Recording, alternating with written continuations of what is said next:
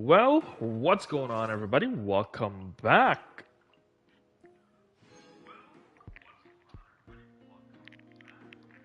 Snezhnaya is here, so let's just jump into Snezhnaya, the journey to Snezhnaya. Why not? As you can see, I already pulled for Odette, and I got decently lucky, I guess. I won my 50-50, so Odette is here. I did wish upon the standard banner as well with the 90 which I had saved up. Unfortunately, I pulled the weapon, the Wolf Gravestone, so I was hoping for a character, more than likely Mizuki, but we got the Wolf Gravestone. So that's where we're at right now. Already pulled Odette, so let's just jump right into the story. How many days am I missing so far? Okay. All gear. What am I missing for the story? Quests? Yeah, here we go.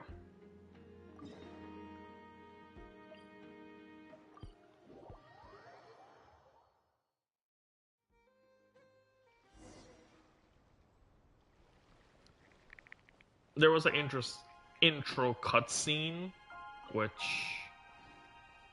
yesterday, when I was pulling for Odette, I had to skip through, unfortunately.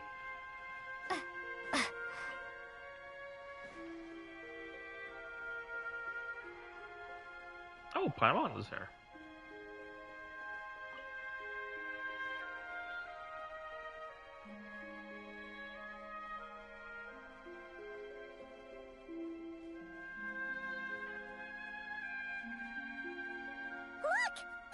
Similar to the ones in Notcry. You know, just minus the effects of Kuraki. That's a sure sign that we're officially in Snezhnaya now. Officially?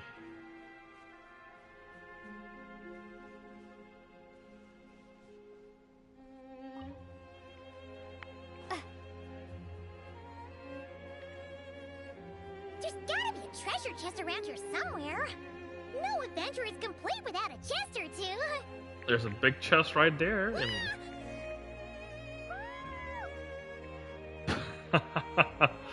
The emergency food Paimon. Paimon got a mouthful of snow. Ooh, it's so cold. Paimon's gonna snuggle up to you for a bit to get warm. Is this an answer from this world? Is it?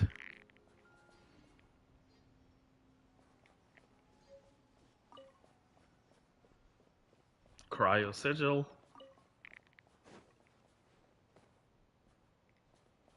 Oh, we got some polar bears? Sorry, Paimon. I'm just exploring.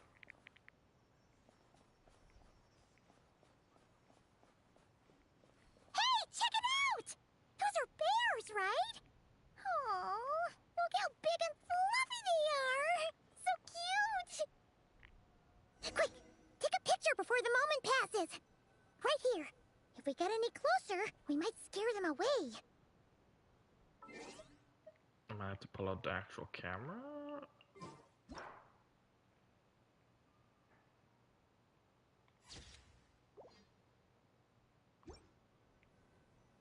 Nope, that doesn't work. Okay.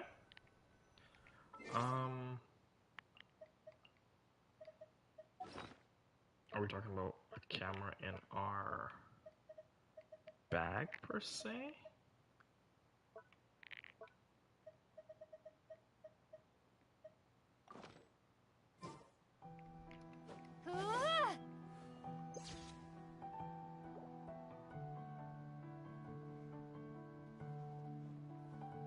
Oh, never mind.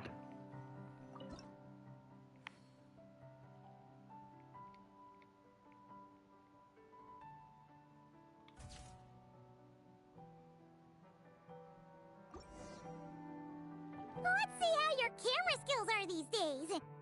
Oh, Pretty shabby. Paimon sees something. Come on, quick! It looks like a train carriage.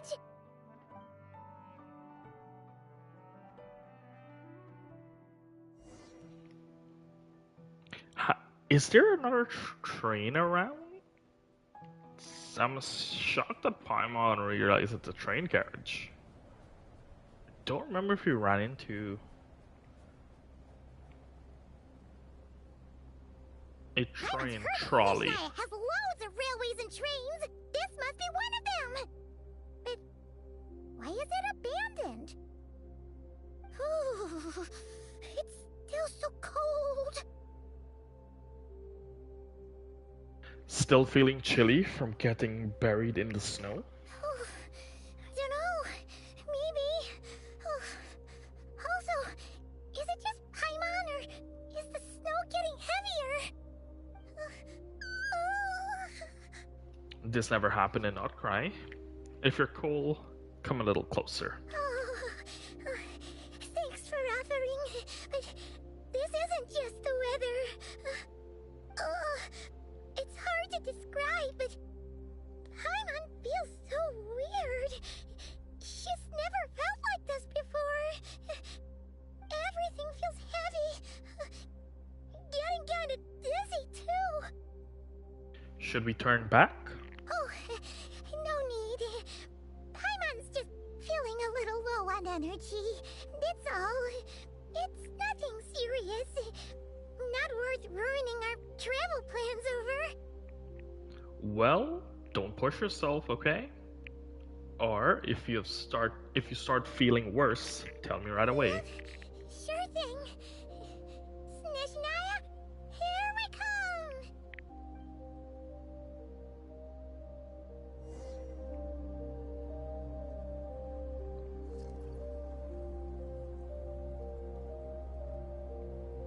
Un momento, Paimon. I know you're cold, but I saw a bunch of a pine cone over here, so.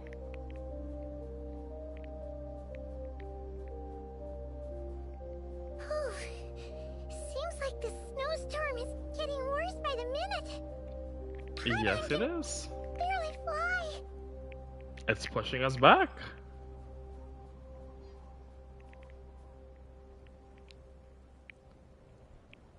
Oh, that's pretty cool.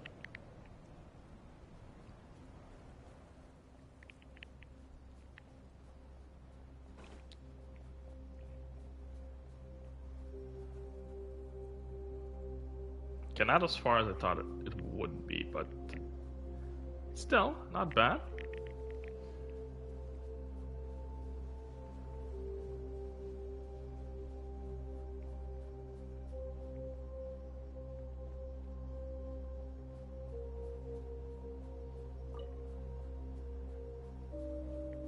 These mints just grow everywhere, under any condition. Oh, look! There's a cabin over there. Phew. Let's get out of this storm.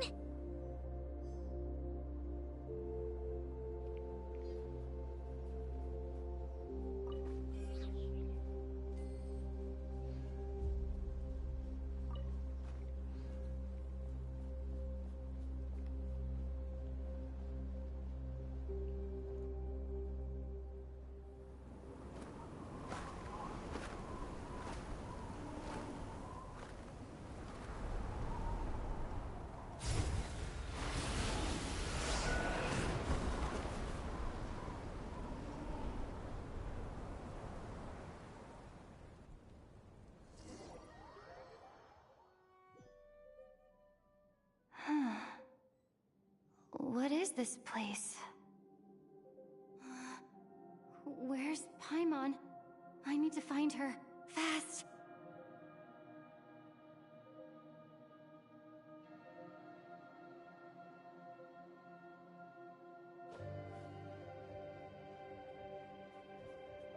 Anything interesting? Paimon? Paimon!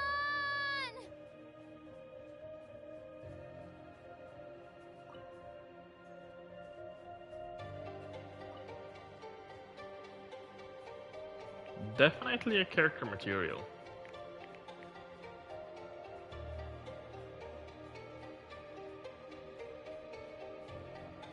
That's strange. Where could she be? I guess I'll try further ahead. Hang in there, Paimon.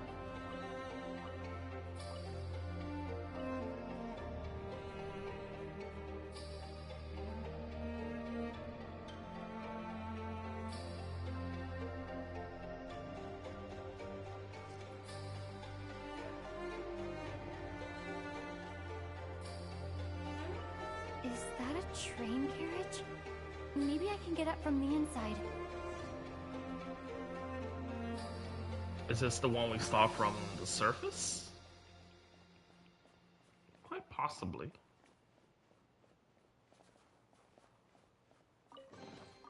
Is this an answer from this world?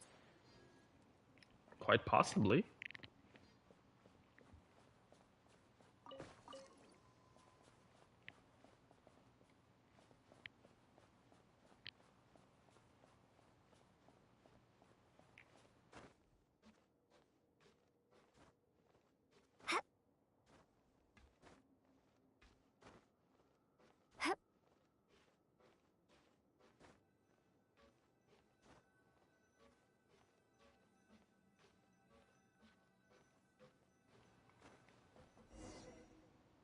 Quest marker.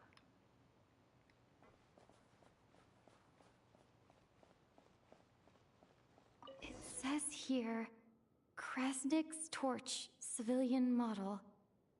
Ah, it's definitely getting a little warmer now it's turned on. I really hope Paimon's okay. Oh, we can actually see the traveler breathing. Wow. I think we could see it in Dragonspine as well.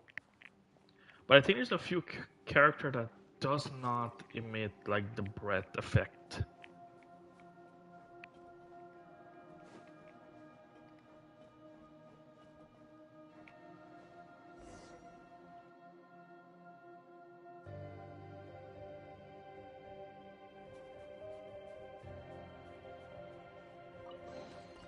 Is this an answer from this world?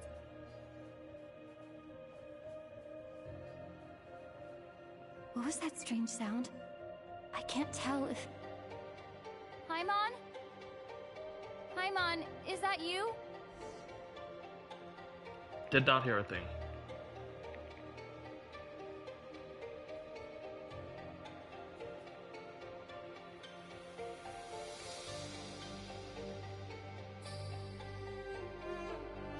Incoming entity detected.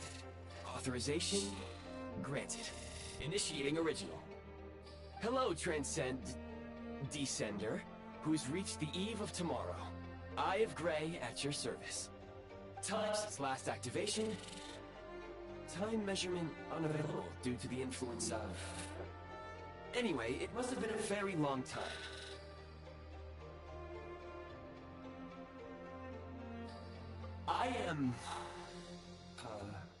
I was born to fulfill a mission. To reach tomorrow. To this end, I must... Strange. What was it? Wait, my body? Huh? Why is my body like this?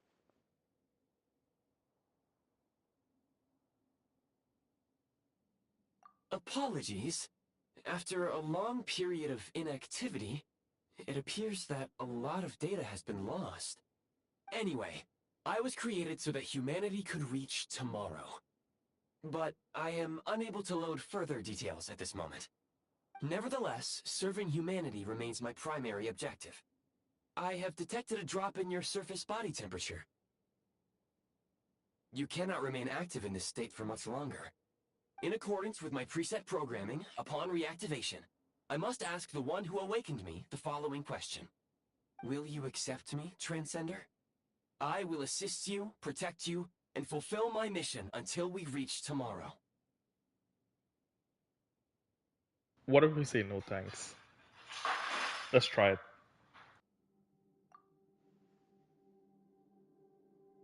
I understand your position. However, given your current physical condition, I must suggest that you reconsider.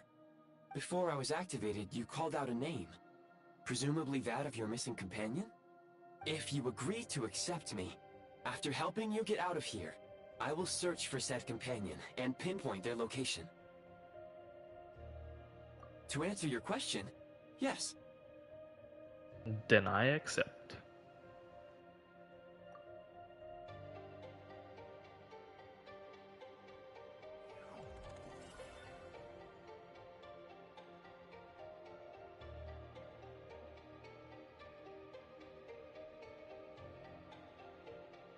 You have made a very wise decision. Now that we have reached an accord, you will be my new user. May I ask your name? Very well. I will remember this name until the mission is complete. I need to recover my body, retrieve the power to unlock tomorrow, and help the suffering masses to reach the far shores where the empty Ark floats. I can sense my power scattered across this ice-covered land. I even have a vague sense of where it might be found. But right now, that is not essential. The key right now is you. You must survive and reunite with your companion.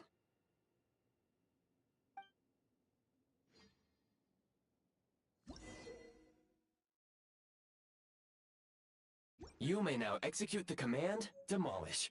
Use it to remove the prime ice blocking the path and obtain prime ice units. Do we have to equip it?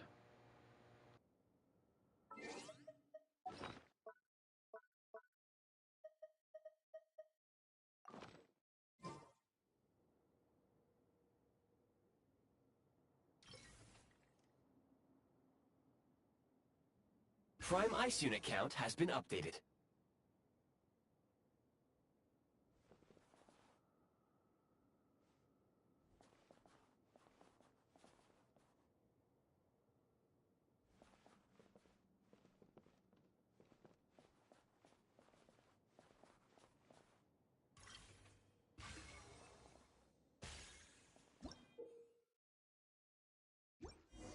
You may now execute the command, Build. Use it to create a prime ice construct to prop up the door.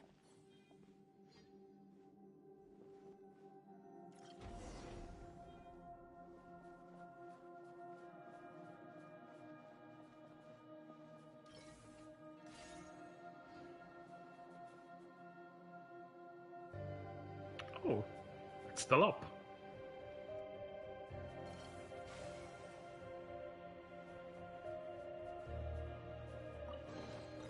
Is this an answer from this world?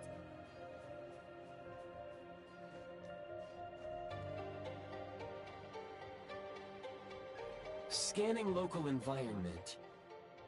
Exit has been sealed off with ice. That would not be an efficient approach. One moment. Usable construct blueprint detected nearby. You can use this to clear the solid ice ahead of you more quickly.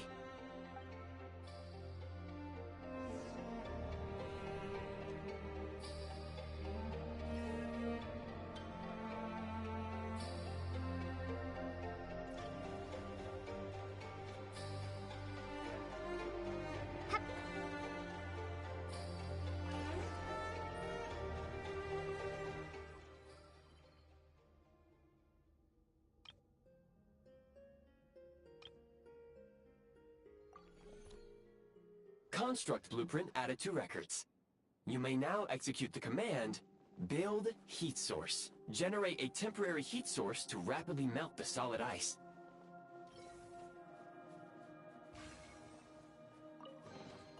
A reward on the road.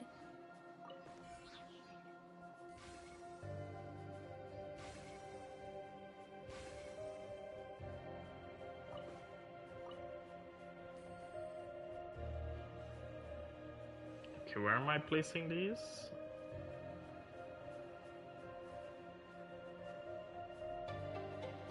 Here?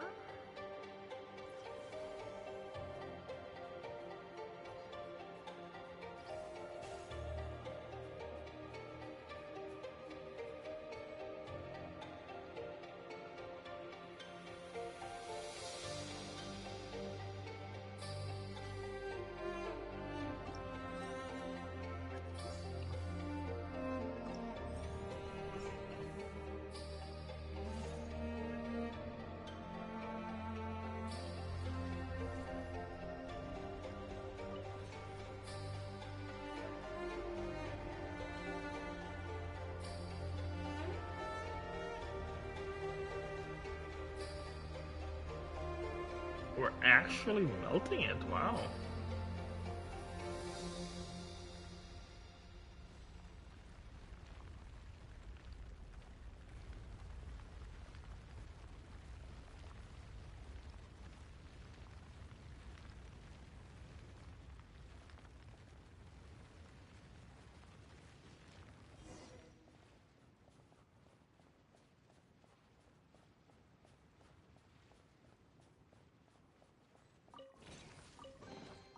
Is this an answer from this world? My scan indicates the path is straight ahead. I recommend we proceed.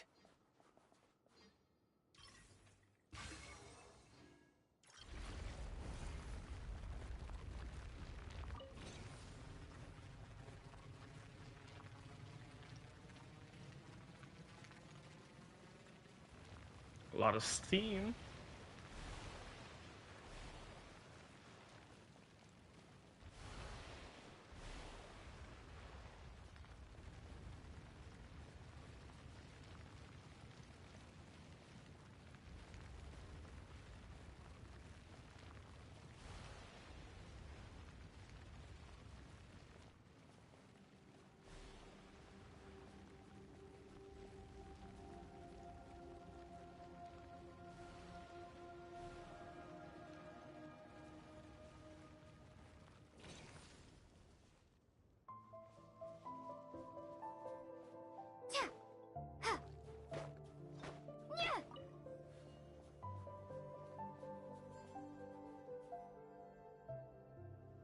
Kresnik Crystal located.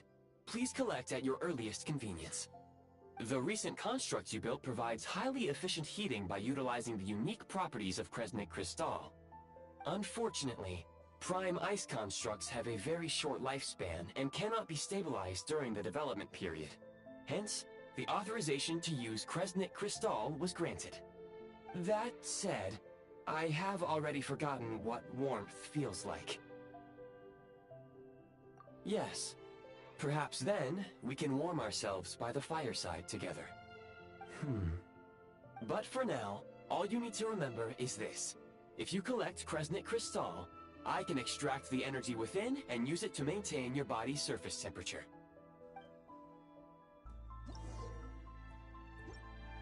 Okay, so Low that's power.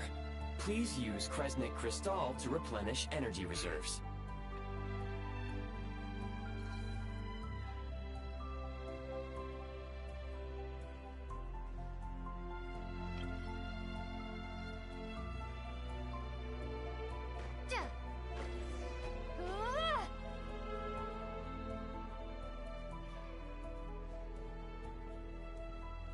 Signs of physiological activity detected in the distance. It is highly likely to be your travel companion, Paimon. Go. Go now. Be reunited and sing together. May all the people be united as one. May all of life rejoice in unison. Why is there a monster marker?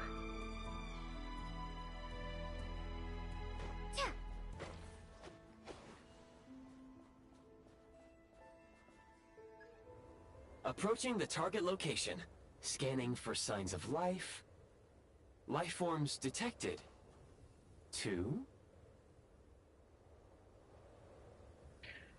Does that mean someone else is there beside Paimon? Affirmative. However, that is not the reason for my confusion. According to my database, this location is a train station, meaning the number of life forms is unusually low. Real-time environmental data suggests that the train station may no longer be in use. But whatever the situation, please exercise caution. Well, let's head it inside and take it from there.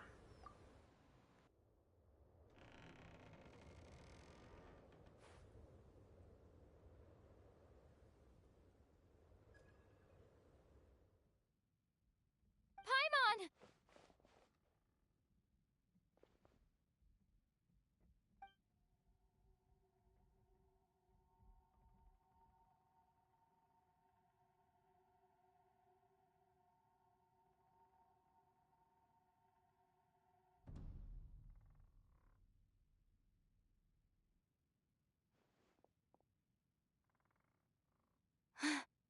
Who are you? Don't worry. She's only sleeping. You must be the Traveler. She called your name repeatedly while attempting to battle her way through the blizzard. Not gonna lie, the aura. Newcomers to Snezhnaya struggle to adapt to the sheer cold at the best of times. Lately, even the locals are suffering, with a powerful monster having summoned a bitter snowstorm.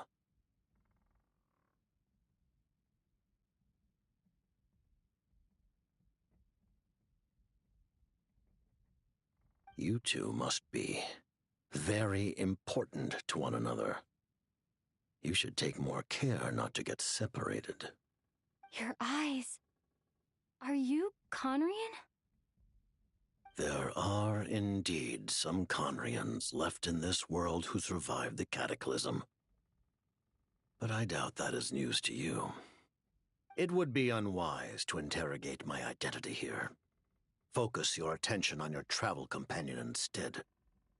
We will meet again very soon.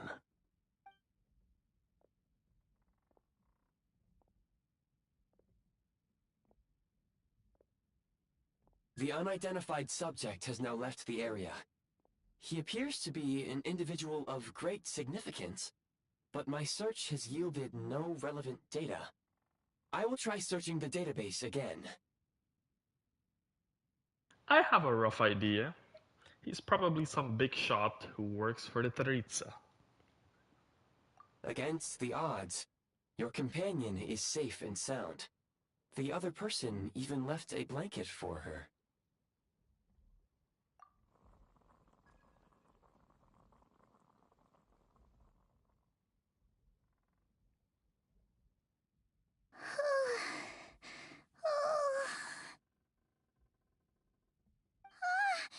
Traveler! Oh, thank goodness you're okay. Paimon was so worried. She looked everywhere for you. It's okay. Take it easy. Are you feeling alright? Pretty much the same as when we first got to Snezhnaya. Paimon must have got a cold. She was feeling so faint. She just couldn't keep going any longer. So she had to lie down and sleep it off. Wait, where did the Jester go? The aura from the Jester. Yep, the director of the Fatui. The Jester Piero. So, you met him? The Jester must know everything about the Tsaritsa's plans. But there's no way he'd tell me just like that. We might well have ended up clashing. Well, he was right about one thing. Right now, the most important thing for me is to take care of Paimon while she's unwell. He had no intention of explaining his motives, and he left in something of a hurry. Hey! What the? Who is that? A new traveling companion. It looks like half a pair of goggles. How amazing! A self-aware, talking pair of goggles. Snezhnaya was once the land of the Fae. There are many ancient creations here that I'm sure would broaden your mind further still. Mind you, my database is also expanding as we speak. You must be a rare creature yourself.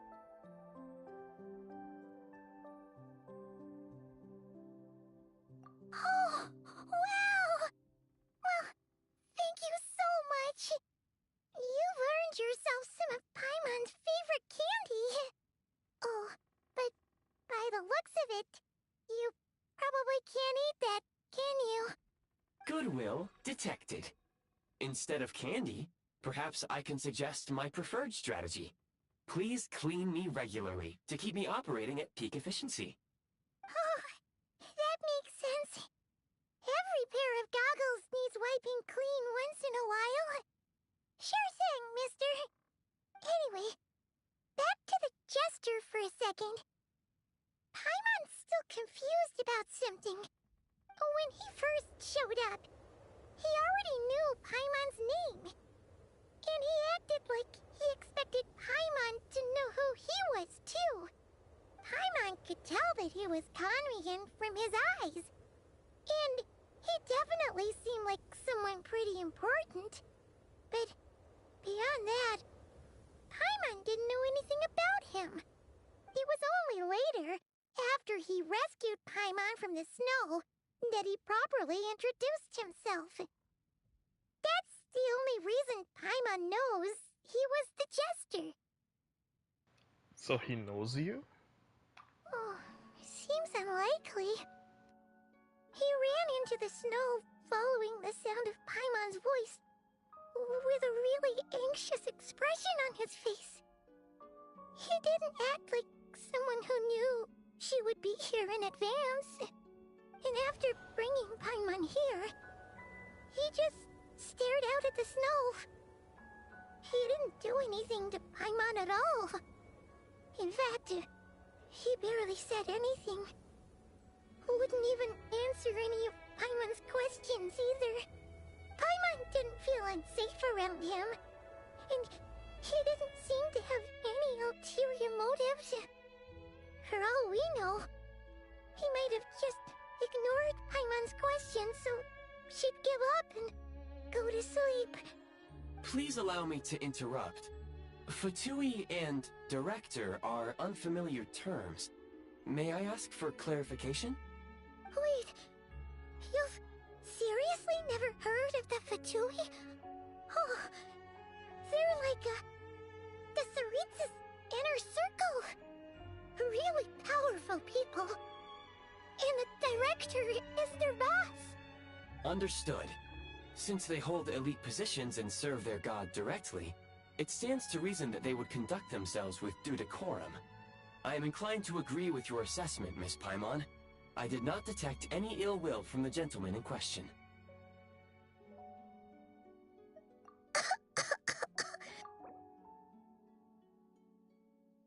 The Jester.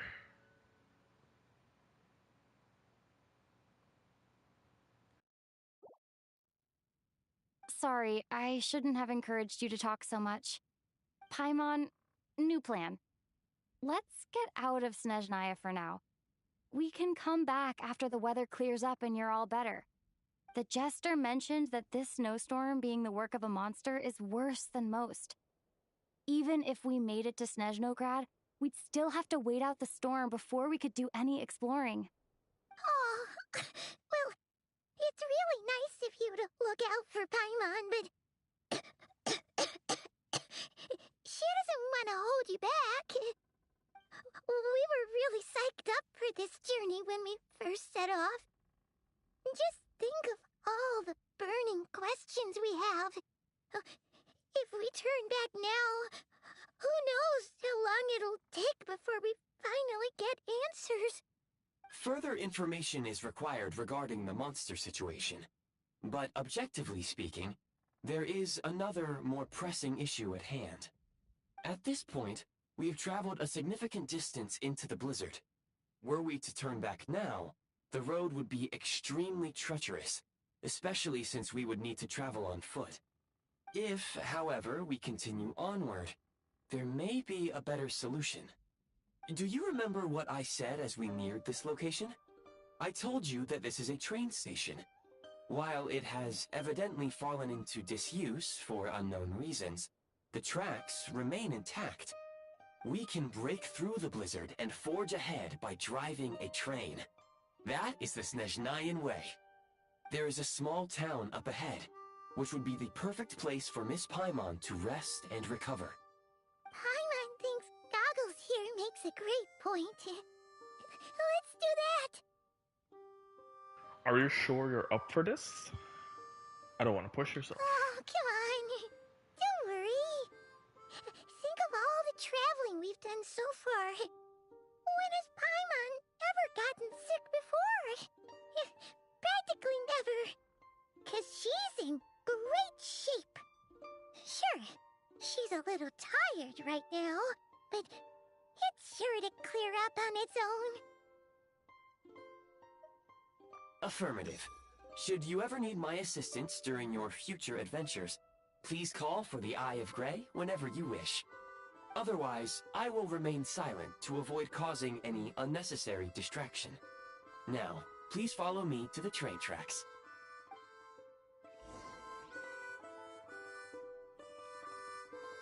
Honestly, kind of prefer the Eye of Grey.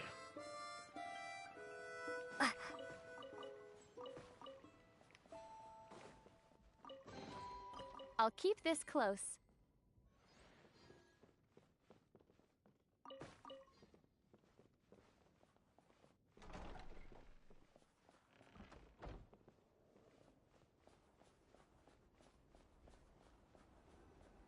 Please confirm when you are ready to depart.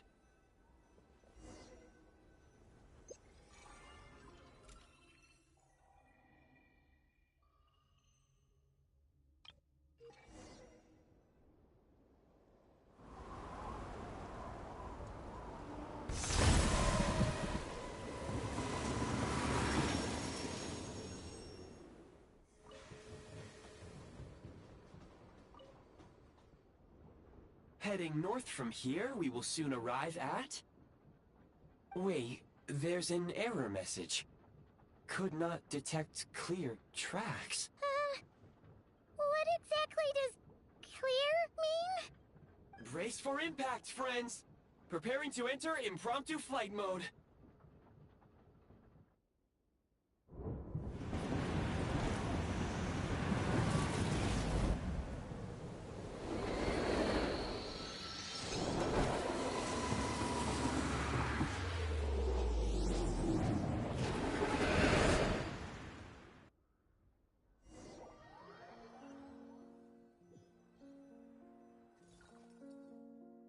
How strange. Not only was the station's status different from my records, but even the railroads and the terrain itself have changed substantially. Yeah. Thanks to your quick reflexes. My sincere apologies for putting you in danger. I'm afraid I'm as confused by all this as you are. Agreed. This is likely a consequence of outdated railroad data. The discrepancies between the old data and present reality are far greater than I anticipated. Fortunately, our crash landing has at least brought us much closer to the town. According to the data, anyway. Your data had better be right this time. I can assure you, it certainly is. Please look this way, and you will see a Kresnik's torch. It seems our ill-fated train ride was a blessing in disguise. We have taken the shortest possible route. Rest assured that I will take user preferences into account next time I plan a route. Next time, I will get it right.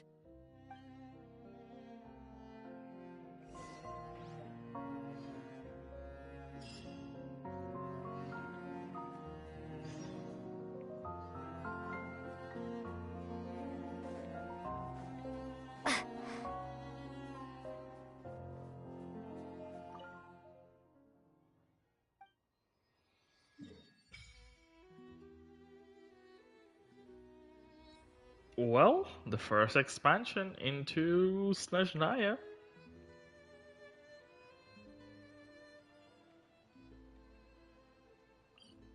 Why is this here? Don't even know.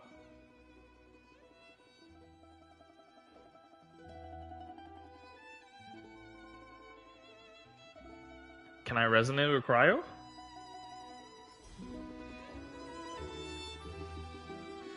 Oh, I can! Right off the rip.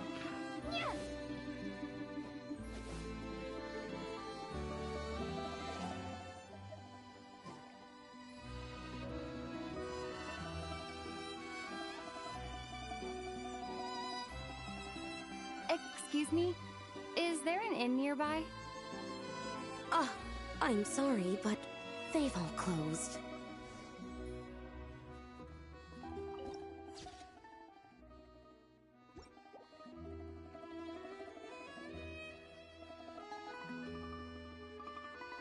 Oh, sorry to interrupt. We're looking for a place to stay. I can't even afford to warm my own house, let alone run a business.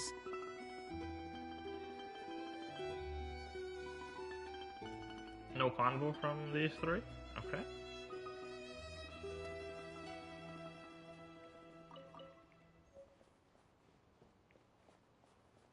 The glacier fruit.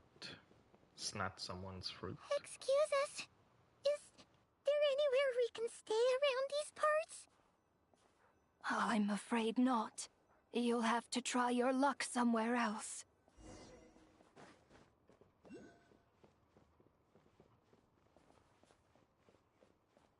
All we can do is wait for the next shipment of Kresnik Crystal to get here.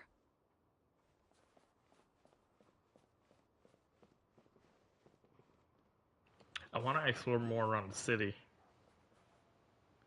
Oh, is it a Cryoculus? It is.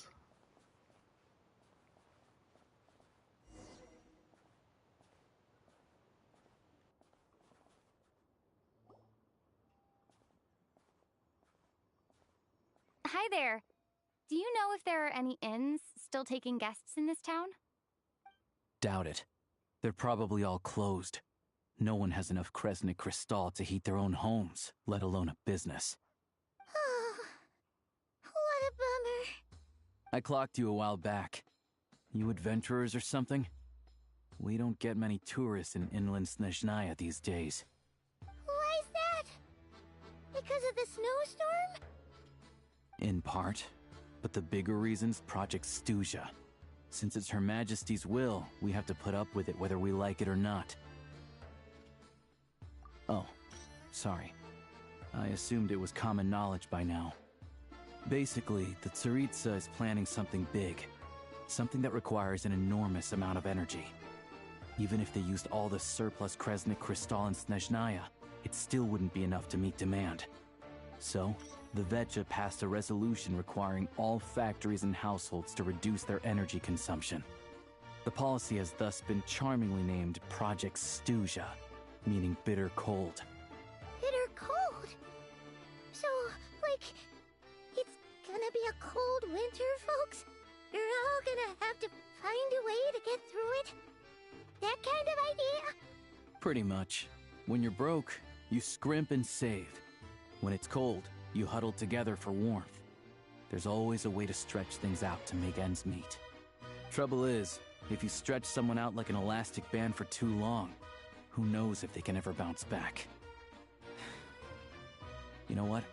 Come with me and see for yourself.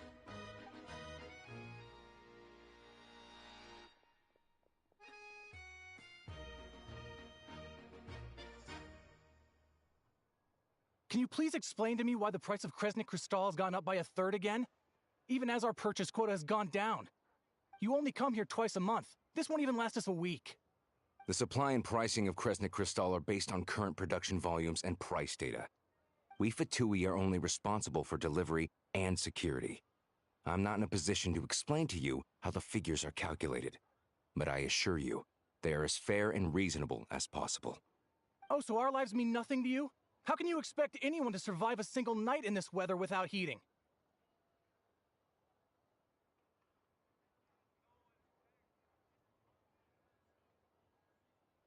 Since you insist on making me repeat myself every single visit, I will remind you again.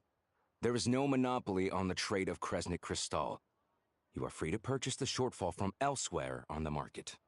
What market? Nobody else is selling! And when they do, they charge 8 times the normal rate! It's robbery is what it is!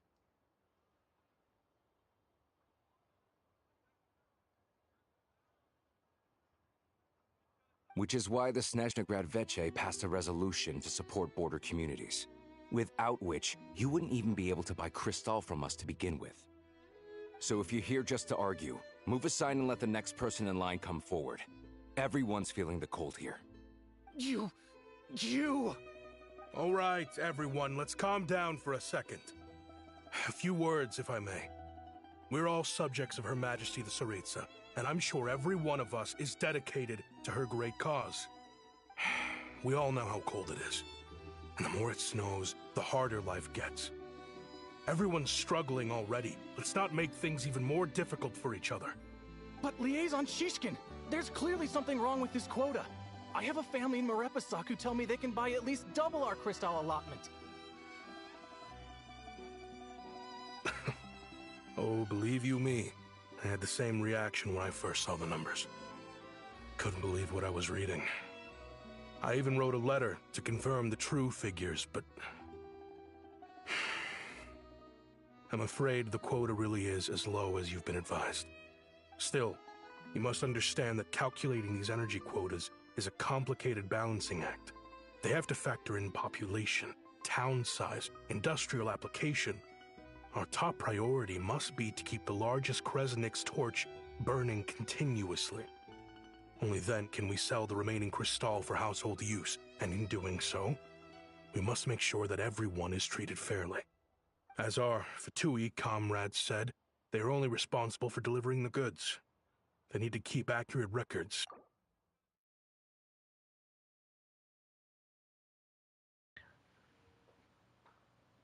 A large council with various interest groups in Snezhnaya hold key meeting to discuss the state of the nation, issues decree, and assess policy.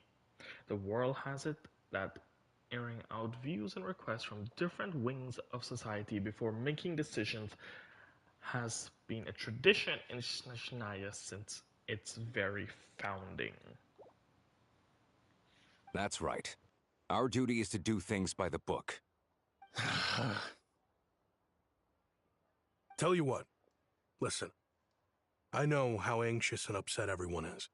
As a matter of fact, I was just discussing it with the mayor. What we can do is open the lower combustion chamber of the Kresnik's torch to the public. You can come to me directly to register, and I will allocate time slots accordingly. I can't guarantee there'll be ample energy for household use, but we can at least make sure you'll be able to boil water and cook food each day. Let's hang in there and make this work together, all right? Fine. I don't see any alternative. So, this is Project Stuja in action, huh? Oh, no wonder nothing's open for business. People are barely getting by. You were looking for an inn, right? For your, Fae friend? Oh, Paimon's not a Fae. Just Paimon. She must have caught a cold or something. We only just got to Snezhnaya, and we're still getting used to the climate. I have a small place in Sretomoros. I don't stay there very often, though, so it's pretty basic. But if you're not picky, you're welcome to rest there for now. It's not much, but I've got blankets and a warm fire. Are you sure? Oh, that's really kind of you. All right, then. This way.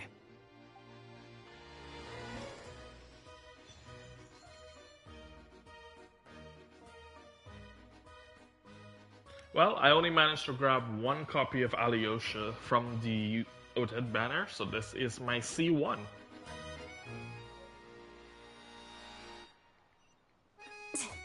Yeah.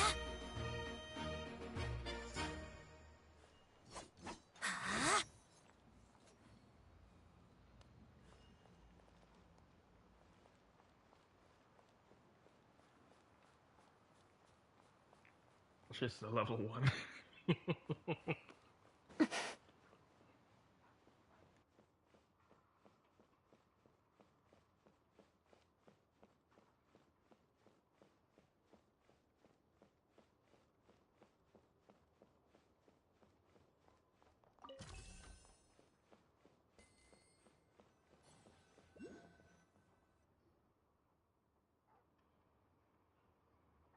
Oh, so cozy and warm. Paimon's getting nice and toasty. Oh, wait. Paimon only introduced herself so far, didn't she? This is Paimon's best friend, the Traveler. Good to meet you. I'm Alosha. Most travelers find the Snezhnayan climate to be a shock to the system at first. But as long as you keep yourself warm, you should be fine. Still, you should keep an eye on your condition. When people are too quick to dismiss a cold, it can easily end up turning into something more serious. Don't say that! Paimon's too young for chronic health issues. They aren't in town right now, and they won't be back anytime soon. The train station has been closed ever since these power shortages began. I do a lot of hunting, so I spend most of my time exposed to the elements. But even the animals wouldn't survive long in a storm like this, let alone a hunter. Nothing to do but sit tight in town until the weather improves.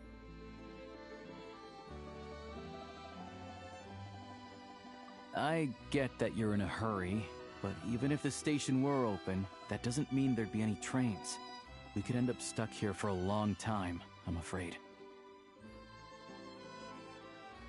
Actually, I have my own. And to be fair, right now I'm actually eating a Ninja Creamy ice cream while in Snezhnaya enjoying the story. What? Your own train? Wait, hold on. That train? The one that suddenly fell out of the sky and crash-landed on the ice? Oh, we got lucky and found it in a cave. Oh, then our luck ran out and we had a little accident. Pretty crazy for a random find in the mountains. Well, as long as your train's good to roll, you might get to Snezhnaya after all. I've been doing some digging recently. Turns out, the real reason for the current energy crisis in Stratomeros is that some of the supply is being seized for a private stockpile. But to expose what's going on, I need to catch them in the act. So, I'm heading off to catch a rabbit. Huh? Wait, a rabbit stole the crystal? It's a figure of speech. Real rabbits couldn't pull this off. They'd prefer carrots to Kresnik Crystal anyway. Shishkin, Mr. Positive Attitude, let's all get along now, shall we? Him? Really? Paimon never would have guessed. Huh? You're coming with?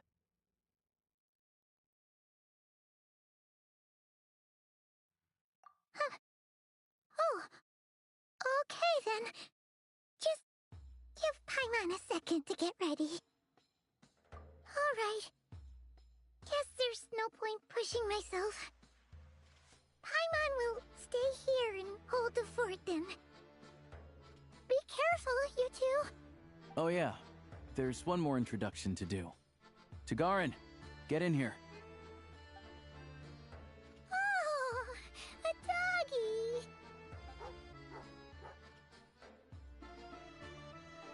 Oh, angry doggy.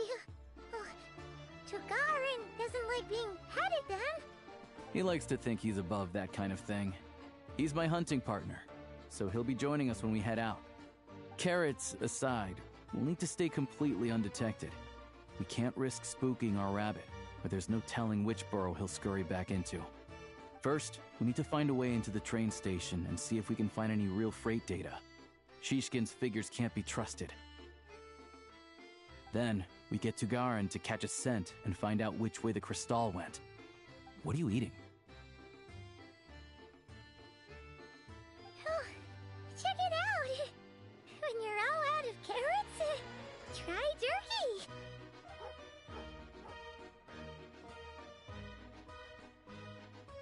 Good doggy! Good doggy! A fellow dog lover, huh? Yep! And rabbit lover! Carrots are great too, you know. Good to know. Eat up, Tagarin. We got a lot of work to do.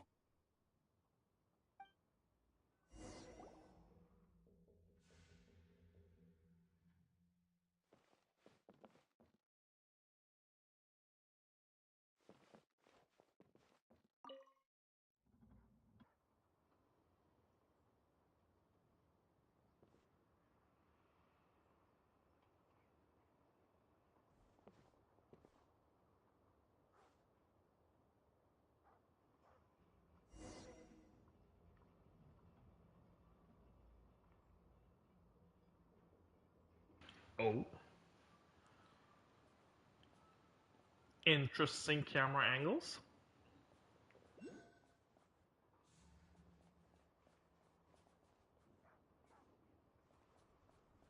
Wait.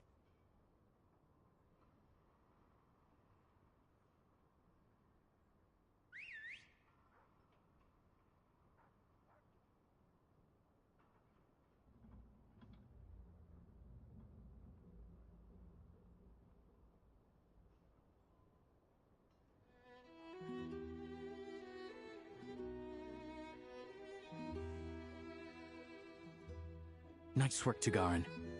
Come on, we'll go around.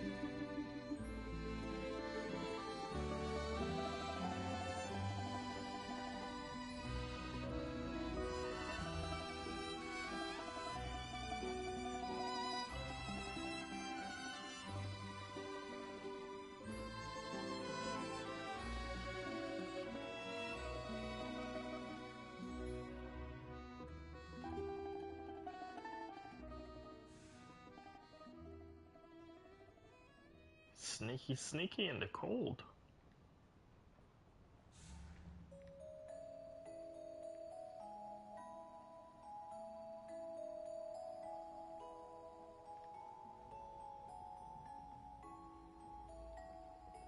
This way. We'll enter from the upper floor.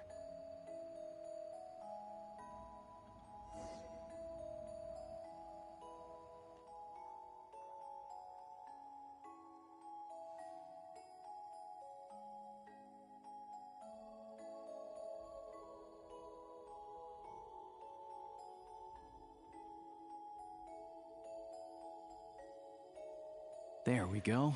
A freight list. Straight from the Fatui. So Shishkin won't have had the chance to doctor the figures. Looks as new as the day it was printed. I guess no one bothers reading these unless they have ulterior motives.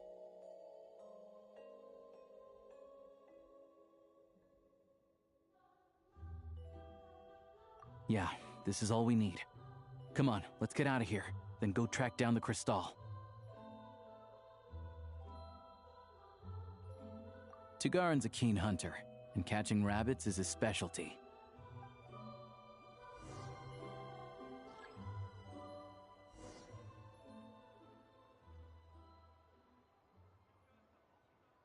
Okay.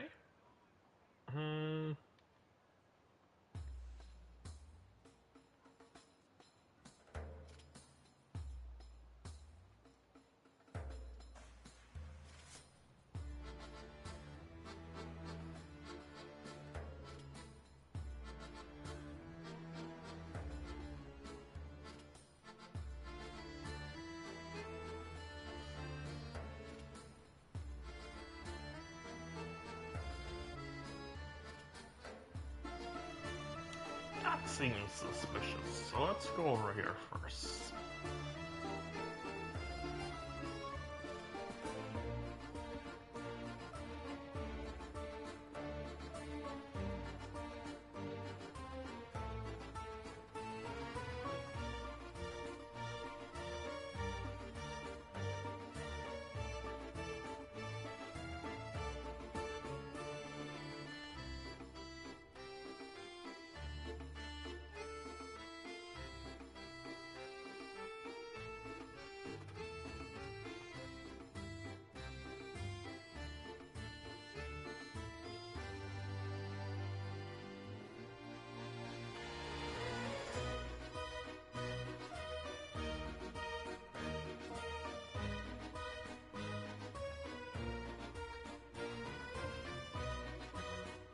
Anywhere there's a stove, there'll be the scent of Crystal. That's normal.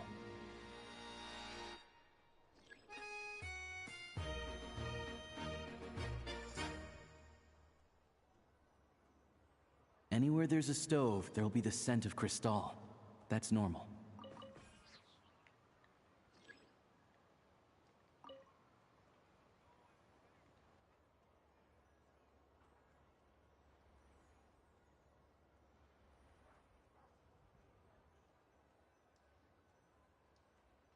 But if he picks up the scent of Crystal somewhere and there's no stove around, that's how we know something's up.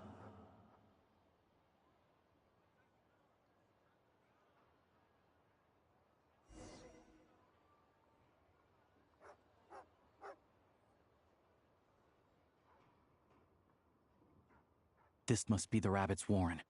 Good job, boy. Sure enough, there's a tunnel. You stay here and keep watch. I'm gonna take a look inside.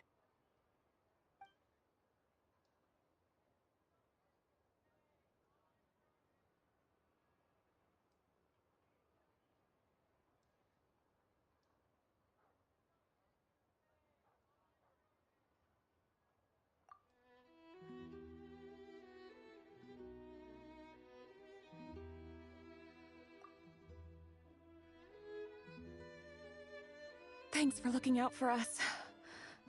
Things are getting tougher by the day. No need to thank me. It's my pleasure.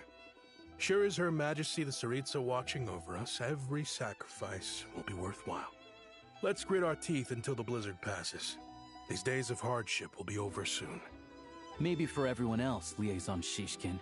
But for you, the hard times have only just begun.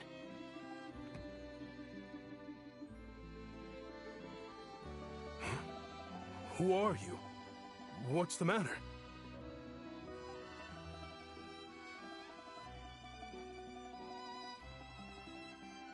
I just had a question for you. Why, when times are as tough as this, would someone hoard more Kresnik Crystal than they could ever use? All the crates here are from the most recent shipment, but they weren't brought here for sale. Instead, they were secretly stashed away. Would you be able to shed any light on the situation, Mr. Shishkin? Me? Why, I have no idea. But look at how much there is. It's quite a godsend. Now there will be plenty to go around. This godsend was found in a cellar adjacent to your residence following a tip from Mr. Alosha. And this is only a fraction of what we found down there. We're still taking a full inventory. The official figures will be finalized shortly. I've always been grateful for your efforts to mediate between us and the townspeople of Sretomaros. But now, Mr. Shishkin, it appears you were the source of the conflict all along. How could you do this to us? We trusted you to have our backs. You've been lying.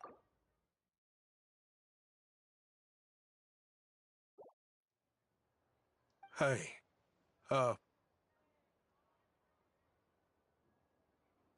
I owe you all an apology.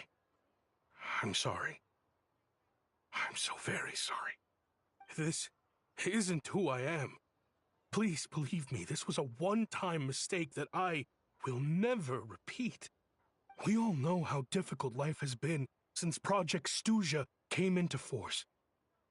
Energy is an increasingly scarce resource. People everywhere are getting desperate. But some places have been hit harder than others. I grew up in Alatir, a small village with no train station. Deliveries of Kresnik Crystal have ceased there entirely. If nothing is done, they're all going to freeze to death. You know as well as I do how downright impossible it is to buy Crystal these days. The thought of my poor mother and father, with no one to help them, I felt so afraid. I watched as energy grew scarcer by the week, all the while knowing that their lives were at risk. Then one day, I looked at the Crystal shipment in front of me, and a terrible, selfish thought entered my mind. Looks like I'm just not cut out to be a criminal. I'm so sorry. Once the Fatui have finished their count, you'll see that the numbers match their waybill.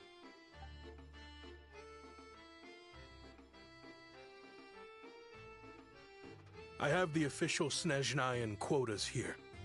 Anyone who has already purchased energy, please make your way over here to correct your transactions.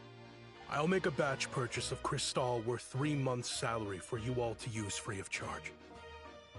As for Halatier, I'll think of something else. You don't have to go that far. Yeah, owning up to your mistake is enough for me. You've done plenty of good for the community in the past. I'm not looking for a handout. Drop the act. You claim this was a one-time mistake, but the real reason there's only 1 shipment's worth of stolen crystal in your basement is that you have an accomplice. Reporting in, sir. We've conducted a full search of the mayor's house. As expected, we found many crates full of crystal, half of which were still in their original shipping containers. This wasn't your first time at all. You've been colluding with the mayor of Stratomeros for a long time now. The train station's currently out of service, but it does open for a short window every time there's an energy delivery. And every time a train pulls in, you're there on site to take inventory and oversee the workers unloading the cargo. The mayor handpicks said workers. Per his instructions, they transport the crystal by tunnel at night to the mayor's house, and he sells it out of town. But since he can't get the goods out of town by train, he had to arrange an alternative method of transportation. This meant slower sales, which gave me plenty of opportunity to catch him in the act. Wait, the mayor's involved in this too? Preposterous. What proof do you have of any of this?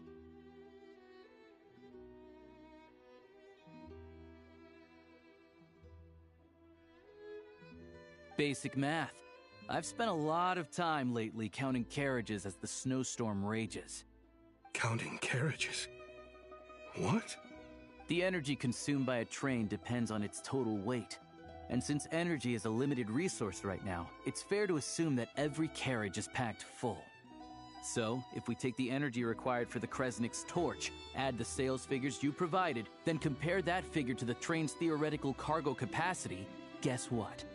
The numbers never match. It's always off by 1 or 2 carriages worth. This time, you set a new record. 3 carriages missing. You mean to tell me that you sat around outside, counting carriages, in this weather?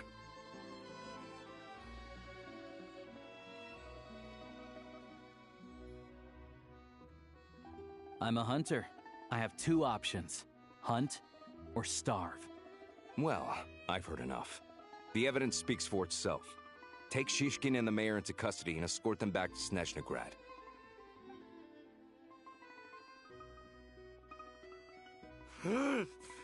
You cocky little brat, ruining my business. Just you wait.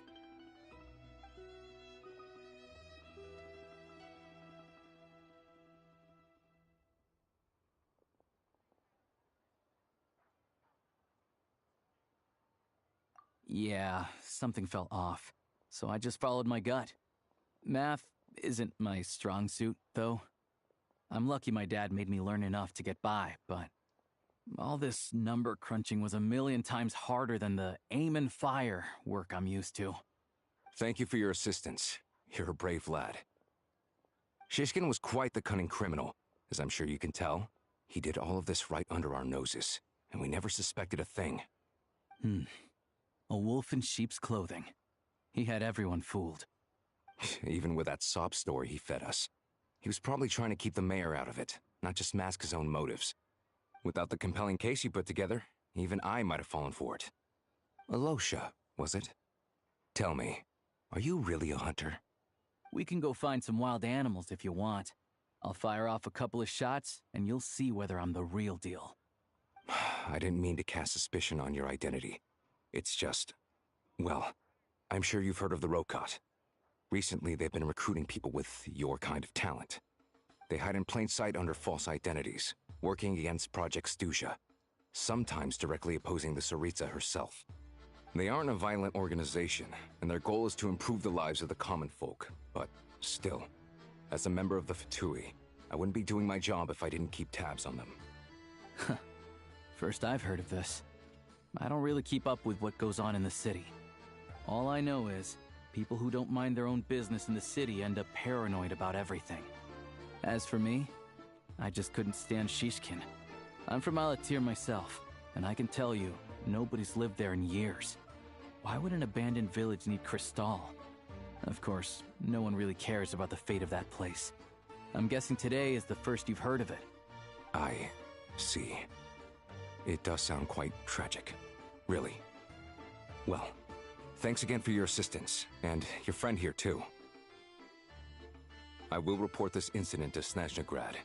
The Fatui will take over energy distribution until new officials are appointed. We'll also ensure that the train station resumes normal service as soon as possible. Looks like it's my turn to brush up on math now. I never liked it as a kid either.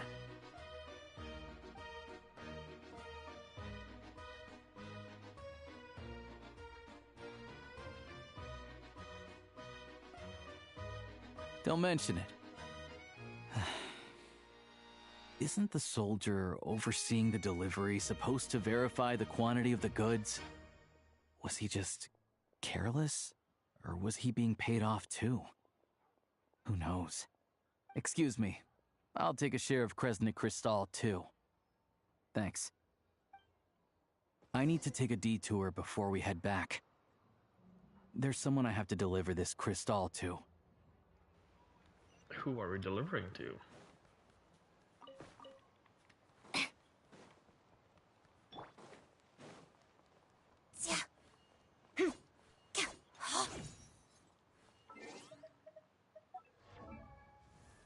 The Scour Blade looks good. I can go to Haran, but the Haran is pretty thematic as well.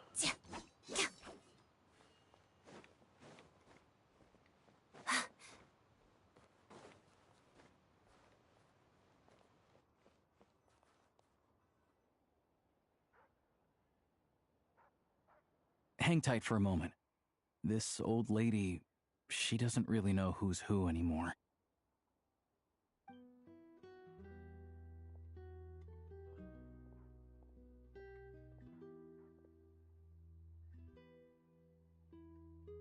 Oh, grandson. It's so cold today. You must be freezing. Ma'am, it's me, Alosha. Alosha? Alosha who? You know me. I came by earlier today. Cleaned the ashes out of your stove, gave you some warmer bedding, and washed your back.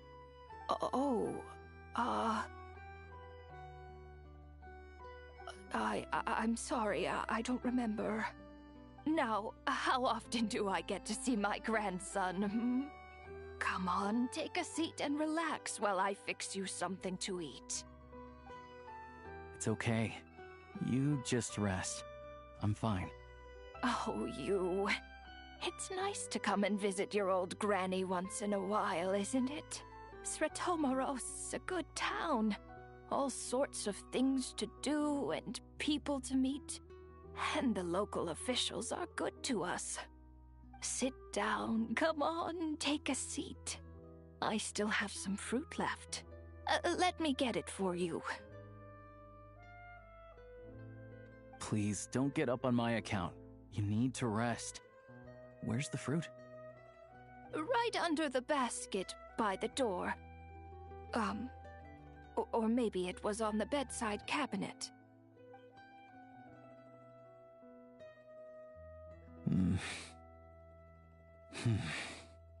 Well, grandson dear, do you like it?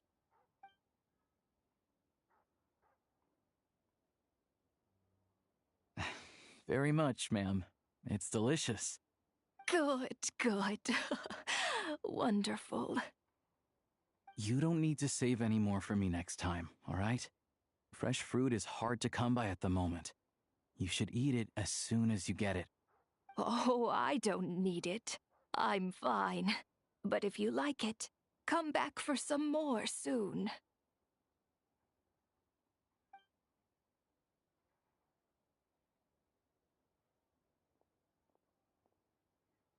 Some kind soul must have given these to her. but she always saves the nicer things for special occasions.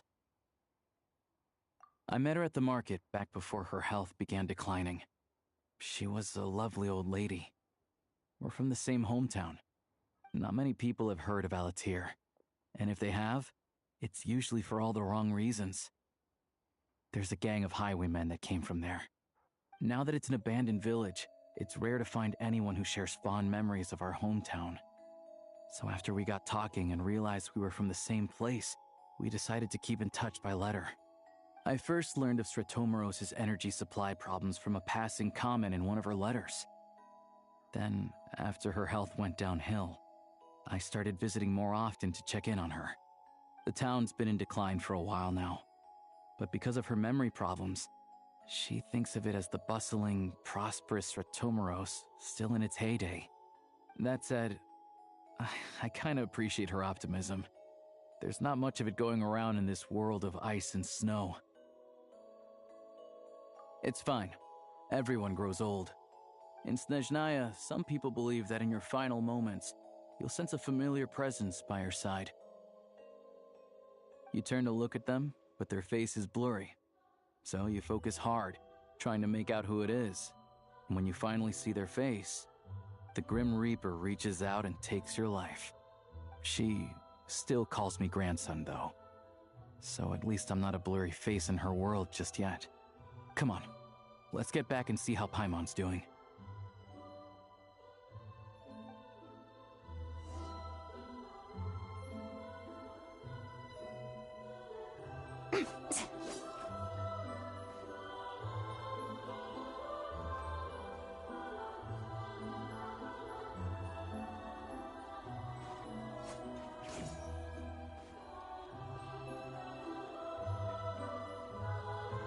Oh, we're going up.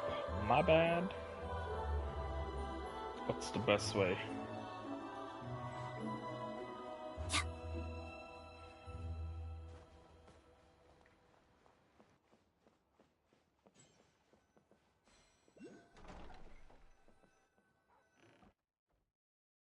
Paimon, we're back. Are you feeling any better? Yep. Paimon's not cold anymore, but she's still a little dizzy. Flying probably isn't a good idea right now. Paimon might lose her balance. But Paimon's sure she'll be fine. It's probably just from getting hit on the head by that pile of snow when we first arrived in Snezhnaya. Her complexion's looking much better. Let's keep an eye on her. Sure, but enough about that. How did everything go on your end? Are you all set? Did you have any trouble? I'll explain. It's a bit of a long story.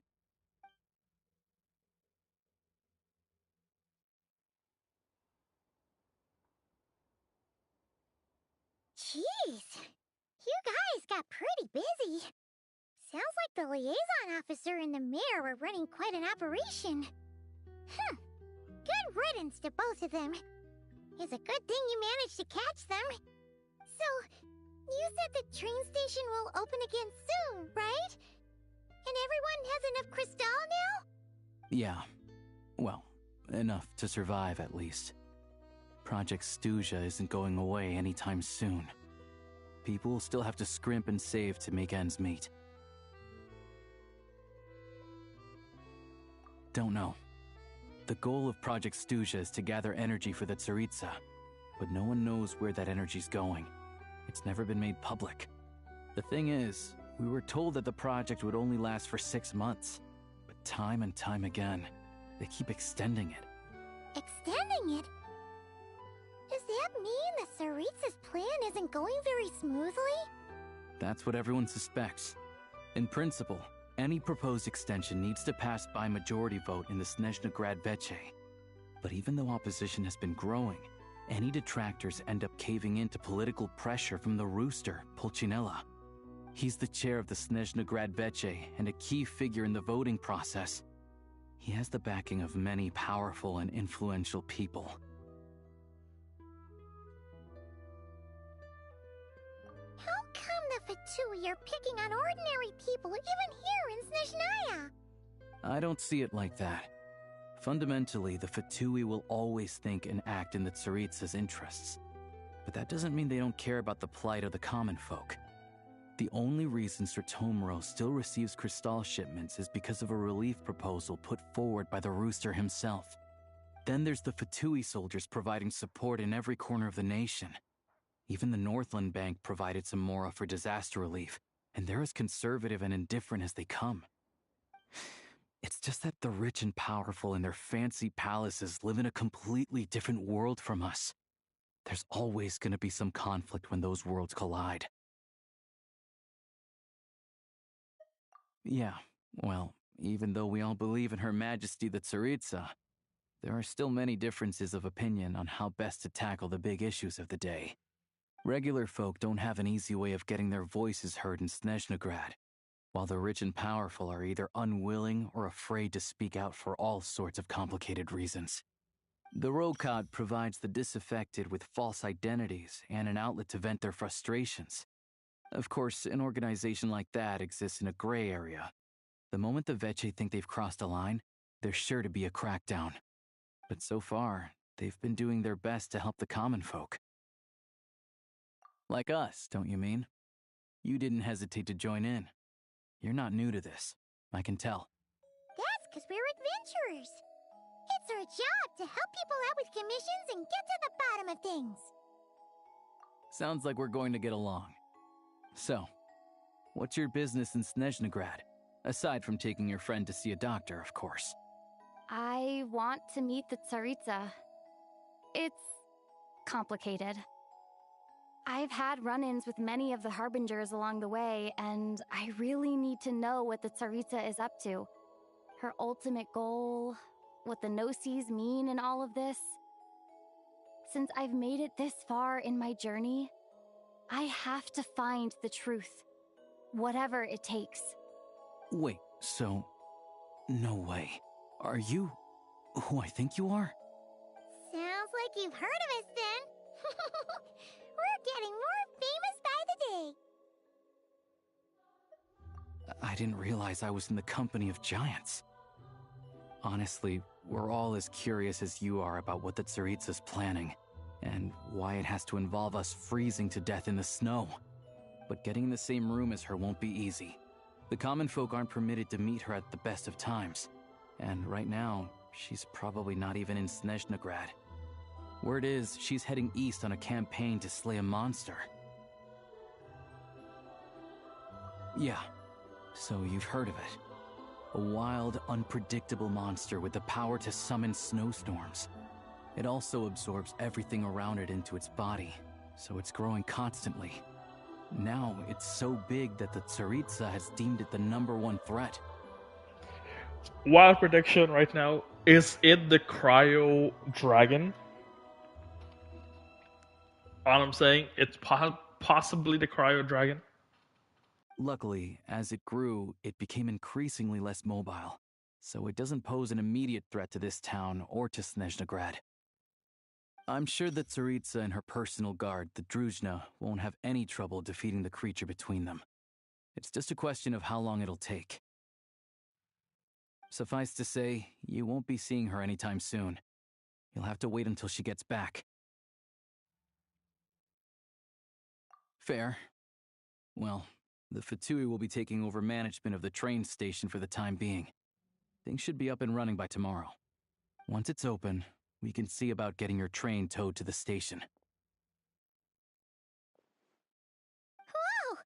That's gotta take a lot of manpower. Are you sure we can talk them into it? The Fatui aren't exactly spotless in this whole mess. Plus, we helped them out. Should be easy enough to negotiate. As far as I know, all the paperwork is dealt with upon manufacture. I've never seen anyone check it, so I wouldn't worry. Having a train makes everything much easier. We'll reach Snezhnagrad in no time. I need to head there myself anyway. Got some game to trade for Mora. I know a good doctor in the city. I'll introduce you when we get there. Oh, thanks so much. Let's get a good night's sleep ahead of our big trip tomorrow.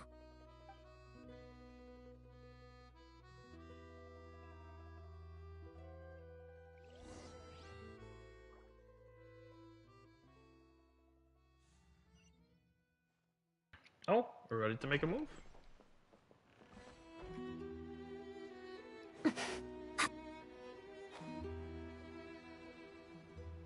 Oh, I should probably change their wings.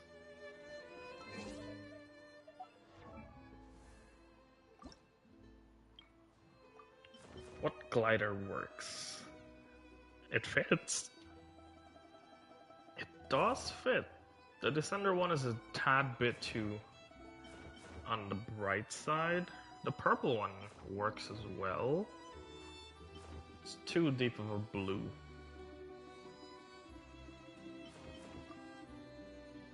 I think I'm good with this one. For now.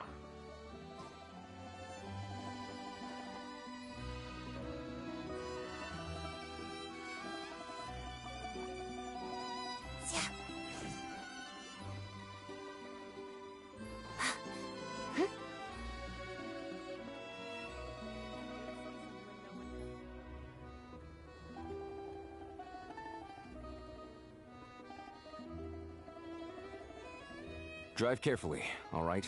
You don't want to end up in this situation again. Also, I don't think I've seen a train like this before.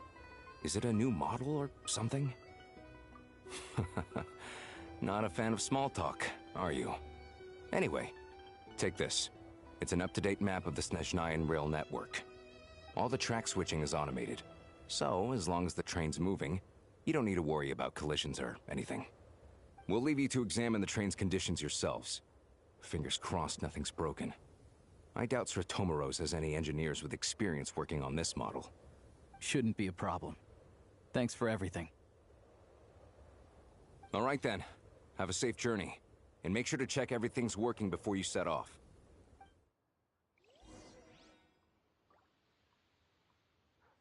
Well, let's get to maintaining the train.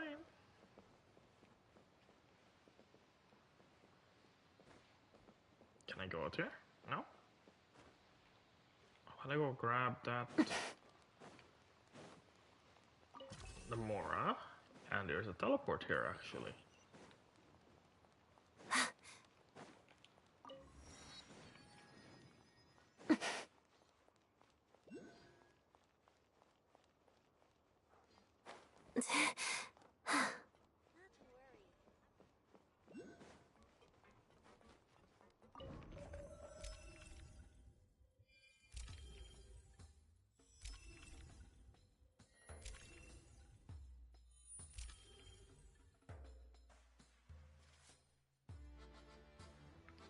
Okay, so now we're heading to Snezhnaya.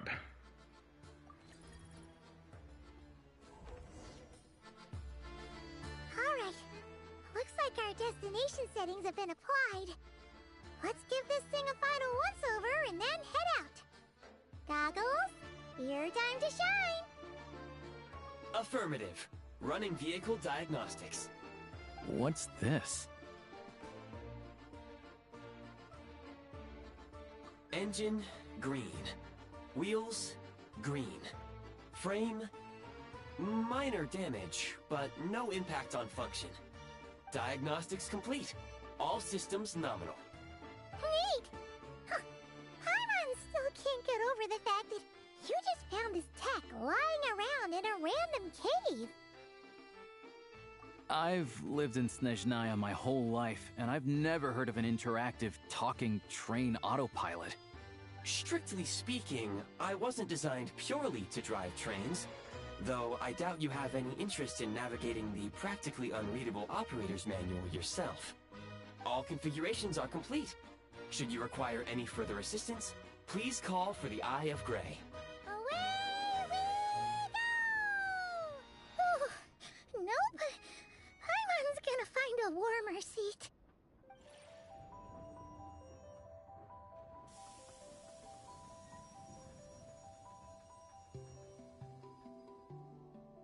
Huh?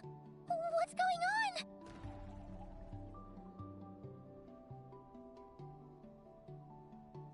Oh no.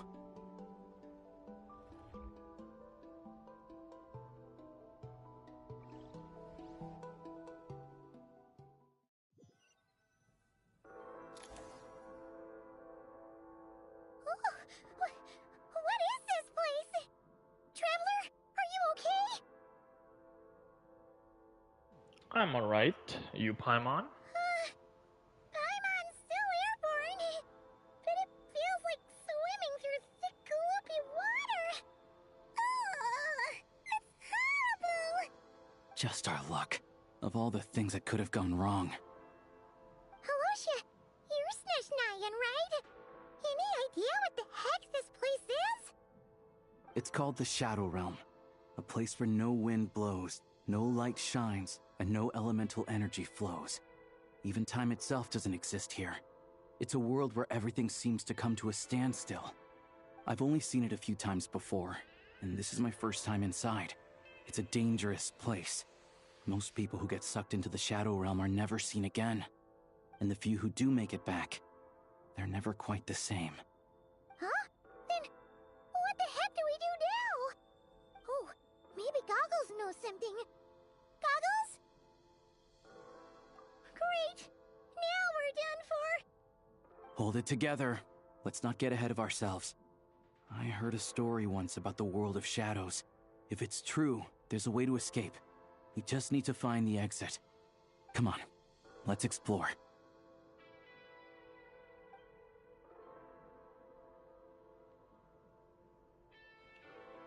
Damn, so Genshin got the Shadow Realm now.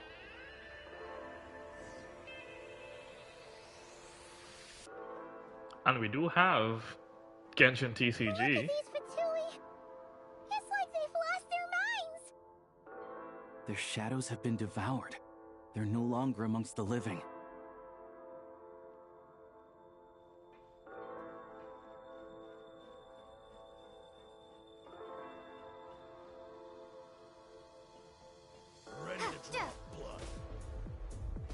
I can't channel elemental energy here, but I have a few gadgets that still work.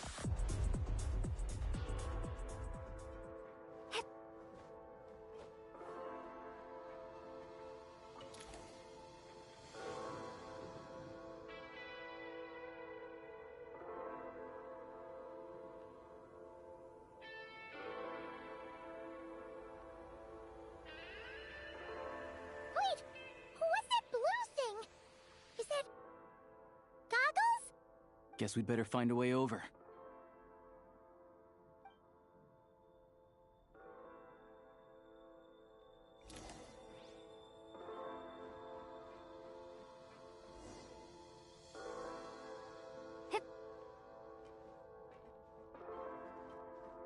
Any secret chests around? Probably not.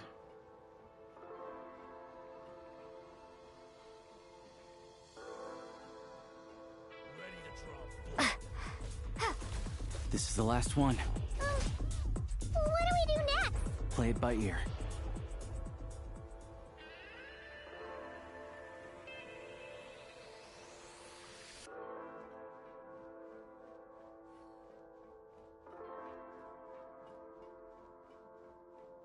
Kinda give me zombie feeling as well.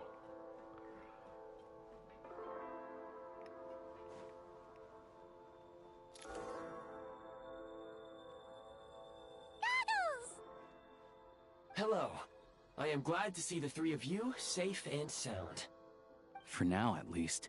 But things aren't looking too good. Correct.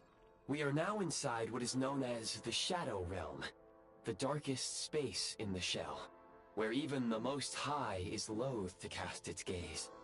Time and space hold no meaning here. It intersects with the world of the Light Realm only rarely, like an air bubble that rises to the water's surface. We must leave this place before it sinks back down into the depths once more. Sounds like you have a plan. Yes. In fact, the very purpose of my creation was likely to... from the Shadow Realm.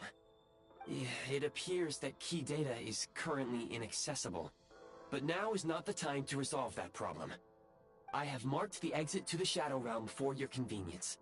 In addition, I have prepared some equipment to aid you as you traverse the Shadow Realm, traveler. There's specialized equipment for this? It may well be one of my core functions. Scan complete. Construction in progress. Activation code We once peered into the past from the ruins of the shadows. This is what remains of the Golden City, Hyperborea.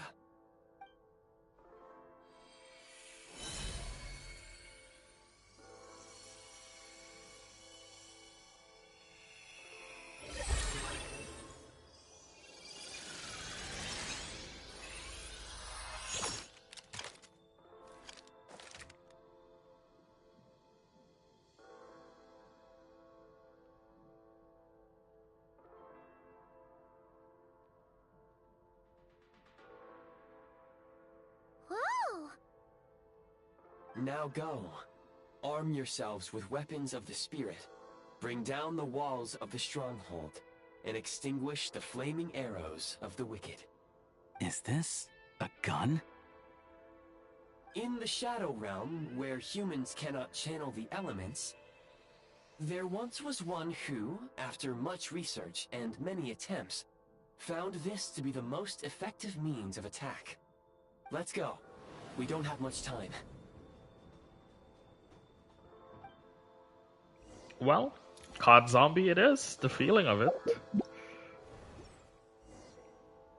How do I aim? How do I shoot? Oh, okay.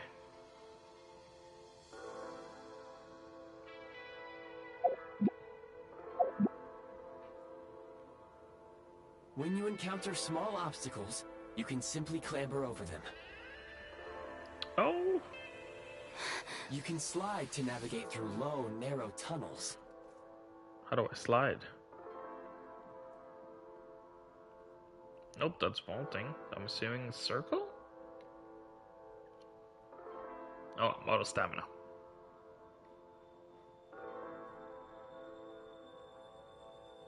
No. So, how am I sliding?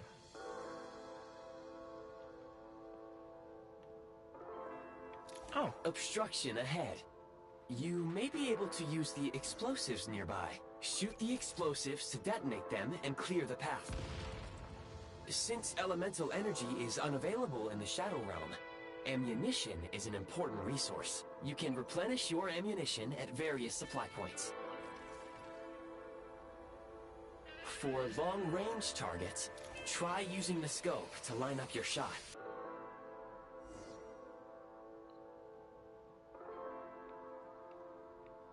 The scope.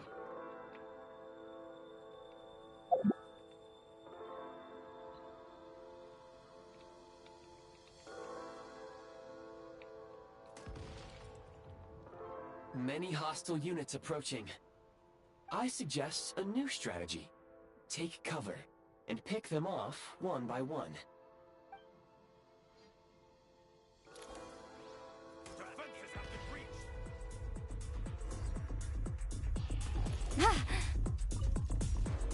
Gotta recharge.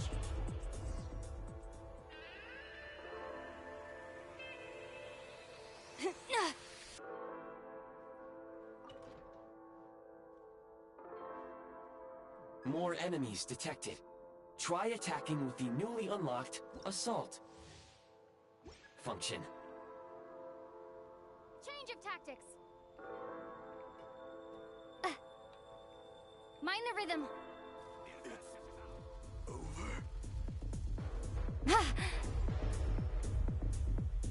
Gotta recharge.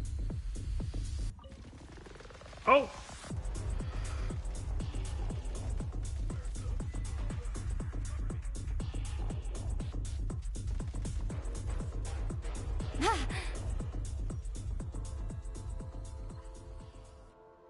Mind the rhythm. Sniper shot.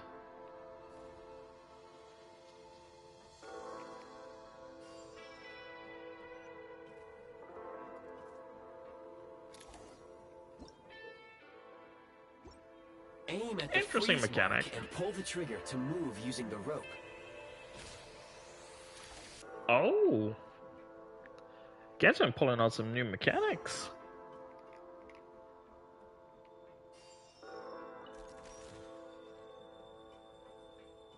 Granted, I know Kinich has his ability to sling himself with this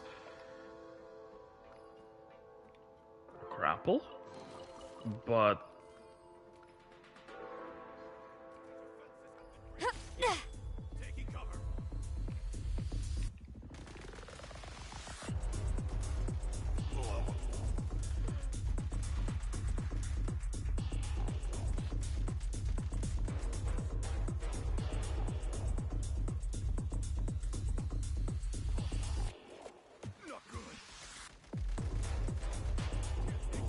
need to have a extended mag. Some supply points can restore a small amount of stamina. Press on. Nice.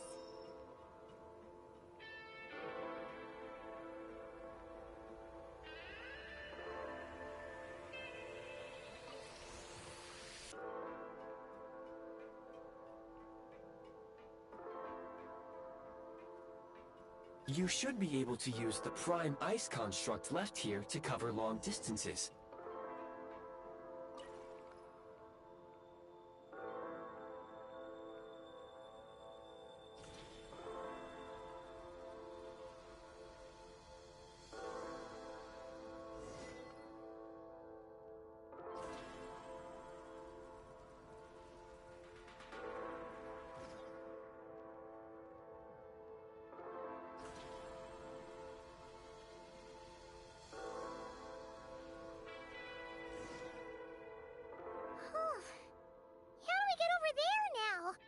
I recommend using this grappling gun. Such devices were originally used to secure structures in the Shadow Realm. If you detach the connected hook, the grappling gun will automatically fire a rope to another nearby hook. Okay? So, we just removed this hook, right?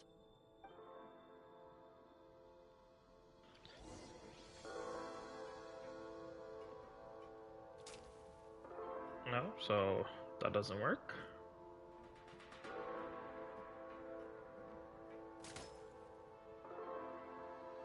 Mind the rhythm.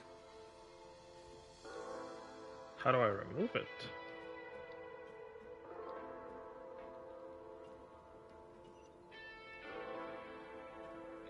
I know there's a chest over there, but... Oh. Can I? Okay, that's what I need to do.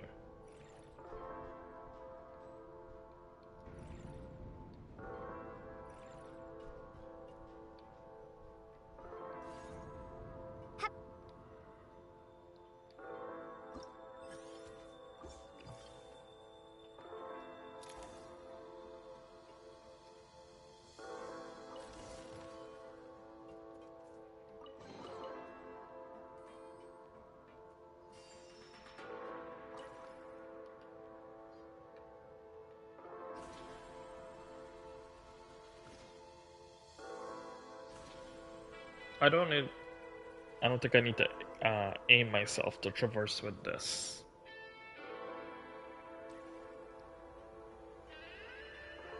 Time to catch my breath.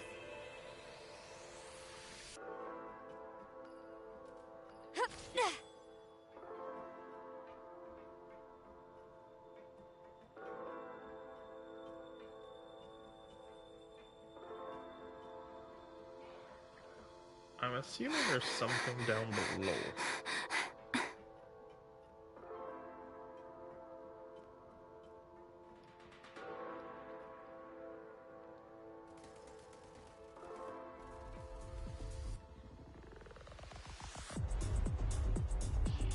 Back in business.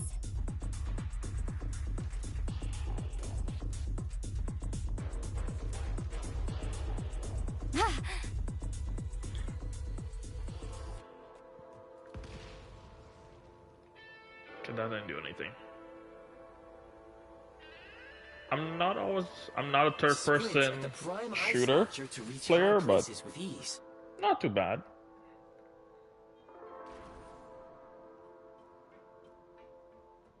Change of tactics. Light him up.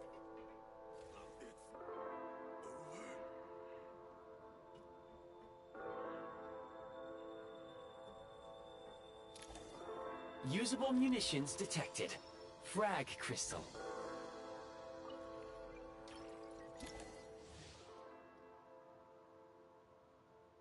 Oh.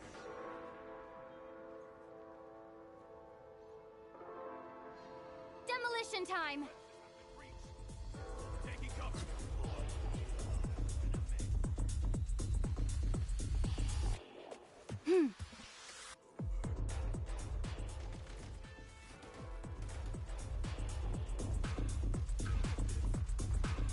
Gotta recharge.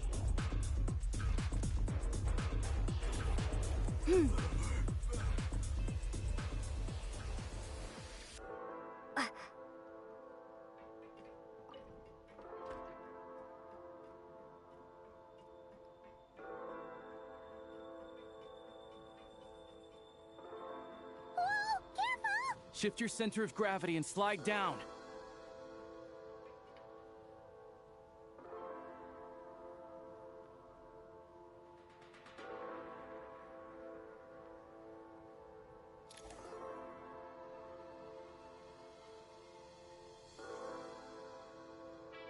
Okay.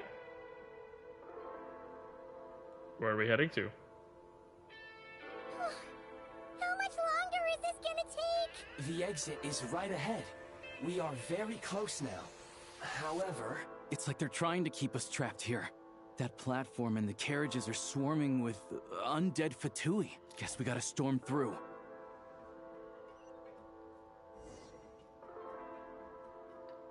Charge!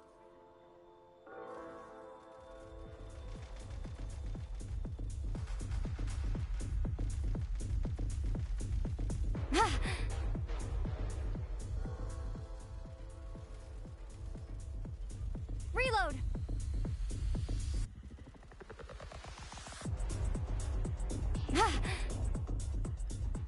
Okay. Reload, grab some ammo. Unlock my chest. Heal myself up. Back in business. And a weapon upgrade.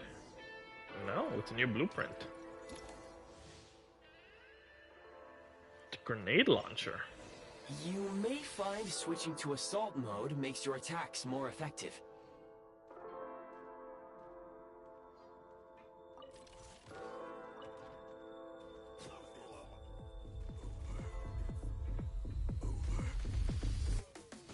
Wait, did I just say hello to my little friend?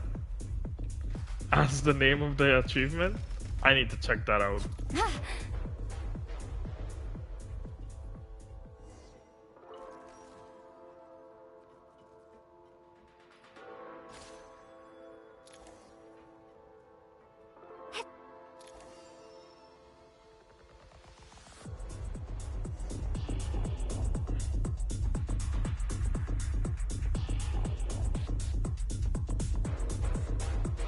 Need a refill.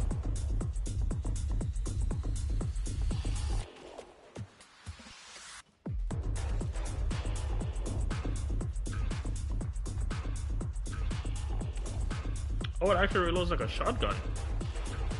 Come on! We're almost there!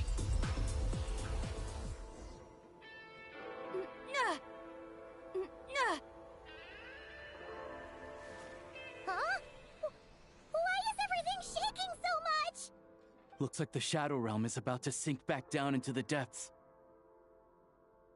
The exit is right here. You mean this weird bubble thing? Wait, how exactly do we... No time to think. We just gotta go for it.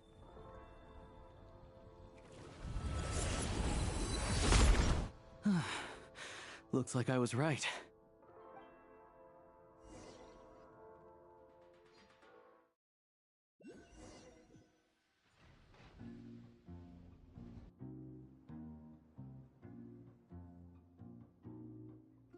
I can't believe the Shadow Realm manifested right on the railroad tracks.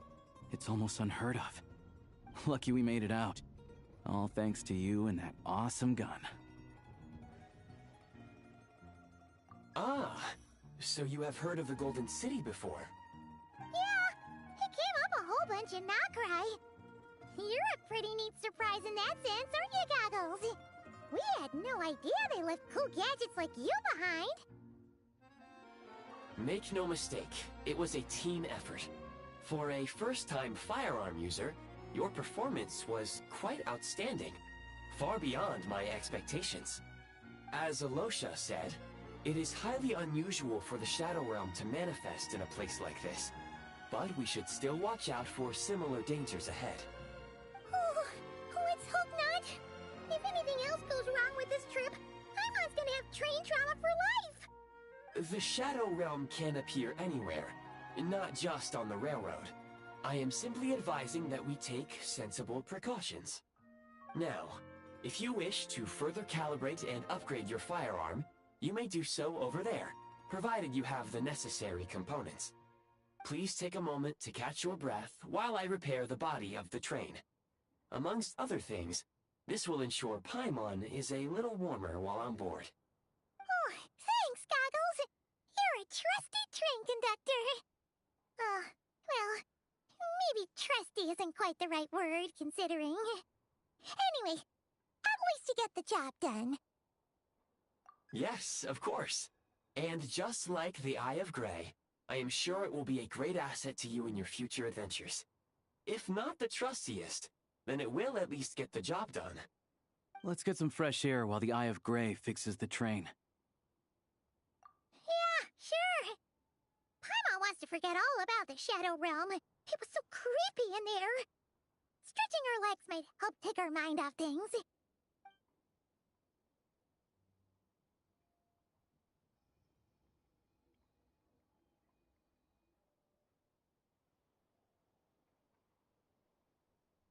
It's so quiet here for a train station. Not a person in sight. Just abandoned houses.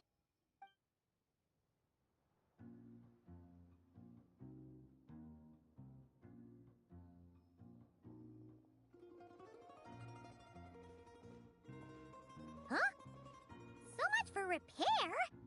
You've swapped our train out for a whole new model!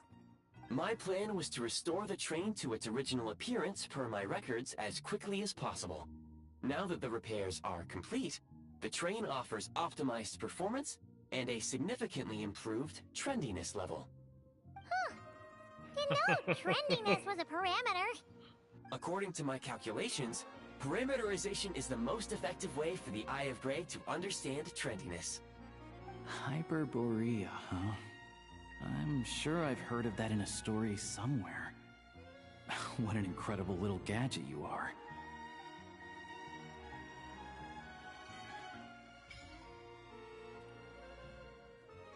The Snezhnaya Adventure Journal.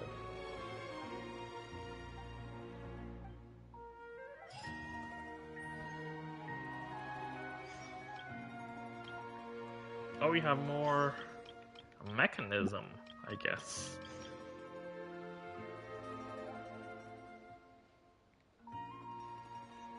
First, let's just unlock the teleport. Let's have a closer look at the Cryo Oculus. I gotta give it, it's pretty nice, to be fair.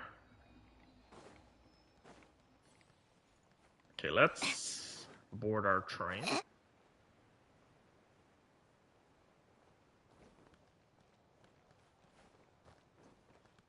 What do I... How do I...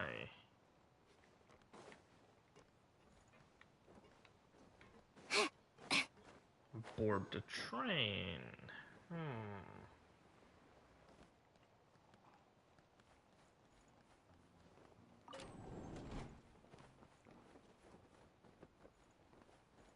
Quite a nice... Oh, it's Paimon!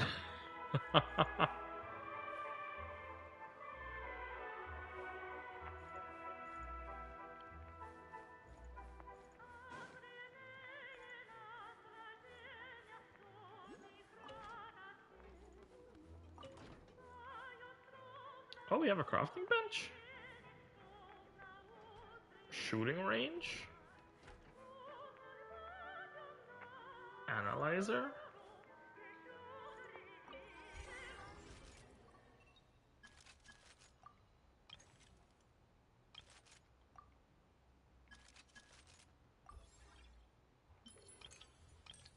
Do I have any attachments? I don't think I have. Okay.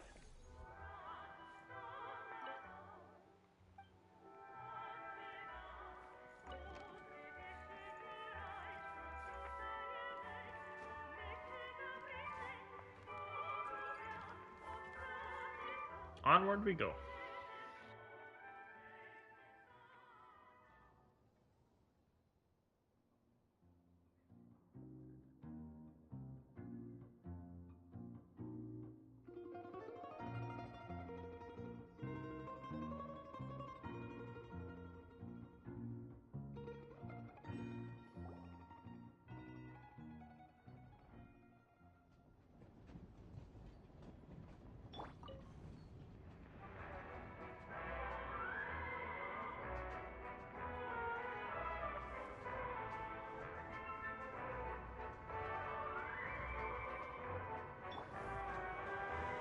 They really had to build the railroad over a canyon, huh?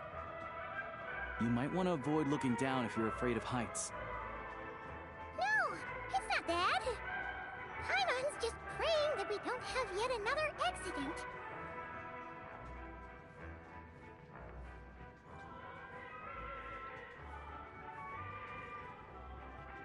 Kind of like the music as well.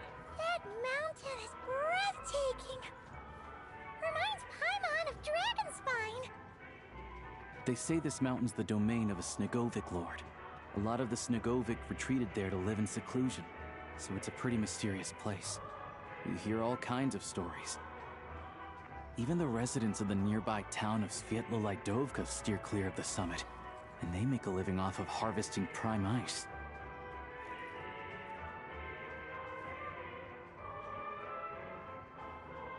Look, Snezhnagrad's just up ahead.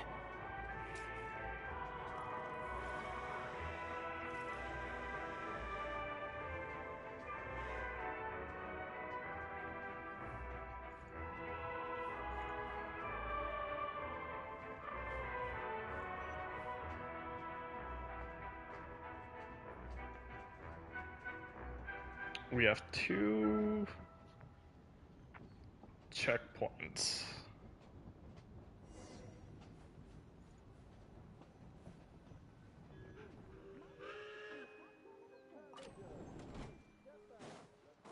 Do you have any comments? No? We're good.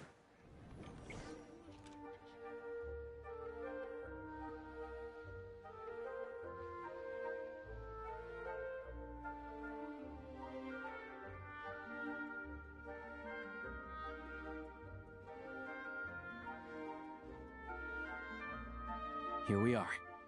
Welcome to Snezhnagrad train station, the biggest transport hub in the nation. Wow! It's so majestic! Just flying from one side to the other would probably leave Paimon out of breath!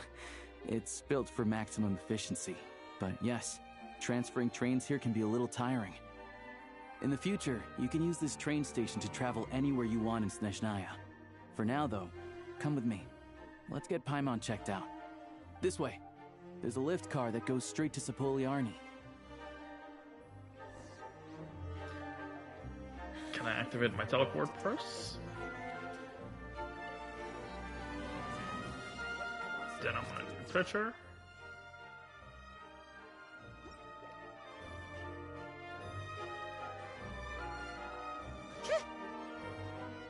Look!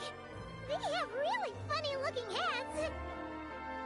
And those ones are about the same height as Paimon! But it looks like they can't fly! Those would be Volkudlak and Domovoy. You'll also see the winged Vila and the snowborn Snegovic amongst others. No wonder! We'd heard that Snezhnaya used to be the realm of the Fae. Paimon can really see it now. So are these supposed to be... So they're elves?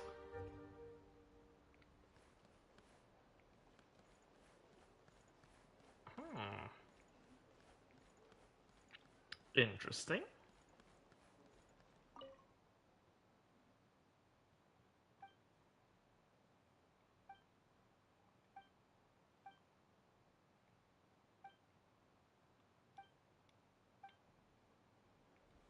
Okay, where are we heading to? Train delay. Surely not. That can't be possible. It's happening again.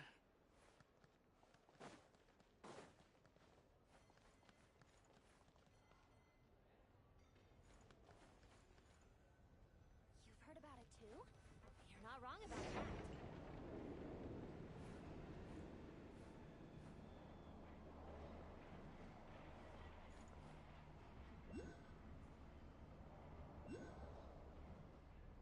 To the left is the Market of Zolny.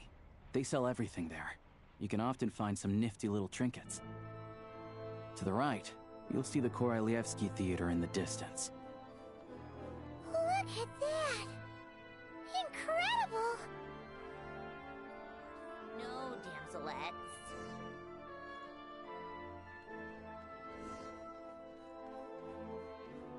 And we have another Starship of the Sun.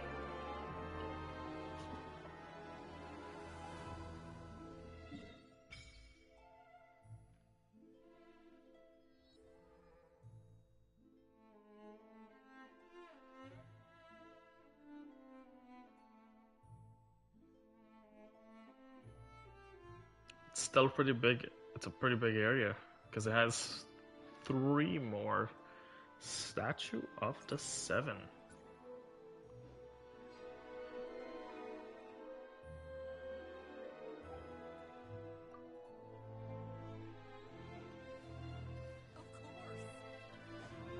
Should I really come with you?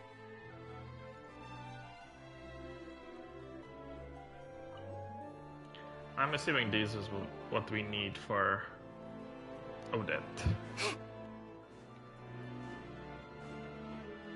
I'm just gonna grab them while we're here.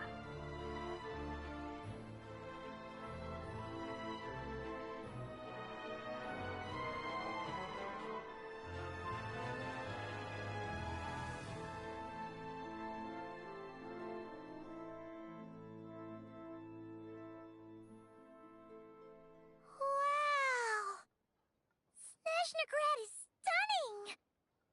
Seeing it with our own eyes makes all the trouble we went through to get here worth it! I found it pretty stunning when I first came here too. But I soon found out that stunningly beautiful means stunningly expensive. The prices here are crazy. I'm just a small-time hunter, so Zolny is where I spend most of my time. This way will take us to Podvorye Restaurant. They offer food and lodging there, so you can get settled in while I fetch the doctor. Is that gonna be stunningly expensive too? Yeah, I mean, there are places to stay in Zolny, but I highly doubt they'd meet your standards. Most of the stoves are out of crystal, the windows are drafty, and at night, 4-legged roommates come out to play, sharpening their claws on the roof beams and floorboards. Yep, no way! Not a chance Paimon's staying anywhere like that. Maybe we can split the cost of the room between us? Paimon still has some savings left. Fine then. It's your treat. Paimon will save her money for buying a nice little cake. Don't worry, you'll get some too. I'm glad to see you've perked up. If you find yourselves in the mood for some sightseeing later, there's a few places around here worth seeing. This way leads to Zapolyarny Palace, which serves as the Tsaritsa's audience chamber and also her personal quarters. The adjacent block is kind of a city in its own right. That's Glupov, the headquarters of the Fatui. Inside, there's a munitions factory known as the Armory Palace, producing a constant supply of all kinds of equipment for the Fatui. A lot of important research happens there too.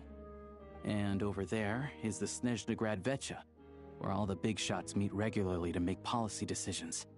These places are best admired from a distance. I'm sure I don't need to explain why. Yeah, they probably have super strict security. We're not looking for trouble right now. The downtown area is near the center of Zapolyarny. That's where you'll find the restaurants, bookstores, and gift shops. Another place of interest is the Northland Bank, which is over this way.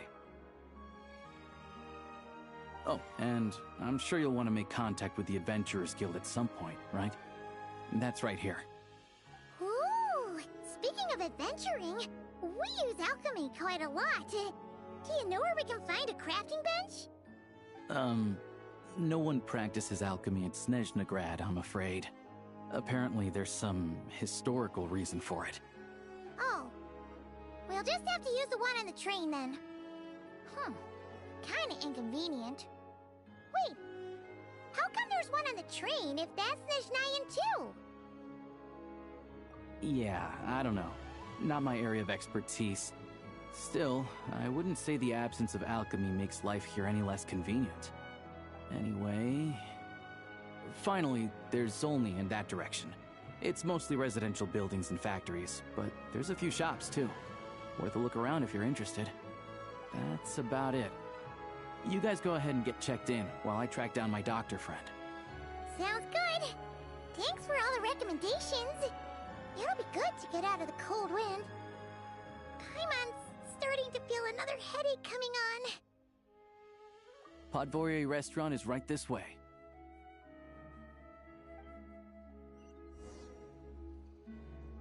Do we have a chance to explore? We do.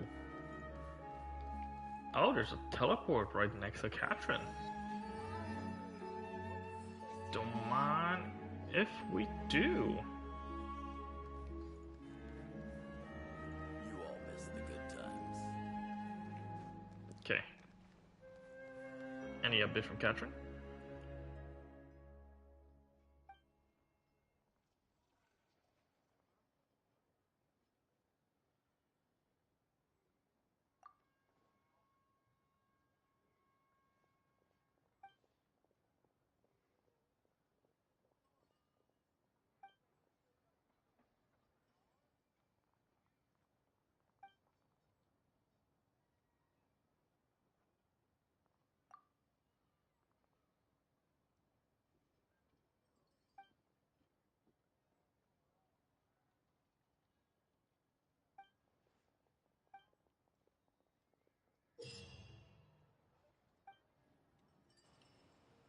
Okay. Welcome to the Adventurers Guild, my lady. Is there something I can help you with? Thank you for completing today's commissions. Here is your reward. Welcome to the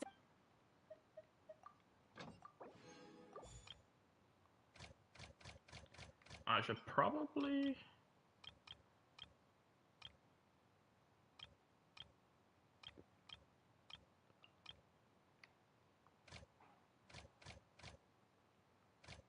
Okay, for now, I'm just gonna...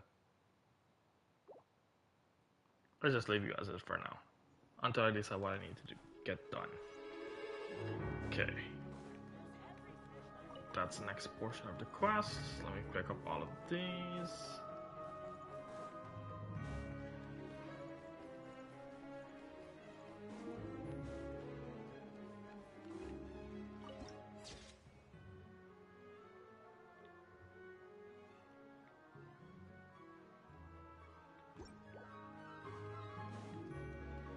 For craftable.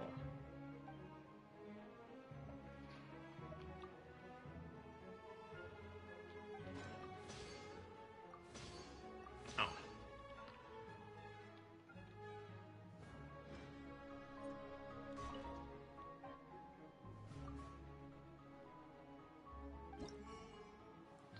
I need... Okay, so I should actually send out commissions for you two.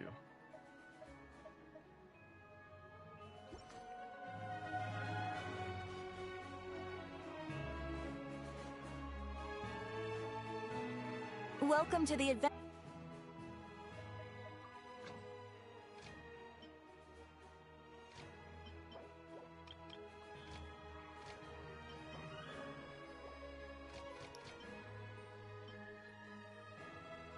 I don't think any of them has any bonus, so...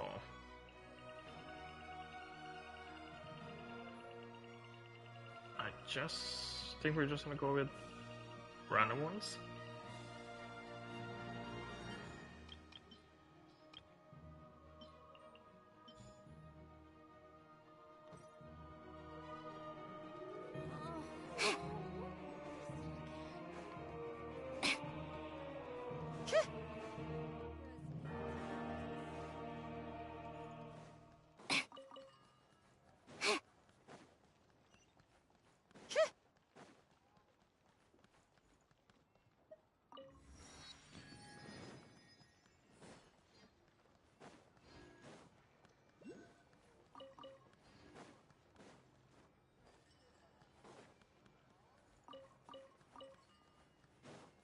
Watch me picking up all of these frost flowers, and Odette doesn't even use it.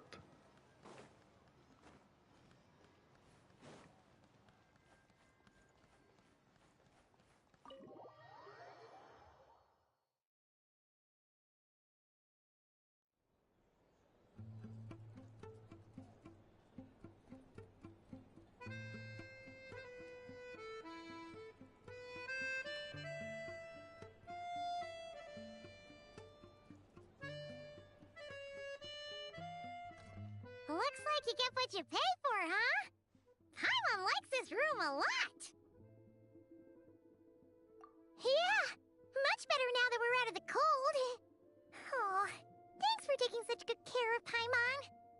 Honestly, she feels kind of bad for throwing a wrench in the works. If this were anywhere else, we'd be out investigating and adventuring by now. But instead, we're stuck here waiting for a doctor. You're right. No need to push ourselves too hard for no reason. A lot happened on our way into the city. Let's review what we've learned so far and try to figure out what to do next. Obviously, the million more question is, what is the Tsaritsa planning? Everything else leads back to that. Sure was. And so far, we've learned that in addition to the 7 Gnosis, her plan also requires a ton of energy. But we won't get to see her anytime soon. Alosha said that she went east to fight that big monster. It must be a pretty powerful one if it can blanket the whole of Snezhnaya in a snowstorm this awful. To be honest, what we're really lacking right now is information. The kind of information that only the higher-ups in the government would know. Not word on the street type of info. Paimon can think of a few people who might be able to help us. But... Right! And when we left Nocrai, Snezhnaya specifically left a message reminding us which side we're on. So... it's unlikely they'd tell us anything confidential about the Tsaritsa's grand plan. Yeah, fair point. Besides, that Gloop-off place is right nearby. We've got nothing to lose, so it'd be a waste not to go. There's gotta be someone there willing to talk to us, right? Maybe Arlecchino or Snezhnaya? Or possibly Tartaglia. But it's unlikely we could sweet-talk Arlecchino, let alone Snezhnaya. She basically told us to stay in her lane already. Yeah, the last time was all the way back in Fontaine, right? Too bad we missed him in Nocrai. Apparently, he came to help out. Hello. Is there a traveler in Paimon in there? That's Alosha! Come in!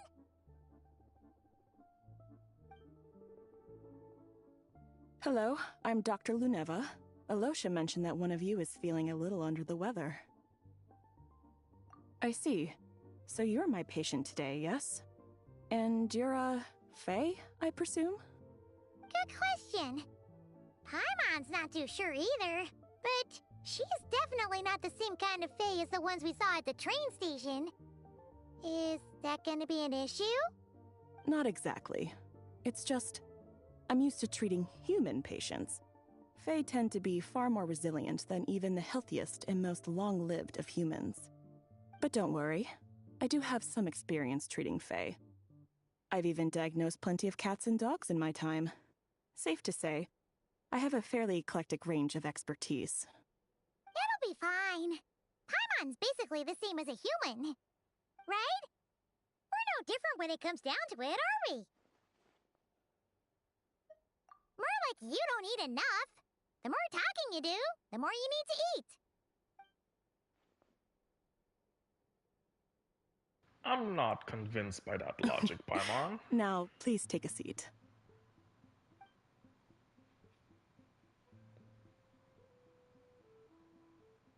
Okay, vital signs are good. Test results are all within normal ranges. I don't think it's anything serious. More than likely, you've just caught a cold. I can give you some medicine to tide you over. But as long as you rest properly for the next couple of days, you should feel better. Make sure to keep an eye on your temperature, though. If you find yourself with a persistent low-grade fever, or if your symptoms don't improve, just contact me again. Sounds like there's no cause for alarm. Thank you, Doctor. You're very welcome. Just doing my job. I'll leave you in peace now. Time to visit my next patients. Take care. You heard the doctor. Best you rest up here for a couple days. No sightseeing for the time being. All right, then. Guess we've got no choice. Let's just treat it as a short vacation. I have to get back to it. If you need anything else from the doctor or me, go to the Hunter Trade Station in Zolny. The boss there knows how to reach me.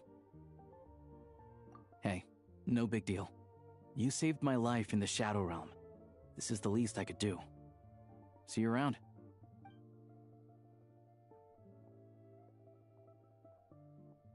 All right. Time to find Child and see what he can tell me. Let's go take a look.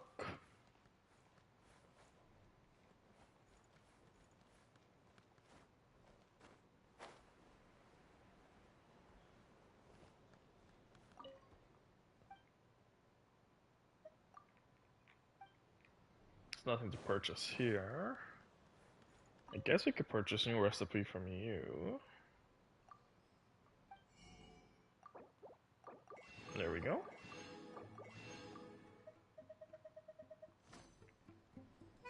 If there's anything you need, please let me know.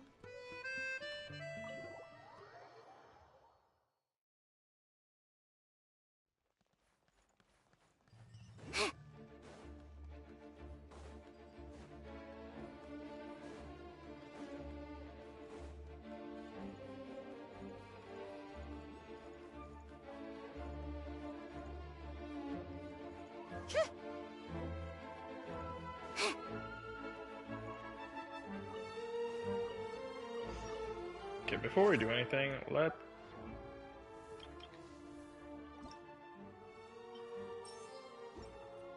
how do I check it?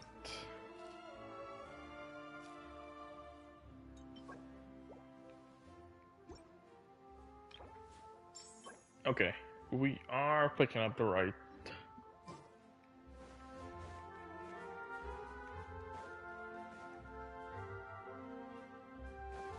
local specialty.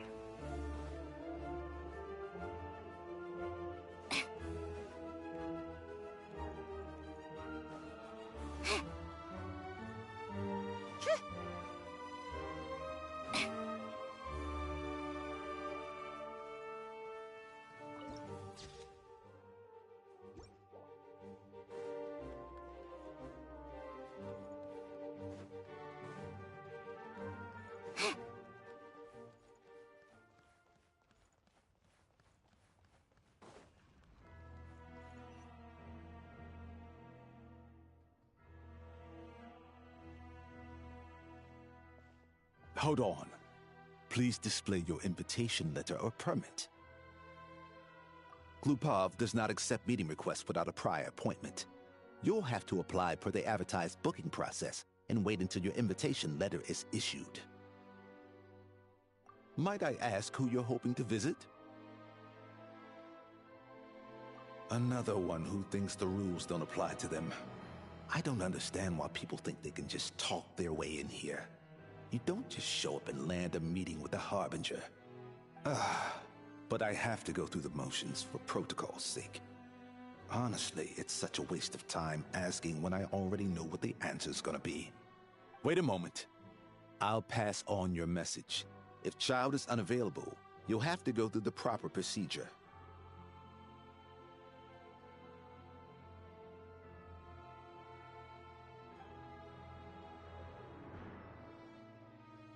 Lord Child is a busy man.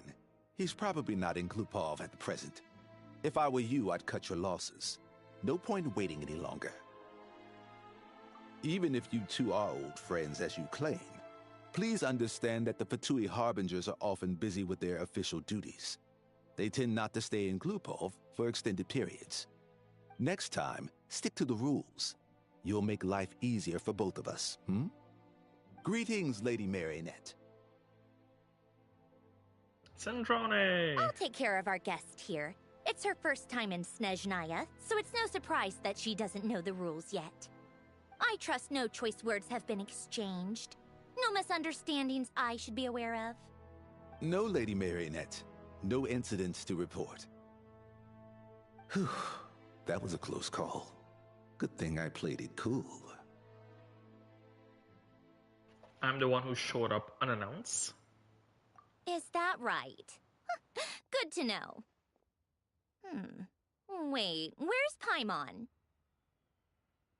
Under the weather? That's hard to imagine. She's always buzzing with energy. I take it she's still adapting to the climate. Happens to a lot of people. It's even colder here than in Nodcry. Has she seen a doctor? I can get you one if you need. All right then. Well, let me know if you run into any other problems. Why else? I was just about to sit down for some much-needed tea time when I heard that an old friend of Tartaglia's had shown up outside. No appointment, nothing. And, as obnoxious as it may be to show up uninvited at Glupov, I couldn't help but take pity on the poor soul who was waiting outside in vain. So I had no choice but to abandon my freshly brewed piping hot tea and come to see this mystery guest for myself. You already guessed it was me, didn't you? Well, I felt our time working together in Nodcry warranted some courtesy. I couldn't exactly let you freeze to death out here in the wind. Unfortunately, I can't invite you inside either. The rules of Glupov wouldn't allow it, and as a harbinger, I have to lead by example. On the plus side, Snezhnograd actually has some class, unlike Nasha Town. Torchlight Books has a very nice selection of teas and cakes, so we can catch up there. Your treat, of course. Because I already wasted one perfectly good cup of tea today. That's why.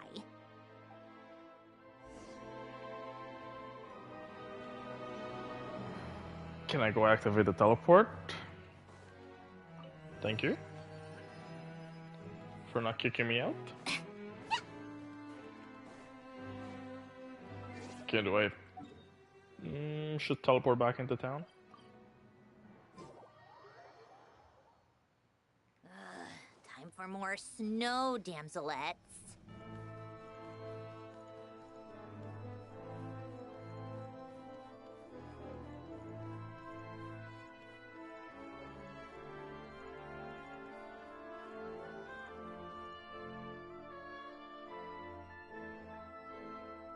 I've ordered for the both of us. No objections, I assume. I'm sure you trust my taste. Though I'm pretty sure or mainly for yourself. Okay, let's get down to business. I'm guessing you don't actually have any urgent business with Tartaglia, per se. You just want information, right? But how is he doing anyways? Wanna take a guess? Of course you'd say that. You shouldn't underestimate Counselor Tartaglia, you know. Counselor? That's right. I'm sure you've heard of the Snezhnograd Vecha by now. Well, he's busy preparing some paperwork for their next meeting. They'll be discussing yet another extension to Project Stuzha. It's basically all anyone cares about in the Vecha these days.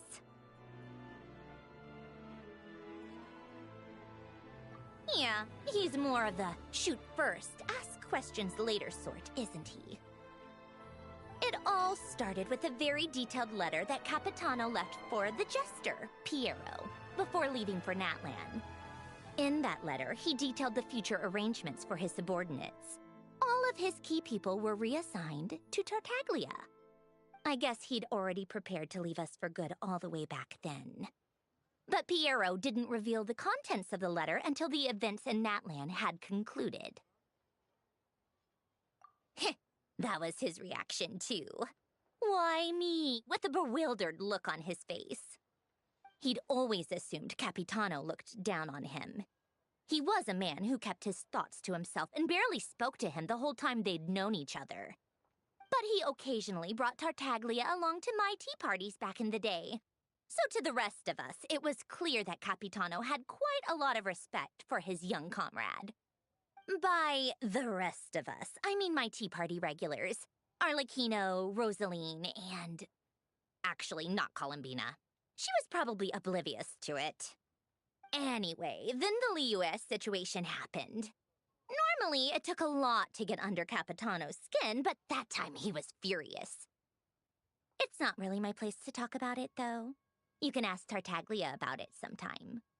Basically, Tartaglia probably had the wrong idea about Capitano all along, right up until Piero revealed the letter he'd left behind. Capitano believed that despite Tartaglia's immaturity, he showed great potential. Plus, he possessed a kind of purity rarely seen among members of the Fatui. Yeah, it's one of the few things that I'd agree those two have in common.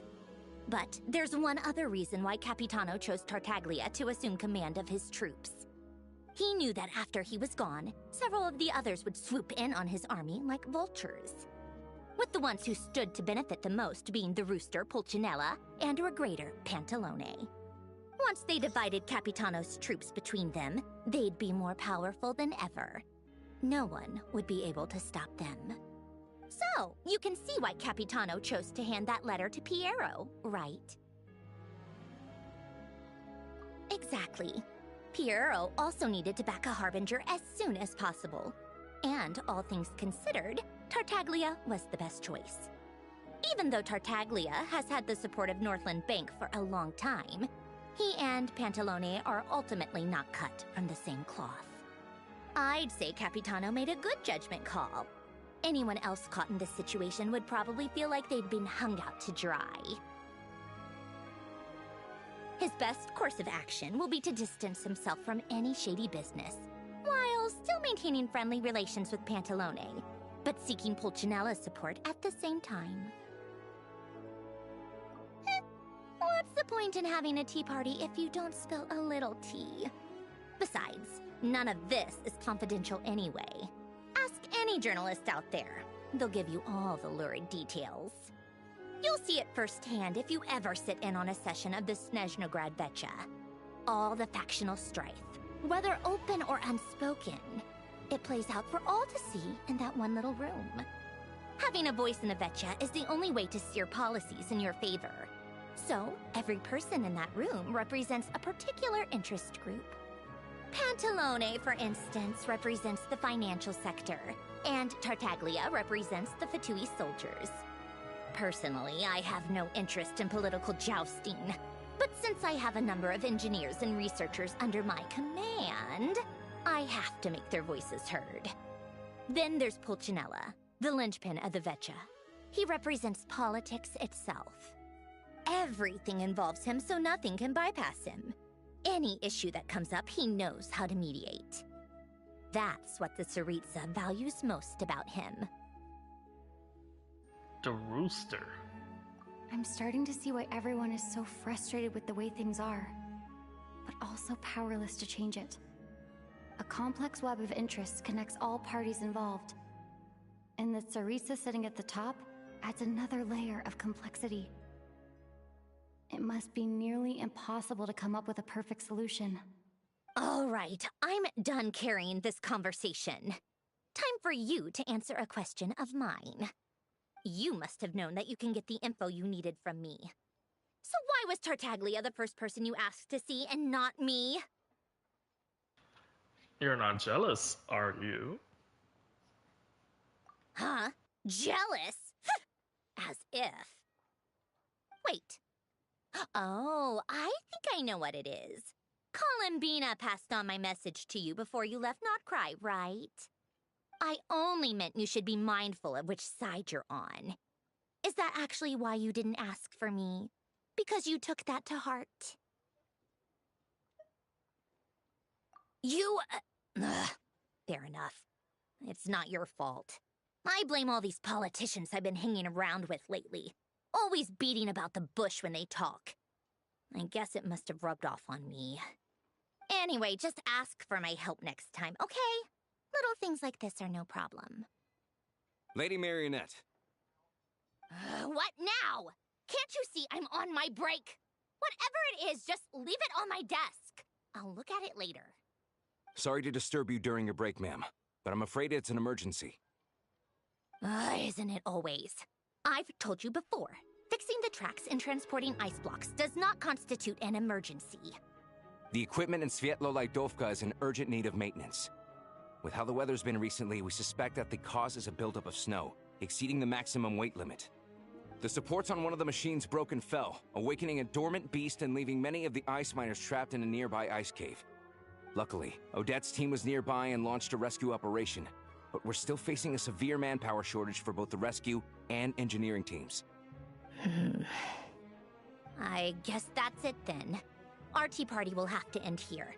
I'm the only engineer you'll need.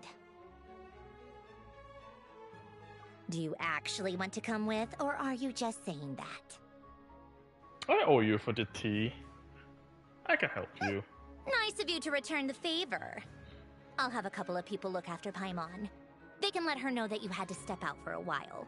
Given how urgent this is, I'm sure she'll understand.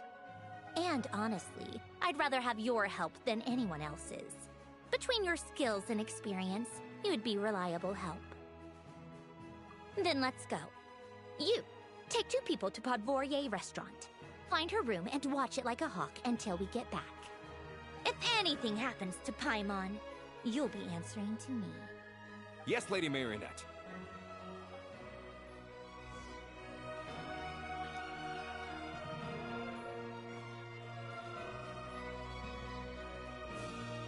Okay, so what would be the best possible way to get there?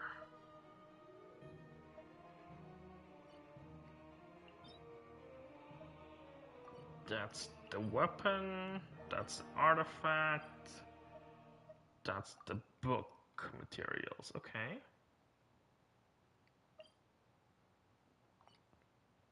So if I teleport to the train, would that work? No, that doesn't work.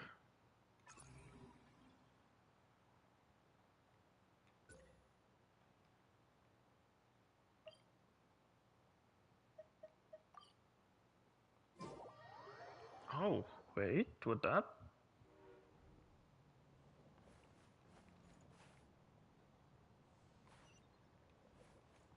Sorta worked?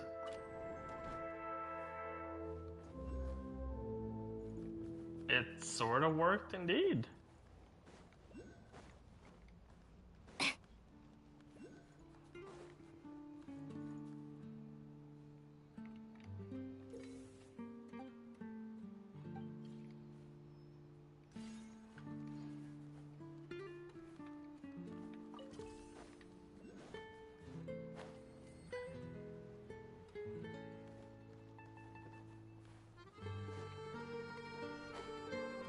Let's unlock the teleport first.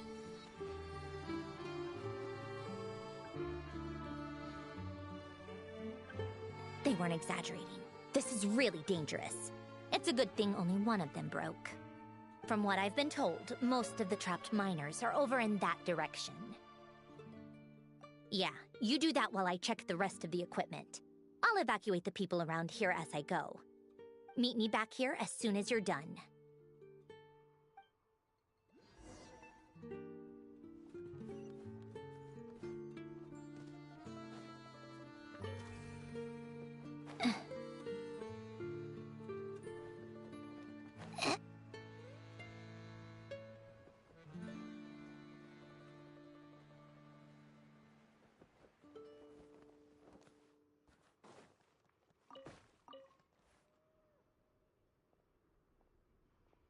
I have to be getting close.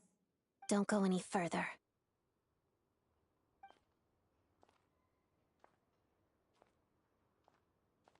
It's too dangerous here.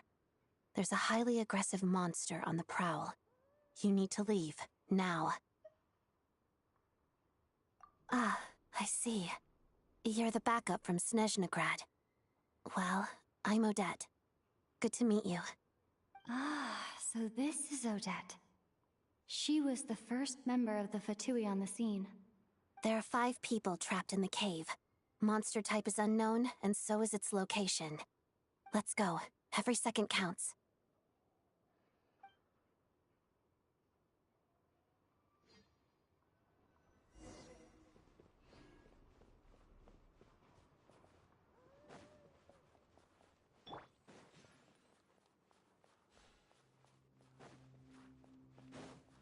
Careful. Something's moving.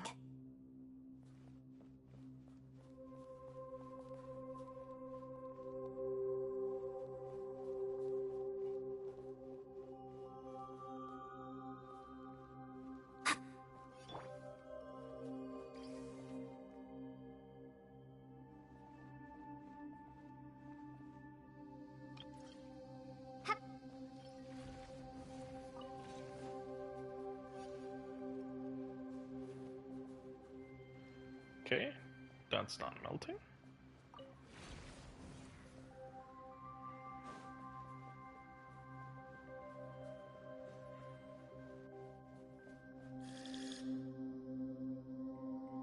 This must be the monster's shadow. Looks like a tough opponent. Slimes. Shadow me.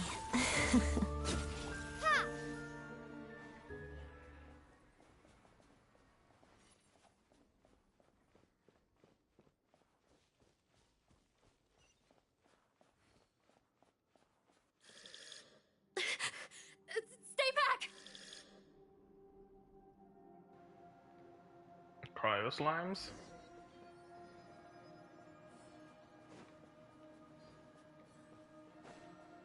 Nope, electro slimes. Lightning Slash!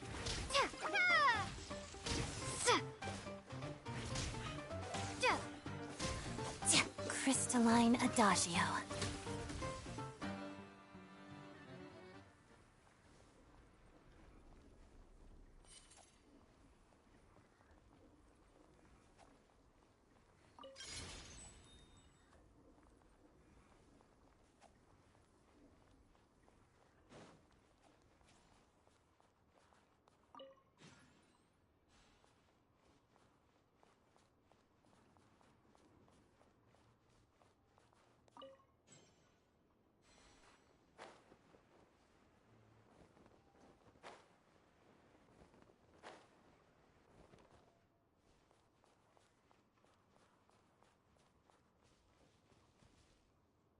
I see them. They're right behind the monster. The monster seems very agitated. It could attack at any moment. Let's make the first move.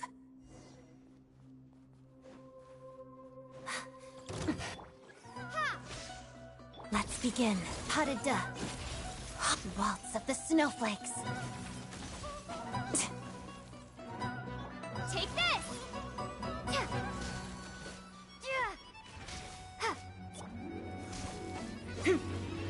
Together.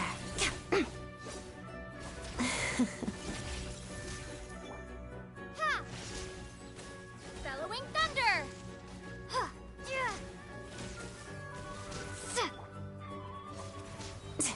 Witness the snow swan's grace. Pas de deux.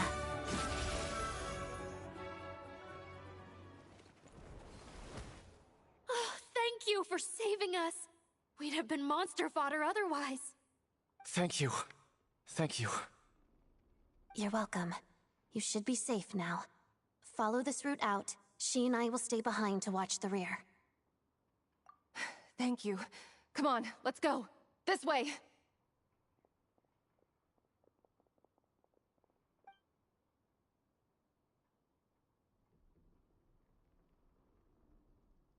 I've searched the area. Pretty sure the monster made a tactical retreat.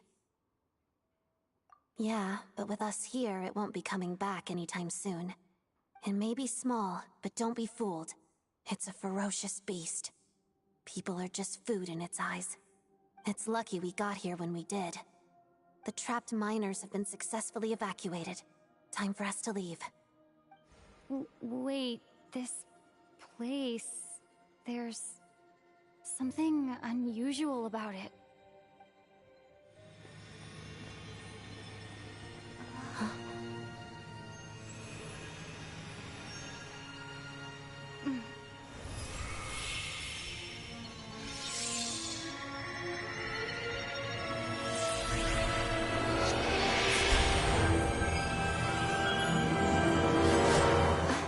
What is that? I don't know. It's back? Guess it has family.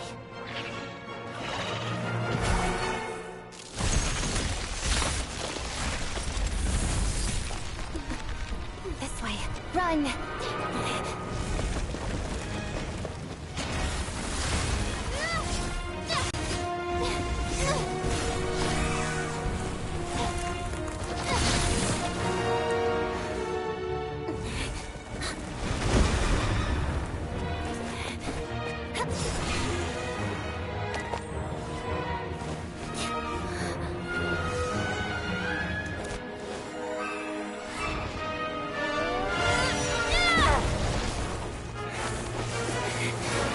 Thanks.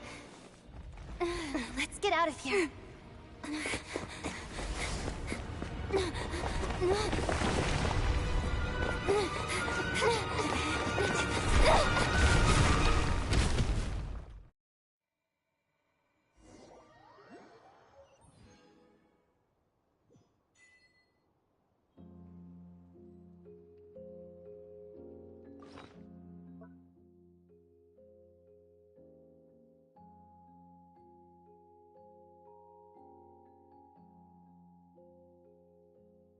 Well, guess that's Traveler's new weapon.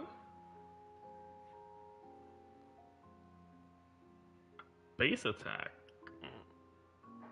What weapon do I have on Traveler currently? I think I have the Sacrificial Fragment. No, the Sacrificial Sword. Fragment is the Catalyst. Kind of fits.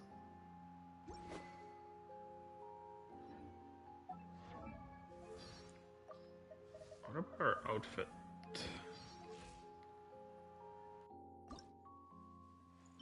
Where is he now?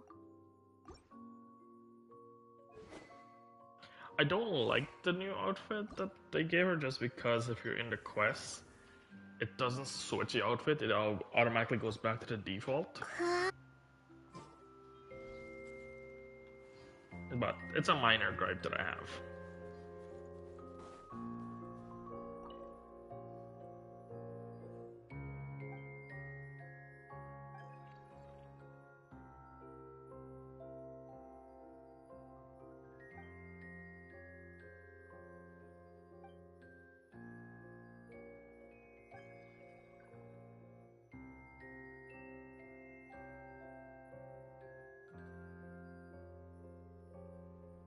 So Sovereign who ruled, okay.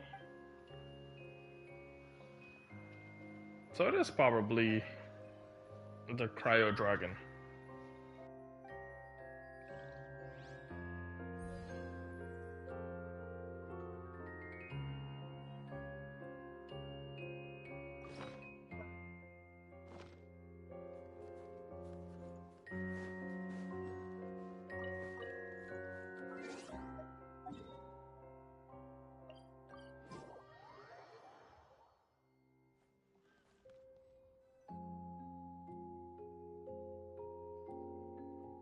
Everyone's accounted for. We managed to rescue them all. We also placed a sign at the entrance to the cave, warning people to stay away. You really held your own today. I still don't know your name.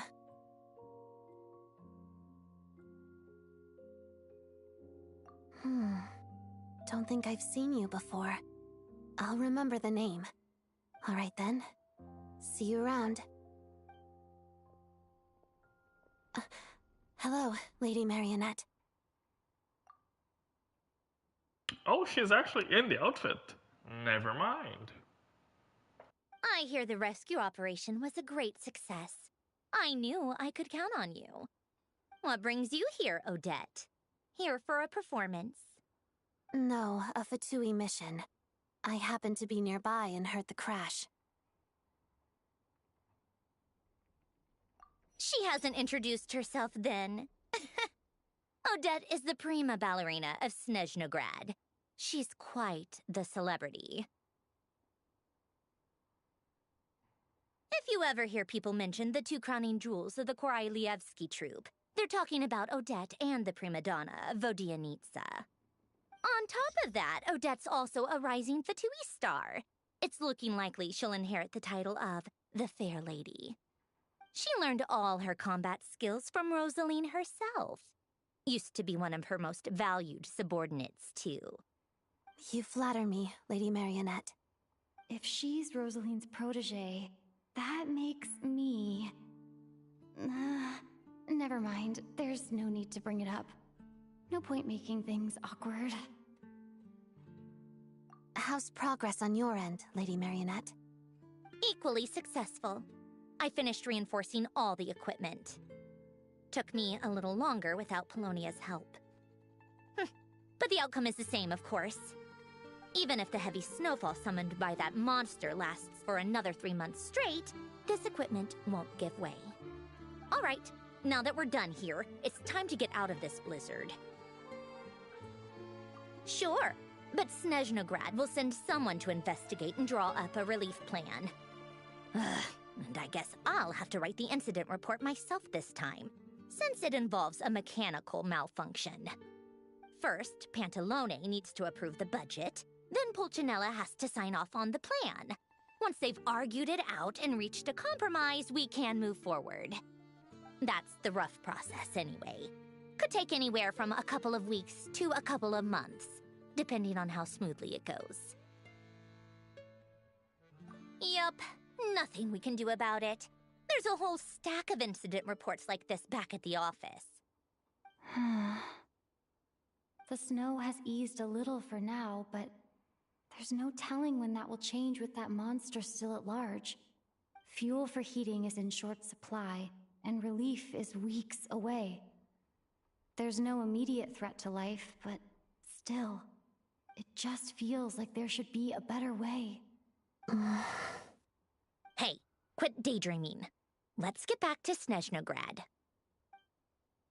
When did you get a new sword? I found it in a cave. It handles pretty nicely. You have a strange affinity for second-hand swords.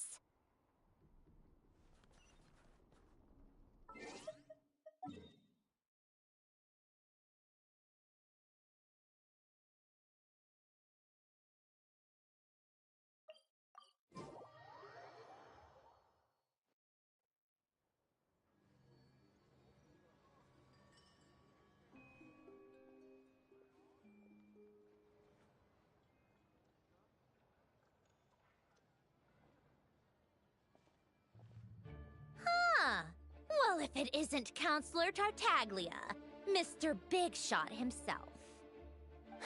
Go easy on me, all right? I'm still recovering from the interrogation the real Big Shots put me through. Hey, comrade, it's been too long. I heard you came looking for me earlier. Nicest surprise I've had in a while. Good to see you too, Odette. I'm guessing you guys just got back from Sviatlo-Laidovka. How'd it go? Crisis averted? It went fine. How about you? Any new developments? Not really. Same as ever. Growing opposition to Project Stuzha, and the usual rebuttals are starting to ring hollow. The results of the mock vote were pretty dire. Pulcinella was fuming. I've never seen the old man so angry. That's not good news. It takes a lot to rattle him. Yeah, obviously if push comes to shove, there are ways to crack down on dissent.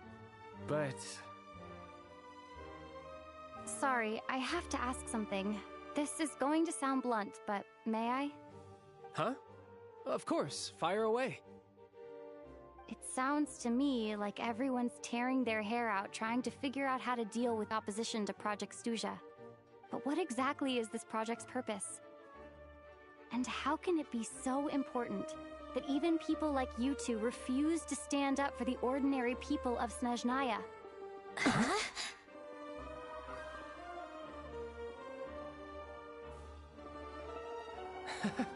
Interesting. I gotta hand it to you, comrade. You sure don't mince your words. Excuse her? What does she mean? Refuse to stand up for ordinary people. Oh my gosh.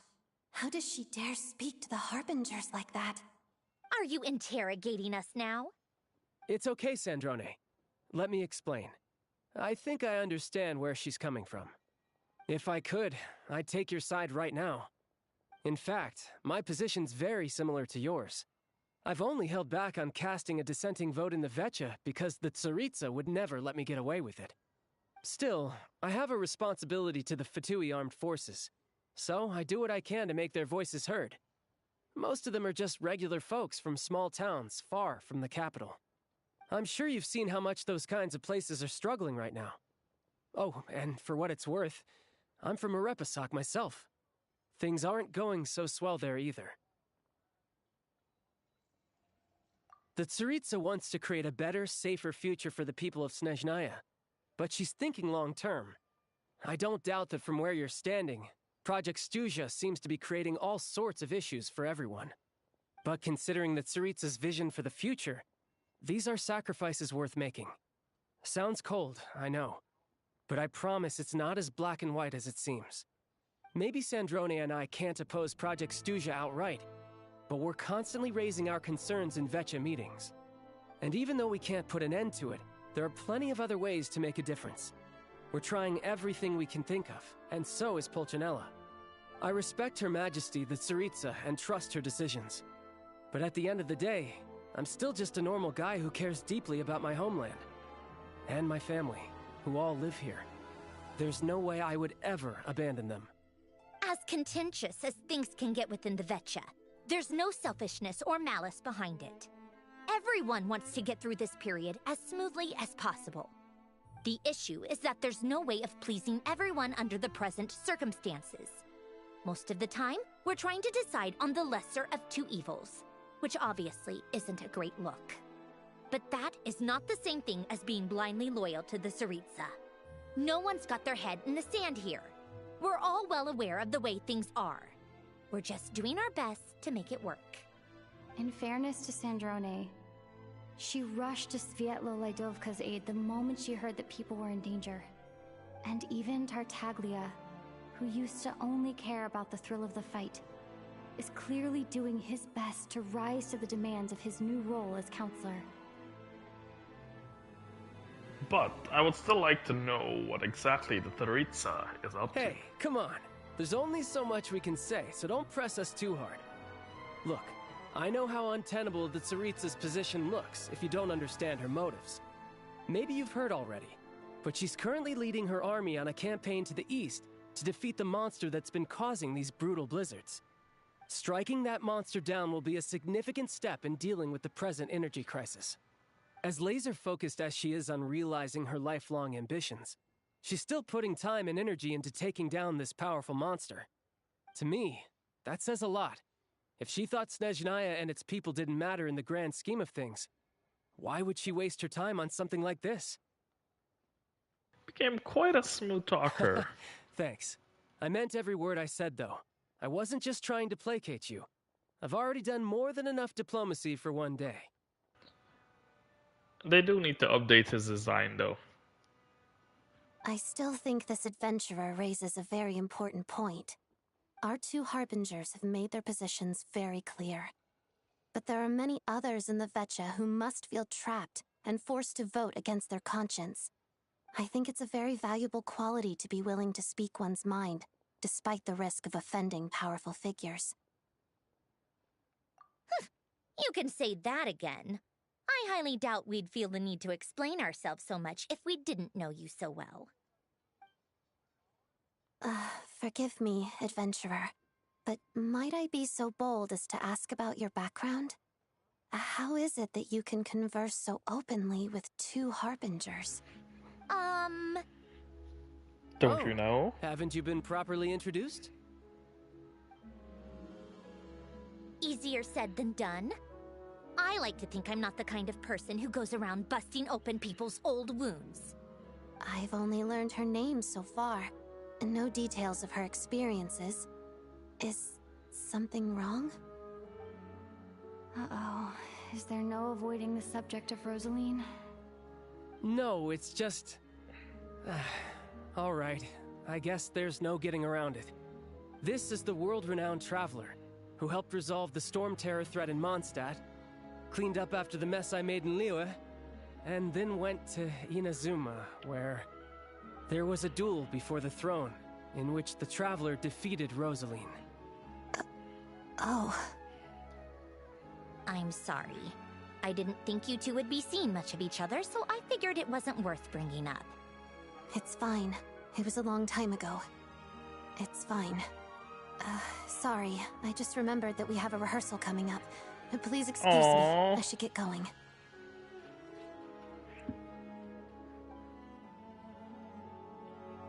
Technically, it wasn't us. I've mentioned this to you before, remember?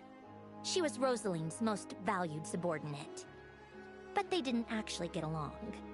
Not that Rosaline was really the type of person to make friends, but death has a way of resolving a lot of conflicts. Don't let it weigh on you. Like she said, it was a long time ago. It's in the past now. Odette has a very different personality from Rosaline. Give her some time. I'm sure she'll work through it. Oh, by the way, where's Paimon? It's not like her to hide away.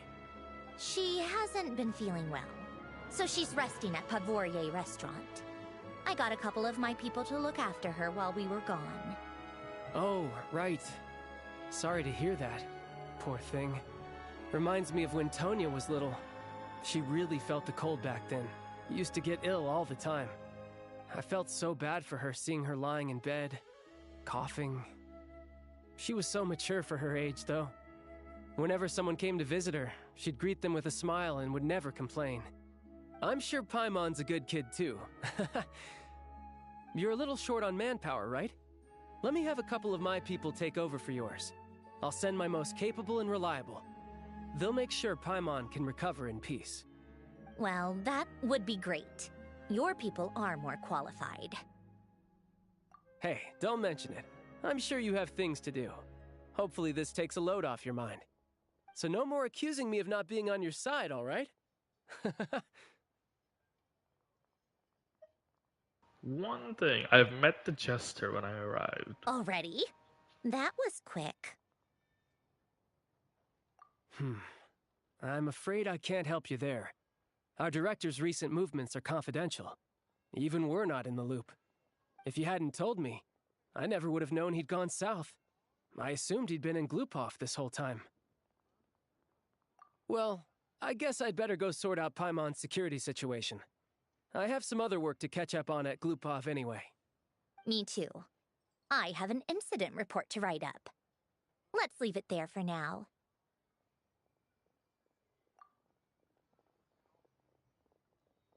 I guess everyone's in a difficult position. But Tartaglia's right. I have things to do.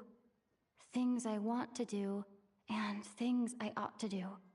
To start with, I should go ask Alosha if he knows of any way to help Svietla Ledovka. I'll be honest, some of these names for this city is gonna be so hard for me to pronounce.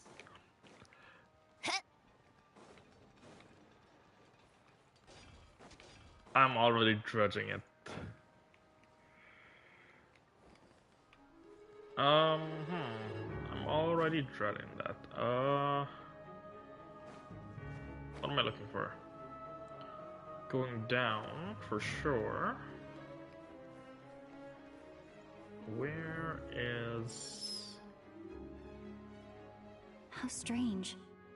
This sword seems to be vibrating of its own accord. It's a very faint vibration, but it's getting stronger as I get closer to the Statue of the Seven.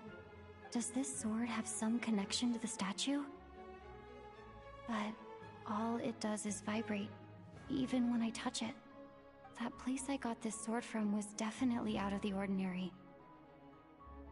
Maybe I should try channeling the power of cryo?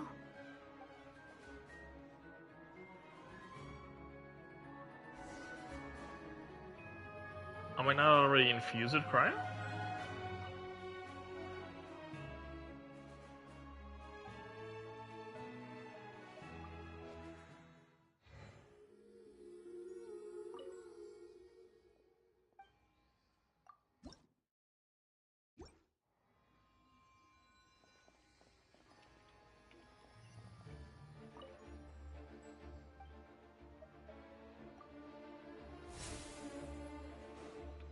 Do I really have to teleport out and resonate with a different element?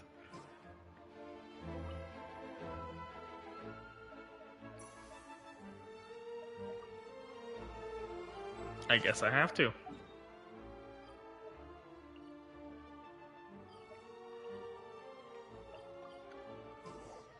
Let's go to Fontaine, why not? The perfect weather for cake, strong coffee, and getting lost in a good book.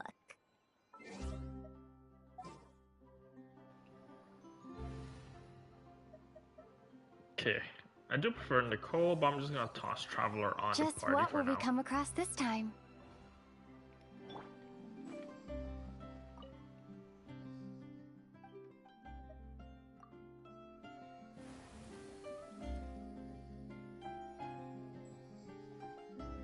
Okay, so I am Hydro. So if we teleport back to Snezhnaya.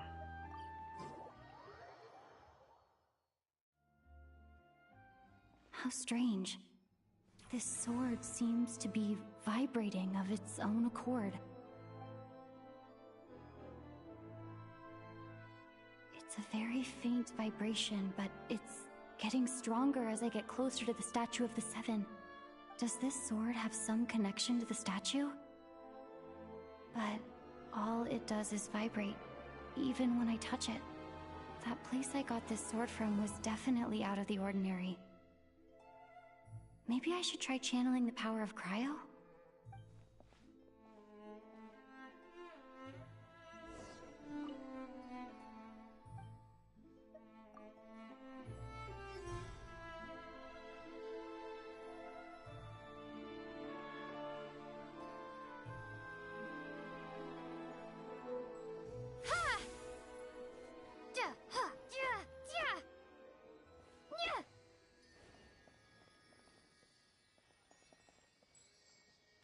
Oh, that attacked the statue with a cryo?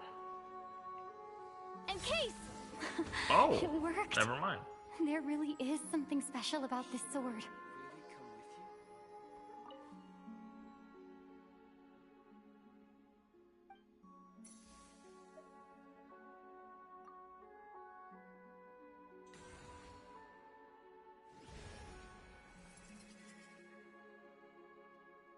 Traveler journey far from a foreign lands. Oh, could not even read it in time.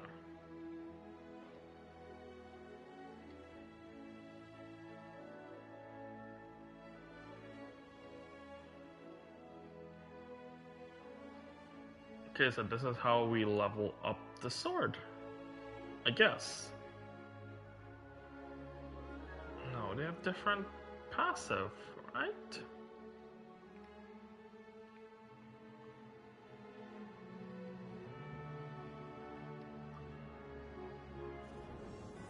I don't really understand what just happened, but I'm pretty sure this sword just got a little more powerful.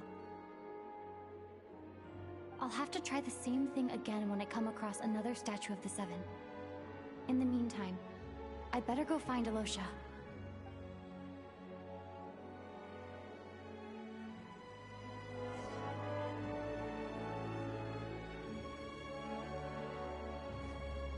Okay, 1 second, Alosha. There's some Statue of the Seven I've already unlocked, so let's teleport to them.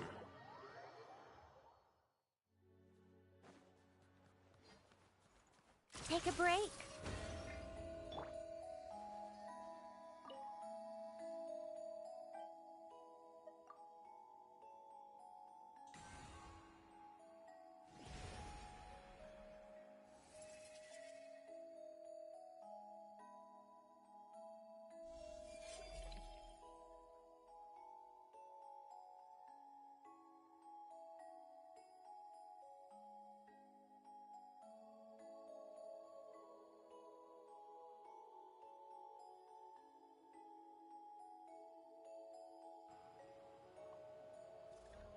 So my level of the weapon is 40 now, I guess. It is. With my crit rate overcapped. Okay.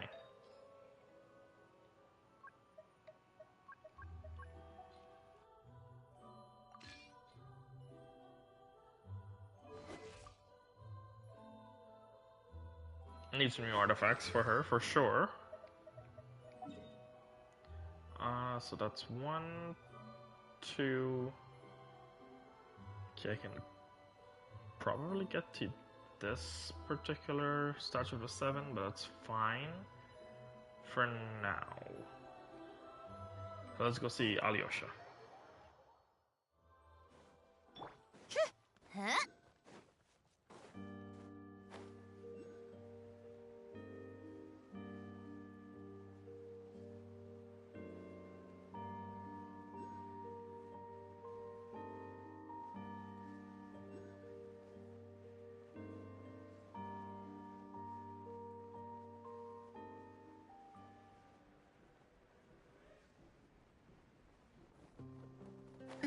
Yeah.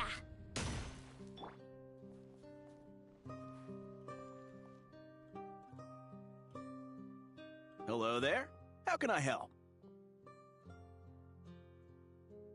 Ah, sure thing. Give me a second. I'll go fetch him for you.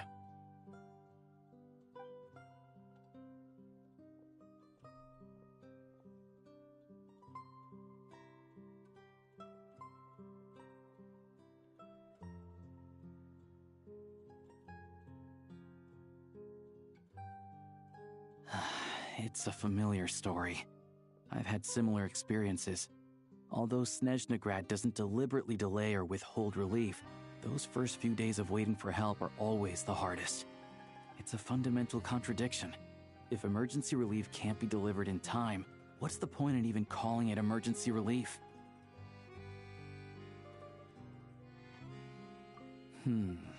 Not necessarily. I think there's a good chance that Kresnik Crystal from Stratomoros will start flowing into the market. When we resolve Stratomoros' energy issue, it's like we open the floodgates. A huge backlog of Crystal is now available to the townspeople. There's no way they can use it up at once. A lot of them will probably stockpile it and slowly work their way through. Probably a good idea, since energy prices are only going to keep rising. But there will always be people who urgently need Mora. Exactly. At the current prices, selling Crystal is an easy way for an ordinary person to make a fortune. Hey boss, how much do I have left in my account? 1 second, let me check. So, you're planning on buying the Crystal out of your own pocket? Yeah. I don't know if I have enough, so I'll chip in a little extra and buy as much as I can afford. No, it's fine. You're new to Snezhnaya, and you have your own living expenses to worry about. Besides, you're already providing the train. Here's your Mora. See what you can find at the market, but I doubt there'll be much Crystal left. Yeah, well, can't hurt to take a look. Let's see. Huh?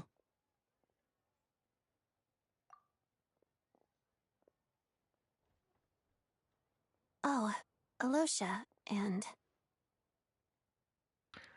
Hello again, Odette. Hello. I didn't realize you two knew each other. Yeah, I take on some odd jobs in the city to supplement my hunting income. Sometimes I work as a cleaner or prop hand at the theater where Odette is one of the big stars, so I've met her a few times. When the weather's as bad as this, it's better for a hunter to adapt than to keep looking for game. Yes, and we sometimes need extra help.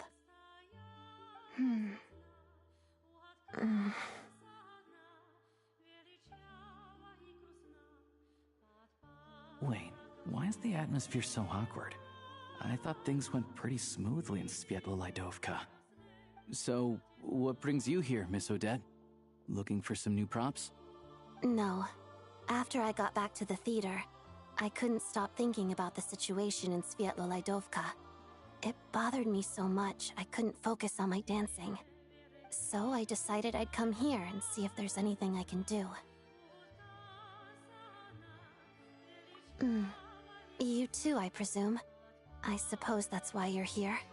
I didn't feel comfortable expressing my true opinions in front of the Harbingers. Not least because ordinary Fatui like me don't even know what Project Stuja is all about. Without knowing the full picture, I can't make sense of it. And at some point, if things aren't making sense to me, I can't just keep going along with it. So many people feel the same way. They wish they could do something, but all kinds of reservations hold them back. Explains why groups like the Rokot are springing up to fill the gap. Yes. Well, that's one option. But there are risks to consider with organizations like that. The Fatui does not encourage their activities. Right, because things can get out of hand, and it's hard to hold the right people accountable when they do. I've heard about a few cases like that.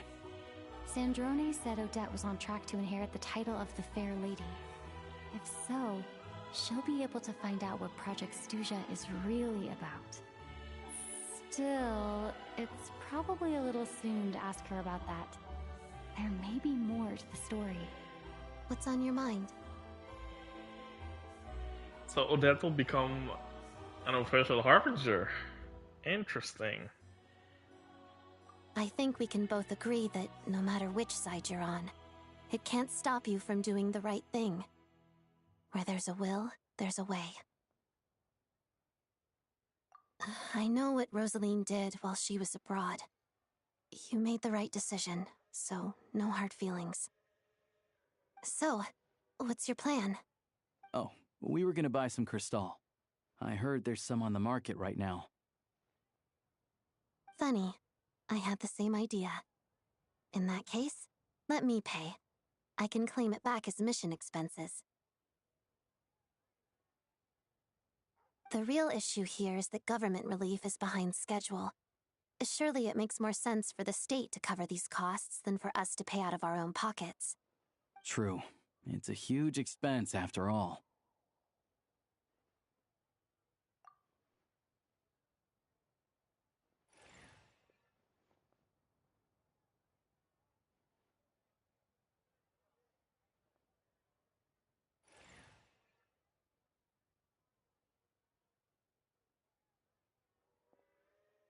Let me see.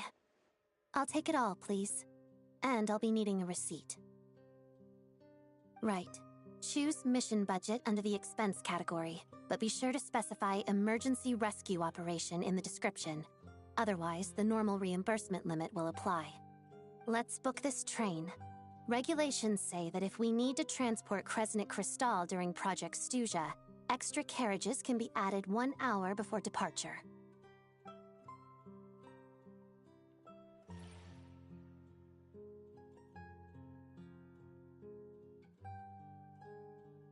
That should do it. The train will be escorted to its destination by Fatui guards. This is my first time seeing you handle Fatui affairs, Miss Odette. It seems you're as skilled an officer as you are a dancer. You flatter me. It's only because I've been doing both my whole life.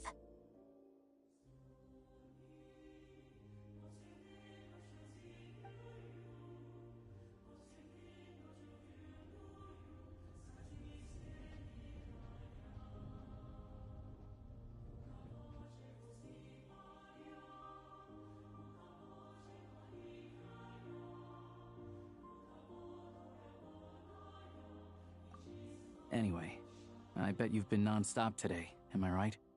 Any idea how Paimon's doing? What's wrong? Who's Paimon? Her travel buddy hasn't been feeling well. She caught a cold right after they got to Snezhnaya. Sounds like she's important to you. I can't believe you've been dealing with this on top of everything you've been doing to help the people of Snezhnaya. I've got nothing going on right now, so I'll join you. I want to see how she's doing. May I come too? I have some candy that someone gave me back in Svietlolaidovka. Plus, I know a little bit about relieving cold symptoms. All right then, let's go.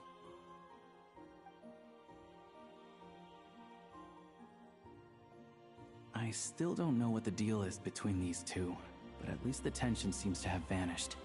A good sign, hopefully.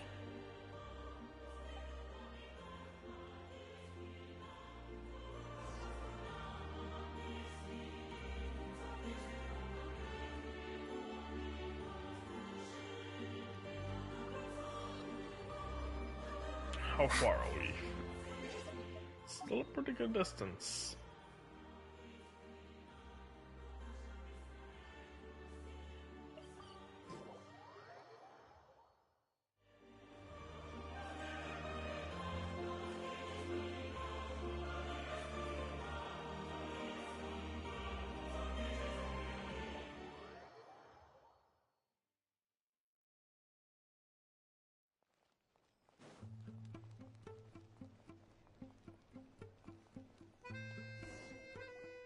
Hello.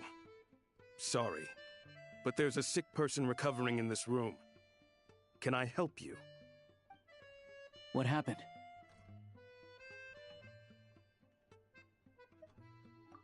Oh, please, excuse me. Are you the Traveler? Could I take a quick look at your Adventurer Handbook? Master Child said I should verify your identity.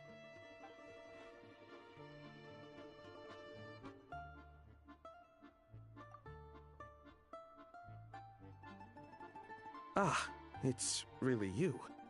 Sorry for the inconvenience. We're under strict orders from Master Child to keep this room well guarded. At the same time, we can't interfere with Podvoye Restaurant's business. That would only seem all the more suspicious and draw unwanted attention to this room. Besides myself, a few of my colleagues are stationed in and around the restaurant, in plain clothes, of course. Rest assured, you're in safe hands.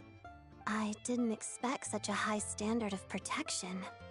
Well, Master Child handpicked us for this special assignment. We're not about to let anything go wrong. Anyway, I won't keep you any longer. Please, head inside.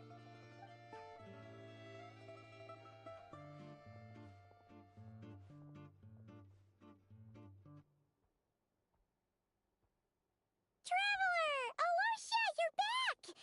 Oh, hey! Who's our new friend? Hi, I'm Odette. The Traveler and I crossed paths a few times. Another friend from the Fatui, huh? You're practically a member yourself by this point. Paimon's definitely on the mend. We should be back to our usual travels in a few days' time. Seems like that doctor was right. It's just... Paimon's limbs are still feeling a little chilly. I have just the thing. Whoa! What's this? Is that a flame inside an ice cube? Wait, is this real ice? How's it not melting? And how does the fire keep on burning? All keen observations. You're right. This is called core ignis. Whenever I've caught a cold in the past, I found I recover much more quickly if I place this by my bed. You're welcome to borrow it. Awesome! Wow! It's so nice and warm! Oh, it's like magic. Your name was Odette, right? How did you two meet again? Looks like she's in pretty good spirits. That's a relief. Any progress with your investigation yet?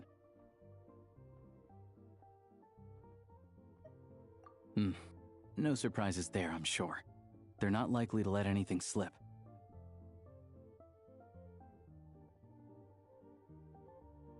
The Rokot, huh?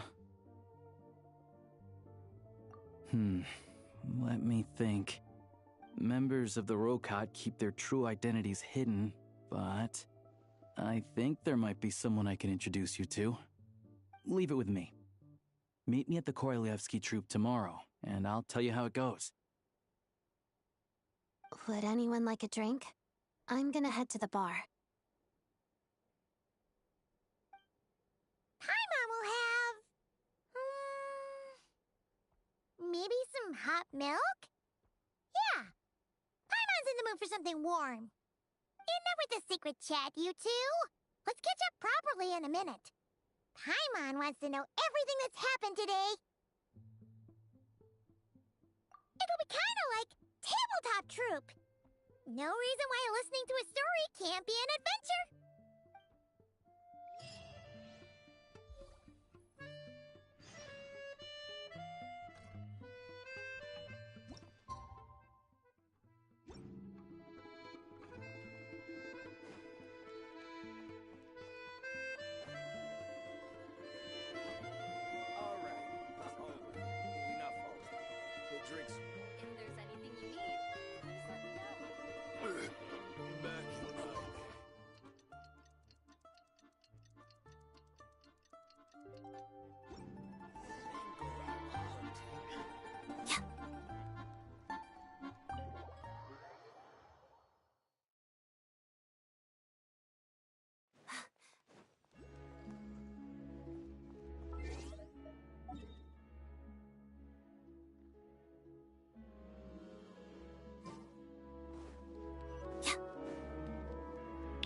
Well, don't have this unlocked.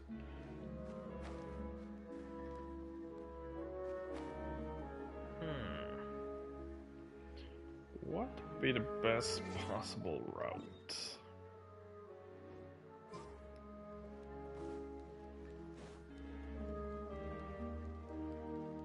Surely we've offended Chernobyl.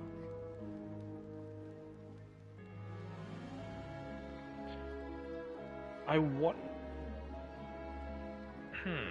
So I'll say I wonder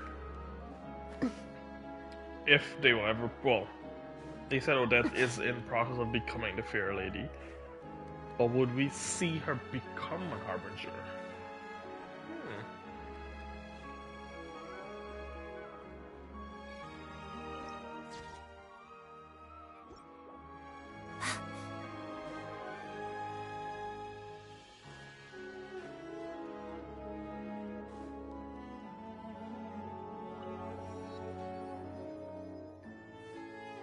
Ah, you made it. I've got some tickets, and I managed to set something up with the Rokot. It'll have to wait until after the show, though. Happy to stay and watch? I doubt you've seen the Korolyevsky troupe on stage before. Pleasure. Here, this is the way in.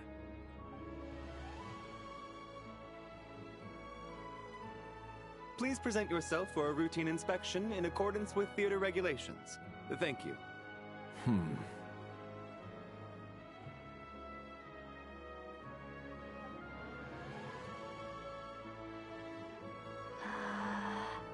Is that guy with the fatui?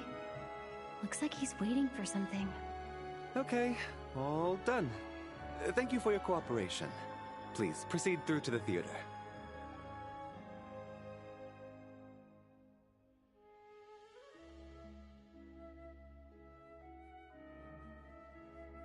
What's up? Everything okay? Snezhnaya's business and political leaders are always passing through here, so it makes sense that security's tight. Still, it's a little unusual to see the Fatui's Armory Palace guard here. You saw him, right? The guy right at the back. Strong, silent type. His name's Valeri. He's part of the Special Assignments Battalion, but I only ever see him here for one thing. To look for a guy named Mitya. Supposedly a researcher, though he never seems to put much time in at the office. The theater is one of his favorite places to hang out when he's playing hooky from work. But that's not for us to worry about. Let's go. The show's about to start.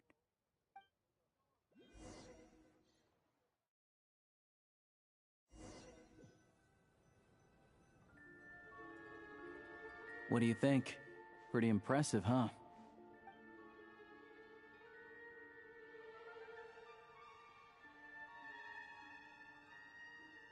I was gonna say, it reminds me. I was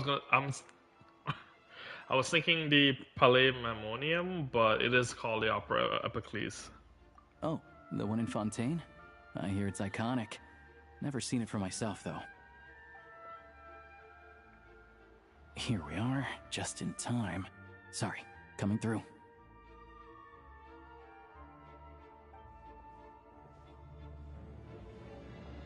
Ugh. If you're gonna show up late, keep your mouth shut. What's his problem? Whatever. No point arguing with people like that. Look, there she is. That's who I'm introducing you to later. She's the lead singer of the troupe, Vodyanitsa.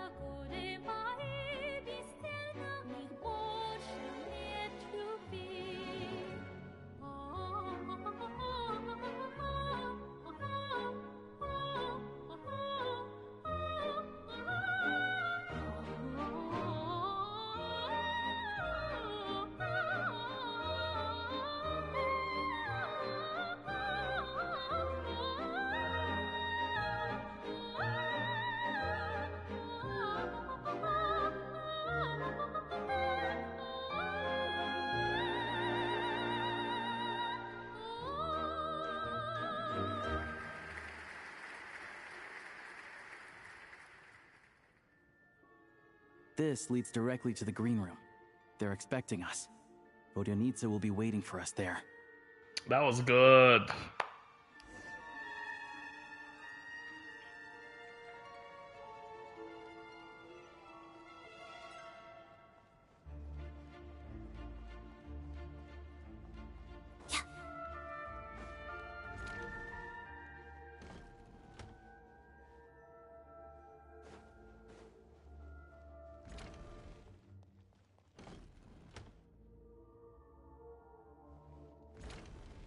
I'm assuming that'll be Odette's room.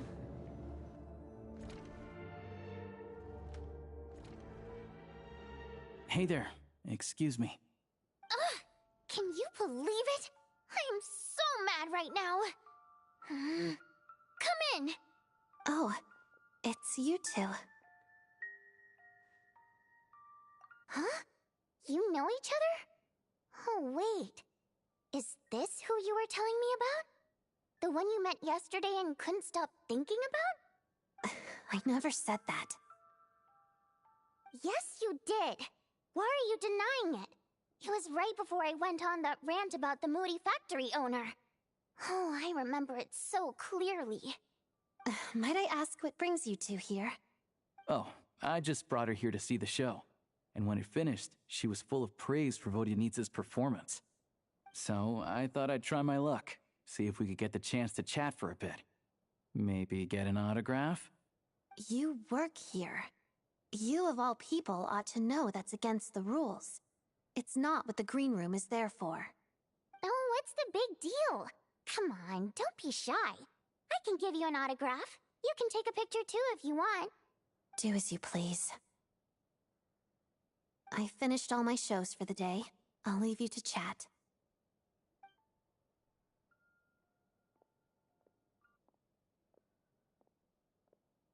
I wasn't making that stuff up, you know. Odette's just too proud to admit it. She thinks very highly of you. And so do I. You did the right thing in Svietloladovka. We're good. Odette's out of earshot. I'll lock the door. Confidentiality, of course. The Rokot is very strict on that. Whoa, Alosha! Not out loud! Not with an outsider here. Relax. I've taken care of it. Look at this. The President's reply sent this morning. Wait, so she's been approved to join? You told me last night that you wanted to get intel from the Rokot. Unfortunately, Rokot intel is only available to members. But ever since you set foot in Snezhnaya, we've been working together. I've seen the way you work, your character, and your motives. Everything about you is perfectly in alignment with what we're trying to achieve in the Rokot. So I figured I might as well cut to the chase. I wrote a letter to the President explaining your situation, including just the right amount of detail. His approval came very quickly. Of course, it's still your decision whether you want to join or not. We'll respect your choice. Well, assuming Odette was telling the truth and she didn't misjudge you, I guess we don't need to worry about you blowing our cover. Still, you gave me a real fright. I didn't know that's why you came looking for me. So, that stuff you said about admiring my performance, was that just because Odette was here? Did you actually mean it? Now you're talking. That's what I like to hear. Anyway, let me give you a quick rundown of how things work. Like I said, the Rokot is a covert organization, and we hide our identities. Members typically don't meet in person or even know each other's identities. This helps us maintain a high level of independence and secrecy. Because of this, members are basically free to decide their methods without constraints, so long as the outcome of any activity doesn't violate the organization's principles. After all, we don't have any ostensible contact with each other. This way, if anything goes wrong, no one else will be implicated. Beyond the freedom to choose how you operate, it's also your choice whether to act at all. We have plenty of members who have yet to take any action. In short, joining the Rokot in and of itself won't place any restrictions on your activity in Snezhnaya. There's a code of conduct you can read if it interests you. But basically, as long as you don't plan on using your anonymity to go around doing evil, you'll be fine. I tried reading it 5 or 6 times. Never made it all the way through. Even the most lackluster script makes for more interesting reading. Aside from Inazuma, when we joined the resistance against the Raiden Shogun Plane of the Eternity, have we joined another resistant group along the way that goes against the main power?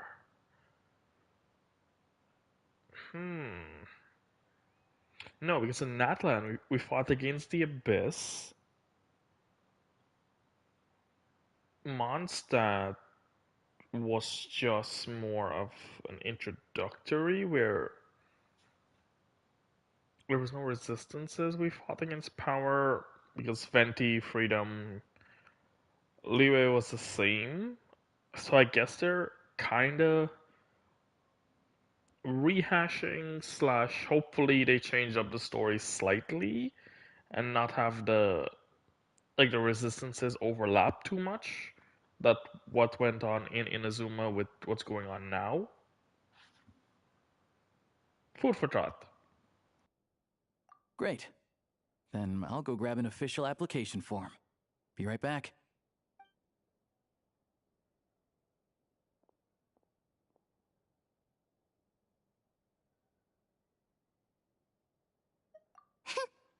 Well, Alosha has this pet dog, you see. His name's Tagarin, and this one time, Alosha brought him backstage. Tagarin took quite a liking to me, so I played with him for a little bit and fed him some treats.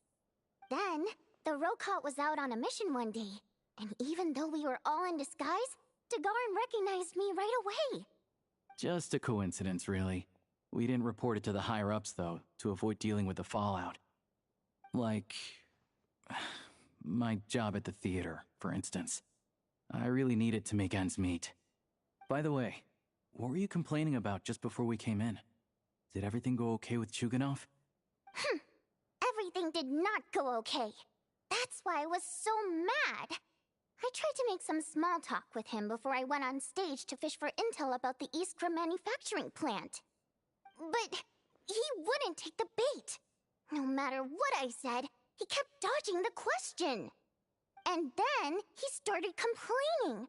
He said he didn't appreciate his second-rate seat in the stalls because he usually gets a private box. I mean, what did he expect? Everyone knows that if you want a box seat, you buy a ticket well in advance. But instead, he sends me a letter the day before the show when we're practically sold out. I had to juggle things around just to get him a half-decent seat, hoping he would appreciate the gesture enough to share some information. But nope, he didn't give me anything. Yeah, meeting Chuganov in person has definitely been a disappointing experience. Oh, you probably don't know who we're talking about, do you? Chuganov was that older guy you were sitting next to today. I'm sure he didn't make a great first impression on you either. To the citizenry, he's a family man and a kind boss. But our interactions with him tell a very different story. It's one thing to ask for a favor, but he acts like it's his right. He always expects special treatment. Not gonna lie, Vodanista here, it's giving mermaid-ish kind of vibes. Whether or not she looks animal, so I don't think it's definitely she's gonna be a mermaid because she looks like she's gonna have a animal vision, but I could be wrong. Take the ticket situation, for instance. I've actually gotten him a private box in the past. But not only was he not even grateful, now he's acting like I've sold him short this time. Never mind, she's a Hydro. Just saw the vision on her back. So, mermaid slash siren, kind of, I guess. Probably more of a siren because of a fae. But are sirens and mermaid considered fae? I don't know. Not to mention that he's never paid for a single one of his tickets. And another thing, if he's such a big family man, why doesn't he bring his wife and daughter to see the show once in a while? I've never seen them here, not even once. Calm down, Vodyanitsa. If you won't do it the easy way, we'll have to try the hard way. But first things first. Here's your application form. Go ahead and fill it out.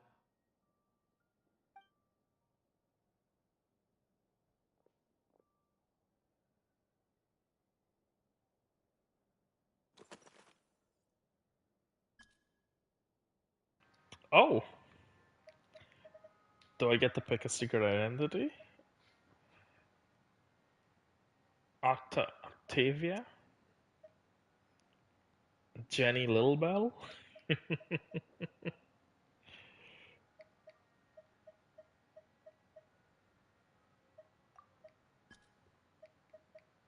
I can be a Primogen.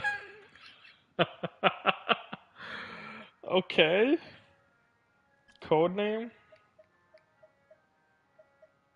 The 12th?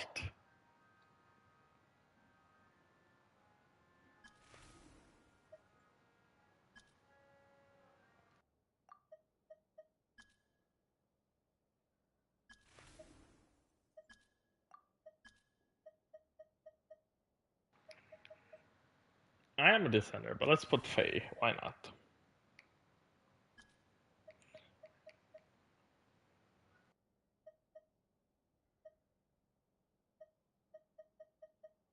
Mom told me to give it a try.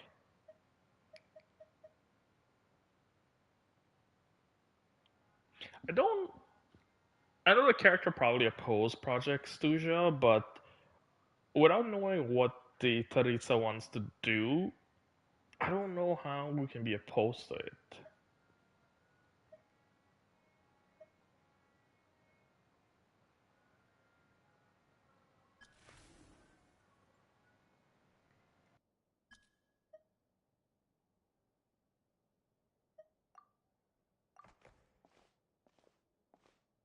I don't know if that makes a difference what I choose.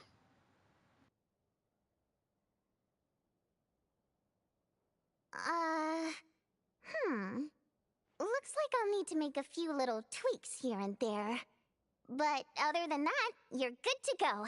We'll hold on to this for you. Alright. Now that we're officially Rokot comrades, I can tell you. Chukhanov is the target of our current operation.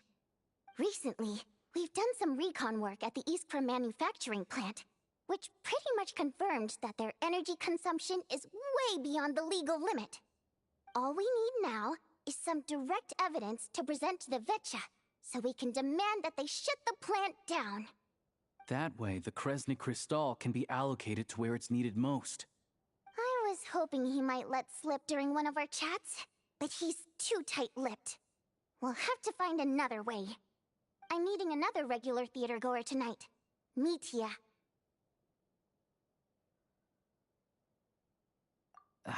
But Valeria's here too, and he's probably looking for Mitya, so he may end up being a no-show. Don't you worry. He must know how to dodge Valeri, or he wouldn't be showing up on time for every performance. Mitya is a renowned energy expert. Although we can't get any direct evidence of the excessive energy consumption at the plant, we can accidentally let the information slip to him. The authorities should take someone like him seriously. So if he starts raising questions about energy use at the Iskra manufacturing plant, there will be a proper investigation. Also, we're not allowed on site, but he has clearance. So all we need is his cooperation. Yeah, so that's the other thing we're trying to figure out. Though I think we're far less likely to make any progress on that front. Still, I hear that Mitya is a bit of a chatterbox. So, who knows? Maybe if we catch him in the right mood, he'll let something slip. What do you think? Sound like something worth your time? Okay, in that case, you guys find a seat somewhere nearby. Pretend you're a couple of buddies there to eat, And keep your ears peeled for useful information. He's a huge fan, so I doubt he'll have his guard up around me. But you two need to be convincing. If he suspects anything at all, he might stop talking. Sure. Don't worry. We'll make a believable pair of buddies. Perfect! You've sold me already. Now, help me tidy this room up a bit before we head out. Okay. What needs tidying? Everything!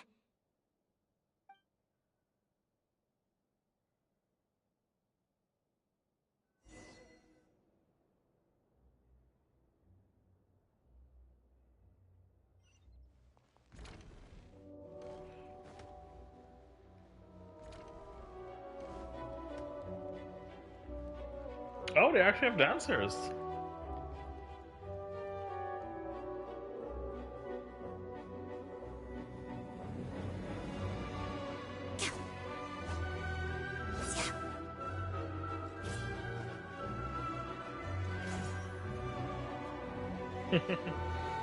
Okay,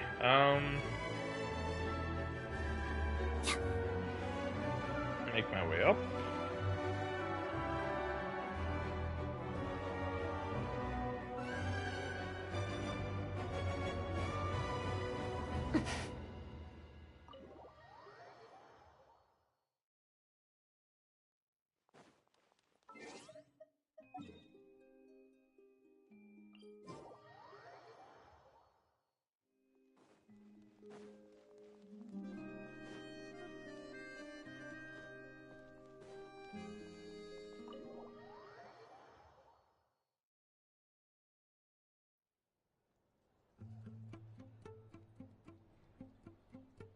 We come here often, so we shouldn't stand out. Let's sit here. Now, it's up to Vodyanitsa. Let's see how the conversation goes.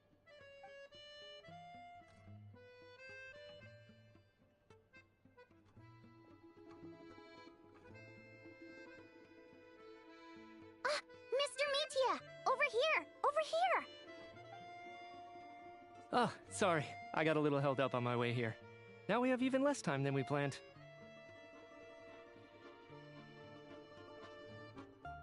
Go ahead and order some snacks and drinks. Whatever you like.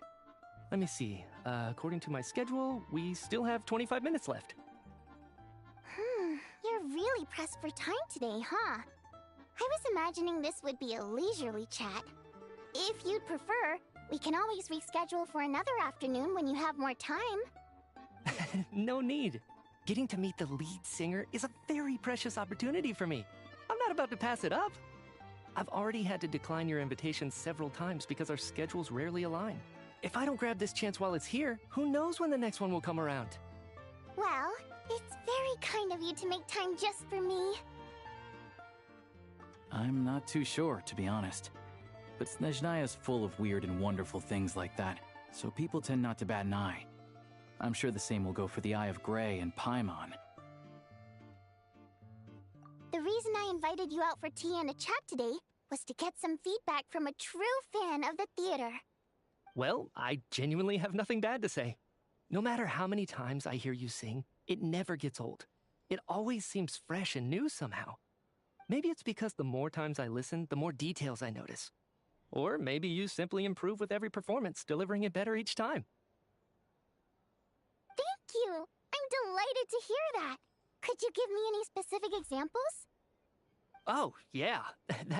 The piece you sang today, for example. Beneath the Frozen River? Hey, what's with you? I'm just praising a good performance. I always used to find that such a bleak and lonely song.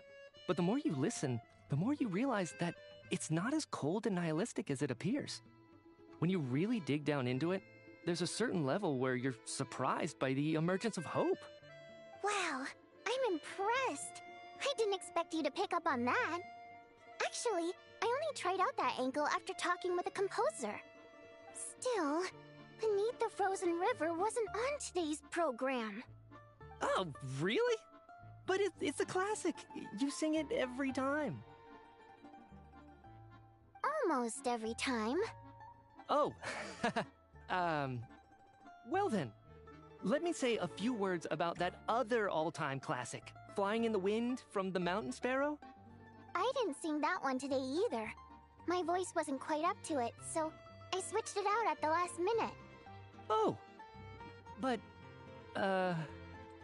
Sorry, Mr. Mitya, but you were at the theater today, yes? Of course I was. Remember? I said hello to all the troupe members before the show started. You, Odette, and the others. So, what did Odette sing today? Elegy of the Snow-Winged Goose, of course. Correct. I see. I see. You find my singing boring, don't you? That's why you don't remember a single song. Looks like I'll need to cut a few from the program next time. No, that's not it. I swear. All right. I'll be straight with you. I'm sorry. My mind was wandering as you took the stage today.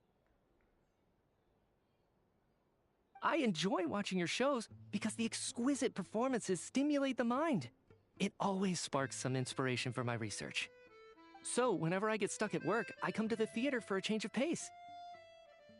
Odette's dance during the elegy of the Snow-Winged Goose today was simply incredible. It got me wondering what she's been going through recently. That look of sheer defiance in the face of utter tragedy? It was so inspiring.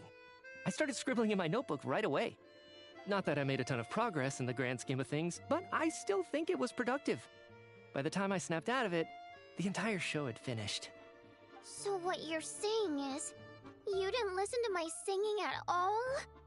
Unfortunately not. I'm sorry, I don't know which is more disrespectful. The fact that I don't always come for the show itself, or the fact that I missed your performance. Seems like things are getting a little awkward. Mitya just stepped into a conversational minefield. If there's one thing Vodyanitsa doesn't like, it's people who show disrespect for her performance. This meeting was so hard to set up. Don't tell me it's already falling apart. It's fine. I suppose this is affirming in its own way. At least, it shows that our performance really touches people's hearts, right? Don't let it bother you. It certainly doesn't bother me. She's showing a lot of restraint. Well, I'll be sure to let Odette know how much you adored her performance. Please don't say that. I always love your performances too. It's just that inspiration struck at the wrong time today. I'm usually all ears. I know, I can tell. That's why I value your opinion. I'm sure some people can't stand it when others praise their coworkers right to their face, but not me. No, sir. Fair enough. I still feel kinda bad, though. But you know what I really can't stand? People who only show up to the theater to pretend that they're cultured. Makes me sick to my stomach. Oh, yeah, 100%. There are too many of those people around. By the time they're walking out the door, they've forgotten all about the show. What's wrong? You look furious. I don't know if you've heard about the boss of the Eastborough manufacturing plant. He isn't even a theater investor, but he always demands the same privileges as actual investors. Box tickets only, premium drinks, even the right to request specific songs. Well played, Vodyanitsa. Seems like she's harnessing her rage to steer the conversation back on track. Now that you mention it, I've interacted with that guy before. I gotta say, everyone holds him up as an example of a benevolent businessman, but I don't know. I don't see it. Yeah, he couldn't care less about what's happening on stage. He's just there to flaunt his social status. I hate that I have to prepare programs for guys like that. What's the big deal with that factory he runs anyway? I asked around a bit and heard some pretty shocking stories. Sounds like he's just another greedy capitalist. Oh, really? Yep, the things people are saying are pretty damning. Low wages, insanely long working hours, equipment running around the clock. And as if that's not bad enough, he also strictly forbids his employees from giving any kind of interview. Project Stuja has now been extended so many times, we're at the point where crystal rations for the common folk are barely enough to survive on. Yet he even wants to get his greedy hands on them, just to boost his own profits. If the rumors are true, he's in serious violation of the law. Interesting. So you've heard about it too. What? So it's really true? Who knows? I've only heard the same rumors you have. But there's no smoke without fire. The Rooster's been coming down on us hard lately, demanding that we track and trace every single batch of Crystal. My coworkers in the Department of Energy have been tearing their hair out over it. The Rooster? I didn't realize he cared that much. Yeah. Even though there are no restrictions on Crystal trading, the poor will wind up freezing to death if we let the rich buy as much as they want. That's clearly unfair. Looks like we'll need to arrange an investigation into the Iskra manufacturing plant as soon as possible. I never knew you kept up with current affairs beyond the theater, Miss Vodyanica. You really have a heart for the common person. Most Fae in your position have long been indifferent to the plight of humans. Well, those of us who choose to live in human cities are naturally going to pay attention to any significant upheaval. Isn't the Rooster a Fae himself? He has electrovision. Quite interesting. Doesn't seem like a character I'll be interested in pulling, but maybe he has some unique abilities. Who knows? He kind of looks like a mad scientist in a way. I'm just surprised to learn that even someone with as much experience as him is getting so stressed out over Project Stuja. What is the end goal of this project anyway? This is it. We're finally going there. I'm sure Mitya can sense on some level that she's fishing for information. But since their conversation is so relaxed, he might just let something slip. It's stressing me out too. If I'd only made better progress with my research, things wouldn't have dragged on this long. Oh, so your work is related to Project Stuja? That's right. The Armory Palace needs a brand new energy source. Not the power of the Light Realm, and not elemental energy. Right now, the only thing that meets the requirements is the power contained within stellar linchpins.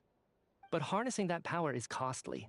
Each step of the process requires enormous amounts of Kresnik crystal, from extraction to quantification to attempts at conversion.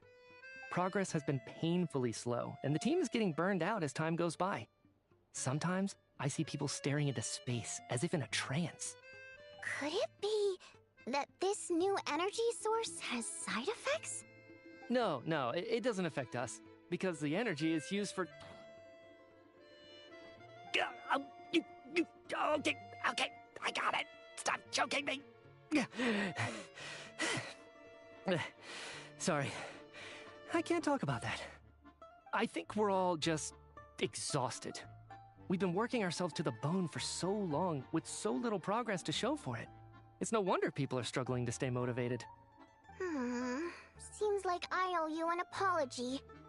I shouldn't have gotten so mad at you for not paying attention during the show. Don't worry about it. I count myself lucky, to be honest. I don't envy the people who work closely with the Tsaritsa herself. I'd much rather be in my current position. At least I don't have to shoulder any major responsibilities. So they're trying to develop a completely new kind of energy. Yeah, censored by a scarf. Who would have thought? Oh, dear. It looks like my time is up. I'm afraid I have to leave. I'm so sorry. We ended up barely talking about the theater. That's okay. It was a pleasure chatting with you, really. Let's make up for it next time. Yeah, hopefully once the work pressure eases up a little, I'll be able to focus more on the performance, and then we'll have more to discuss. We touched on some confidential issues today. I'd be grateful if you could keep it between us. That could have gone worse. Nice job. Why was Mitya in such a hurry to leave, though? Sorry, routine inspection.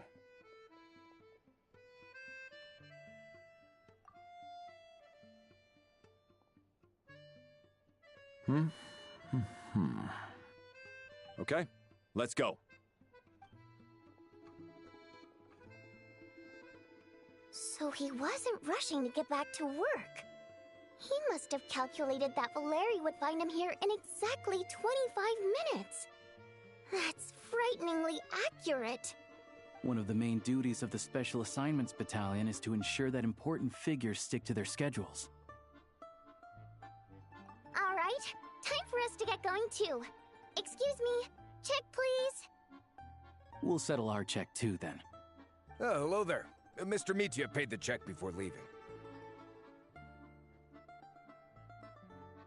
He also asked me to pass on a message. He said it was an honor to share his tea break with Miss Vodyanitsa and her two friends. Wait. So he knew we were here all along? This raises a lot of questions. Did he deliberately mention the new energy source so that we'd overhear it? Maybe his work isn't confidential after all. Maybe the key here is the purpose of this new energy. I guess that's the next thing to look into.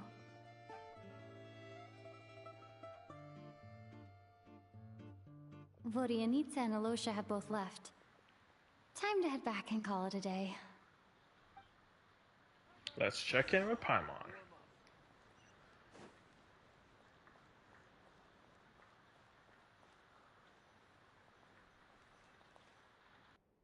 You're back! Here pretty early today.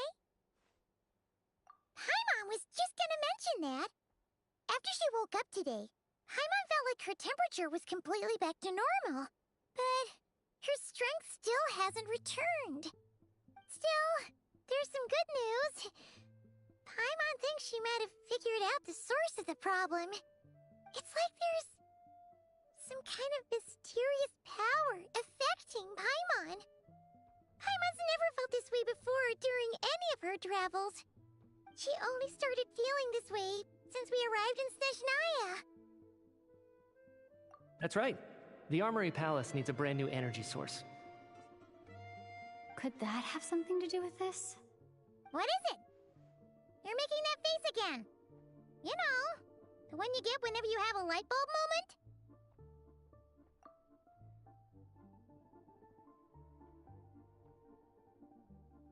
So, they're trying to develop a new energy source here?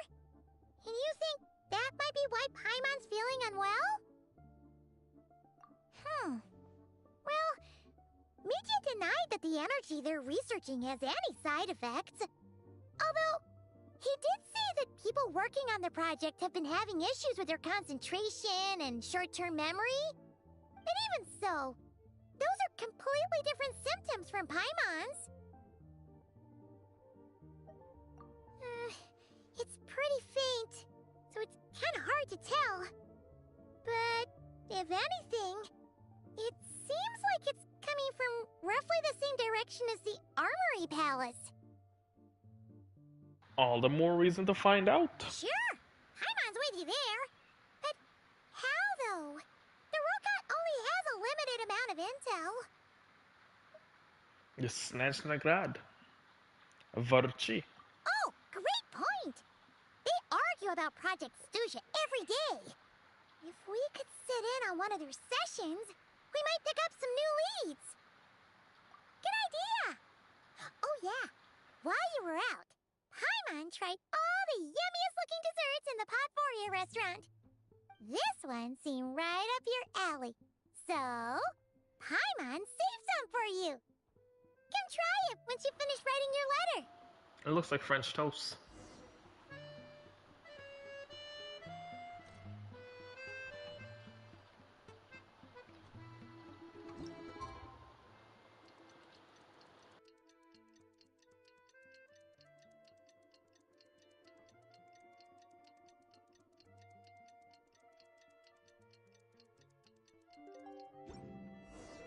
Alosha replied. He says that we won't be able to speak at the Vecha, but he can arrange for us to attend as visitors. Time to get ready. Then head to the Snezhnaya Vecha. You're back! Paimon's been working on the crossword puzzle in the newspaper. It's actually pretty fun. Oh, Oh, shoot! Paimon forgot the next word! Oh, she had it a moment ago. Think, Paimon, think.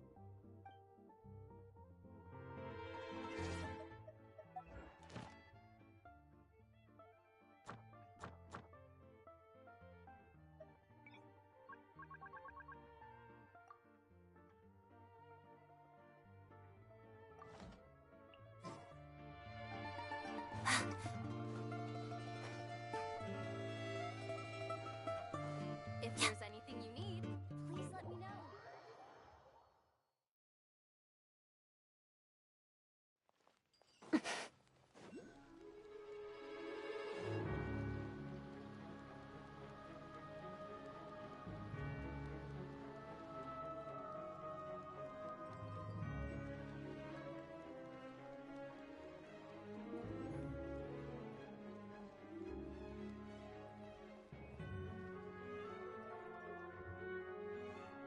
Ah, Miss Vodianitsa, prima donna of the Korolievsky troupe. What a surprise meeting you here. Will you be sitting in on a session of the Vetcha? Sorry, I'm not taking interviews today. Oh good, you're here. The session's about to begin. Let's get inside. Please wait, Miss Vodianitsa. Could you introduce me to your new friend?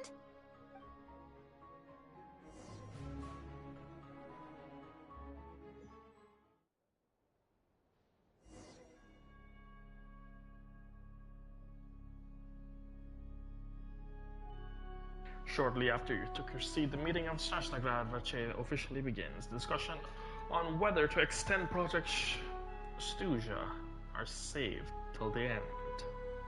As the rooster shares various energy-related statistics, dull and lifeless room suddenly becomes very animated.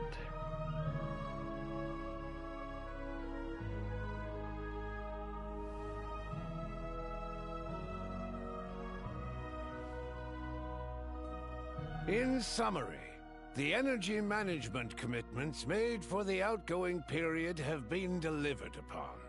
Furthermore, both the production and consumption of Kresnik Crystal show clear signs of stabilizing. The relevant agencies have assessed the present circumstances and determined that the status quo can be sustained until the next period.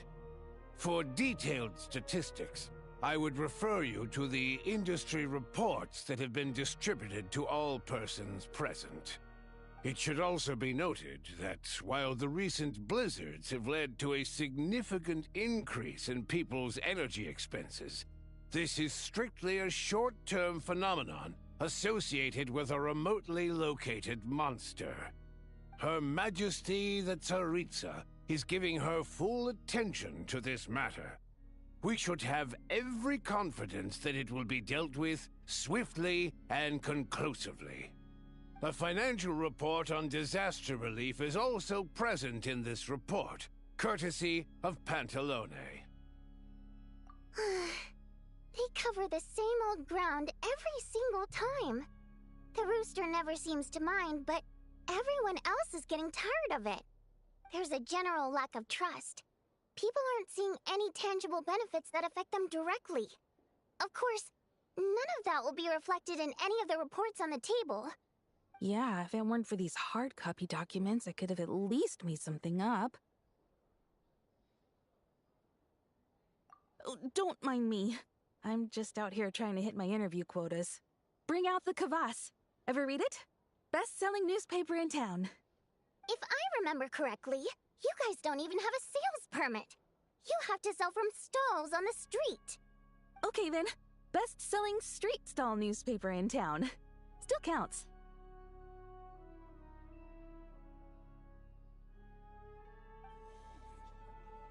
Order! We will now open the floor to the representatives. If there are no further substantive issues to discuss, we will then proceed to a vote on this motion. Snezhnaya has a long tradition of treating members of the Fatui armed forces and their dependents favorably. But recent surveys shows that Fatui families in remote areas have access to 15% less crystal than the average civilian family in Snezhnograd. It's been said many times before. but it bears repeating now. There needs to be a clear and consistent rationale behind how Cristal is allocated, or we will soon face immense public backlash. Perhaps you wouldn't need to keep repeating yourself if you would hear me out for once. I say again, true consistency exists only in principle. In the real world, fairness is relative. You appear to treat resource allocation as a simple function of production and population. So what about when the equipment used in production breaks down? Have you factored that into your equation? And do you even know how long it's been since Snezhnaya last conducted a census? If I knew the answers to questions like that, I'm sure I'd be a very wealthy man. And I doubt I'd be going by child. I'd like to bring the focus back to the specific issue I raised. Or do you wish to deny that favorable treatment for Fatui dependents is our long-standing policy? It's easy to be a critic when there's no accountability. That seems to be a running theme in the anti-Project Stuja cohort. Defeat the ringleader and all other problems will magically resolve themselves. That's what they seem to think. But in case you aren't aware, not one jot in my report would change whether Project Stuja continues or not. So you have no intention whatsoever of finding a solution to this problem? On the contrary, I'm the only one here who ever brings solutions. Child opened by speaking up for the armed forces. Regrator struck back with style and a war of words ensued.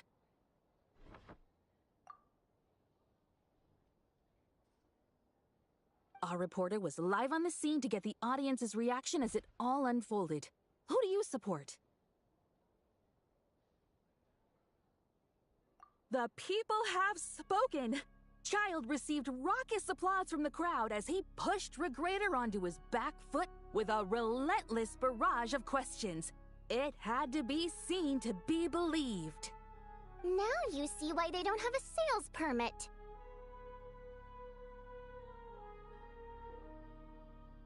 However this reporter wants to spin things, I haven't forgotten that Tartaglia was representing the Northland Bank when we first met in Liyue.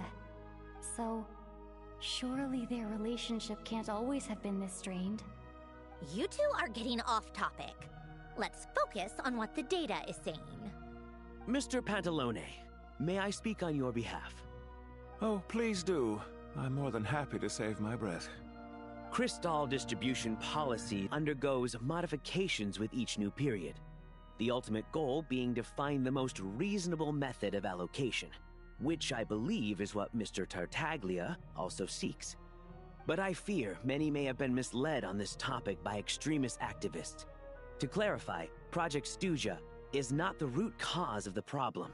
It is merely a framework for resource distribution. The most recent reports all point to Snezhnaya's resilience and adaptability during this period of fine-tuning, and give clear indications that a distribution framework is improving with each iteration. To make drastic adjustments without first considering the risks would likely do more harm than good. It would be a waste of the hard-won experience we've gained to date.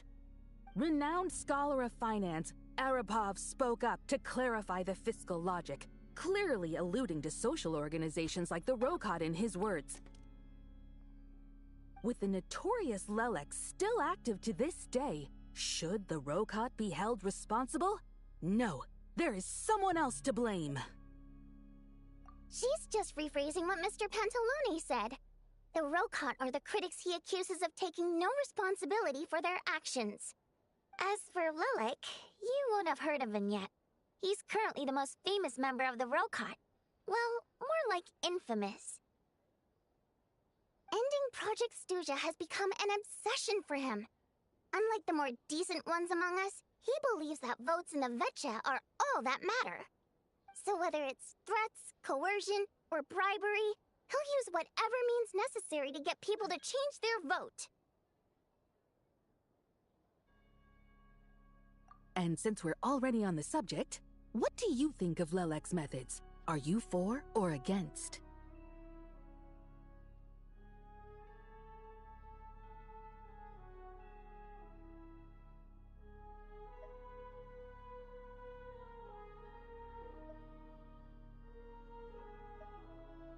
Well, whatever the story is, his actions benefit us all. We stand with Lelik. At least someone here wants to take this discussion seriously. I've been considering that issue myself. What you really need is more precise regional data, right? I think it would be easiest to let the Fatui handle it, since they're already in charge of Crystal shipments anyway. We may as well get them to collect some data while they're at it. Whatever you need, you can ask the Fatui to look into it for you. In terms of supervision, I think the Druzhna would be a good fit. I had hoped to discuss this with Miss Vesna, but sadly, she's not present. I will be happy to take a note of your suggestions and present them to Commander Vesna for a decision upon her return. The Commander has always taken a keen interest in Project Stuzha. However, given the Druzhna's demanding workload, I'm afraid it may prove difficult for them to provide any practical support. Let us refrain from jumping to conclusions until a concrete and actionable plan is in place. My apologies, Lord Rooster. There are numerous issues to address here, including manpower, time sensitivity, and reporting lines. Nevertheless, I support drafting a proposal. Follow the usual procedure, and it can be raised as a new motion for all parties to evaluate at the appropriate time. In that case, I'd like to share one thought before the proposal is drafted. The issue of time sensitivity was raised just now, which I presume relates to the official reports. In fact, the Energy Commission already collects regular statistics on each urban center and its surrounding area. Would these be of any use? That's a good idea. I read every issue of Sviet-Lolaidovka's report, and although my focus is mostly on the section about equipment operation, the energy consumption statistics also yield a lot of insights. Be that as it may, does no one see an issue with using local data to determine Crystal quotas? In the long term, it seems like a very risky solution. Not if they are used purely for reference. So long as we have the report from the Northland Bank's headquarters to corroborate it, no one will be able to fool me. Very well, then. It appears that this arrangement is acceptable to all parties. Yeah, sounds good to me. The members reached a provisional consensus on the issue of improving treatment for Fatui soldiers.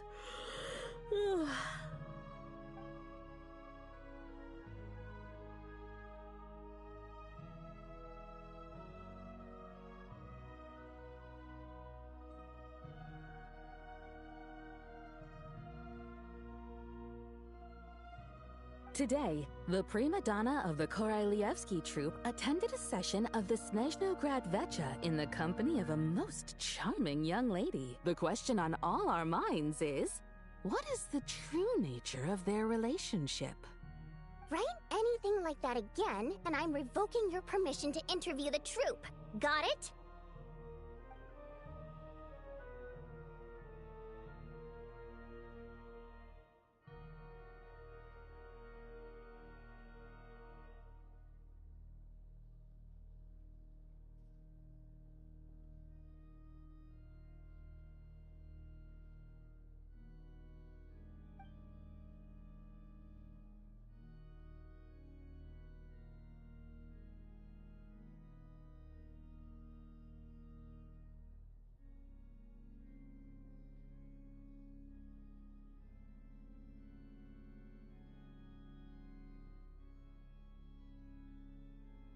Now then, if there are no further contributions from those present, we shall proceed to the final vote. Hey, check it out!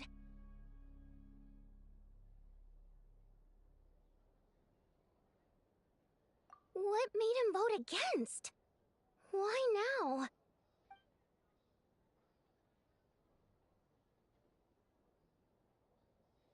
The votes have been tallied. Those in favor of continuing Project Stuzha total 61%, securing a clear majority. That was too close. The margin has shrunk yet again. Chuganov was a huge loss. I'll bet Lelik is behind this. I wonder how Pulcinella will respond this time. Chuganov. I see. Lelik strikes again. Yes. Go, Lelik. Once Project Stuzha is defeated, Our unwavering support at Bring Out the Kvass will finally pay off when we make our comeback. I can taste our victory already! In accordance with the result of this vote, Project Stuzha will remain in effect until the next Vecha period. Finally, may I remind us all, we debate only for the greater glory and solidarity of our nation. May the aurora shine ever on, and the tundra always stand firm.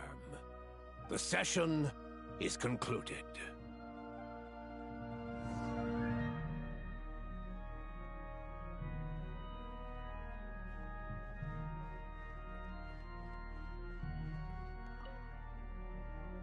I have to say, I really wasn't expecting Chulkunov to vote against Project Stuzha.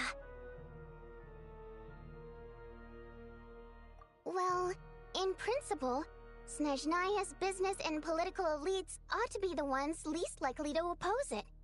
As we heard, Project Stuzha is basically just a resource distribution framework that requires everyone to cut back during the winter. But even if the policy got cancelled, the Tsaritsa's energy needs wouldn't suddenly go down. The extra demand from the public would have to be filled from somewhere. So logically, the factories would have to take the hit. I got a letter from Mr. Mitya just before today's session. He said he's confirmed that there are issues around overtime and excessive energy consumption at the Iskra manufacturing plant. In a situation like this, once the Rooster receives the report, he'll order the factory to halt production and submit to an investigation before issuing a penalty. But that's a week-long process, and thus didn't make it onto the Vecha agenda this time. I don't think he suspects anything so far. Exactly. And as you know, he's a very selfish person. I was originally gonna try and flip him after he received notice of the official sanctions. My plan was to convince him that the whole thing was completely unfair. Rather than just sit back and take the hit while his factory stopped production, he'd be better off voting to end Project Stuzha.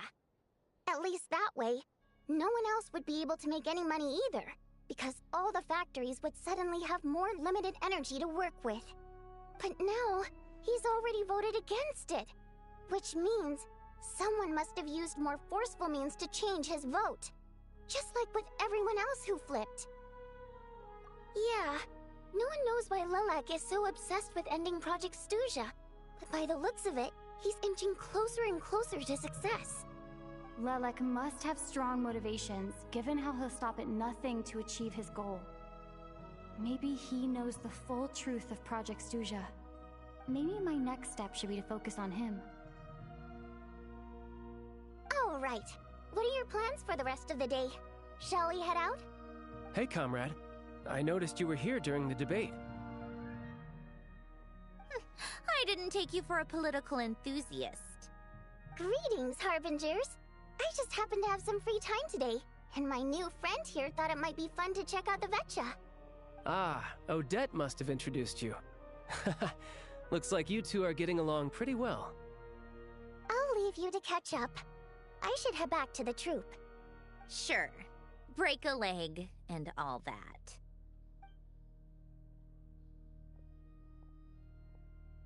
Thought it might be fun to check out the Vecha, did you? Things are never that simple with you, Traveler. There's no way you're here for kicks and giggles. Tell me I'm wrong. I've learned something interesting tidbit today. Oh, yeah. To some, he's a captivating enigma.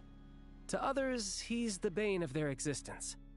No one ever thought that some anonymous nobody from the Rokot could cause such a stir. Huh? You want to look into Lelik?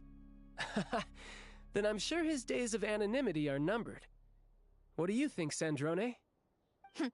Fine by me, I guess. If the Traveler actually manages to expose Lelik, it'll be doing Pulcinella a favor. In return, it seems fair to let her in on what we've learned so far. My thoughts exactly. Sharing is caring, after all. Head back to Glupov and grab the files on Lelik. It's easier to just pull the records than go through the rigmarole of getting the Traveler a visitor's permit. As you command, child, sir. In that case, Since we're going to be waiting anyway, I'll have someone brew a pot of black tea.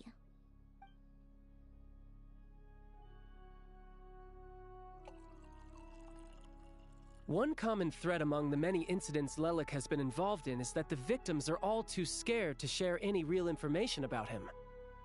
Clearly, he must have threatened them in some way. His modus operandi is to silently infiltrate the scene and leave a threatening letter behind. But neither the letters nor the crime scenes ever yield any clues to his identity. So all these files have to offer are short statements by the people affected. They don't give us a lot to go on. If nothing else, it shows we're dealing with a trained professional who's versed in counter-surveillance. Yes, and to that point, he often strikes in highly secure locations. The victims are high-ranking and influential people who take their personal security very seriously. Somehow, Lelik slips right into their rooms without making a sound. There's never any eyewitnesses, nor the slightest trace of a break-in. If he can get in and out undetected, it means he can strike without warning. Not that that's ever happened so far, but the thought is enough to scare these people sleepless. Here's my wild prediction. It's the Jester. Maybe I'm wrong. It's more than likely I'm wrong. Not even maybe. But I could see the Jester pulling this off. It's hard to believe that a human being could pull this off flawlessly every time. So they switched the focus of the investigation to Faye. Unfortunately, no one's found anything yet. Careful. Don't underestimate me. Although truth be told, I'd probably find it hard not to blow my cover. Direct confrontation is more my style. We haven't ruled out the possibility of Lelik being human. It's just, there can only be a handful of people in all of Teyvat who'd fit the profile. Faye, on the other hand, plenty would have the ability, but few would have the motive. No, not as strong as me. You'll never find the culprit with criteria like that. Let's go with a little weaker than me. Neuvillette, Skirk. Oh, you hit me right where it hurts. I'll admit, he's strong and meticulous.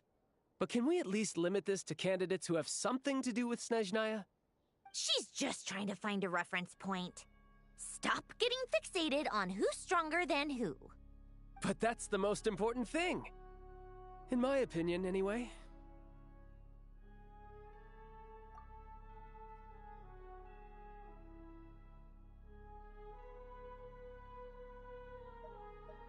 Odette?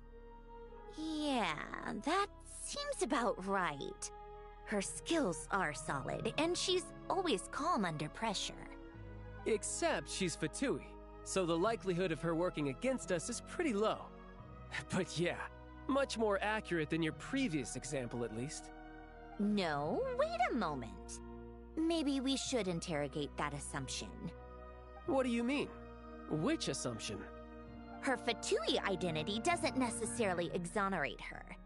And when you think about it, the Rokot would be precisely what she needs to conceal her identity.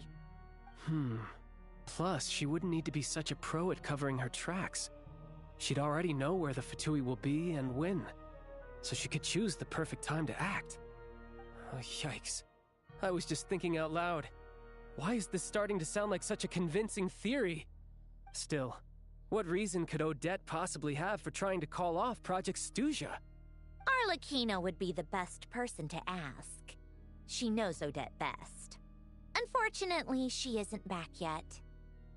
Rosaline used to open up to her in private about her struggles with Odette.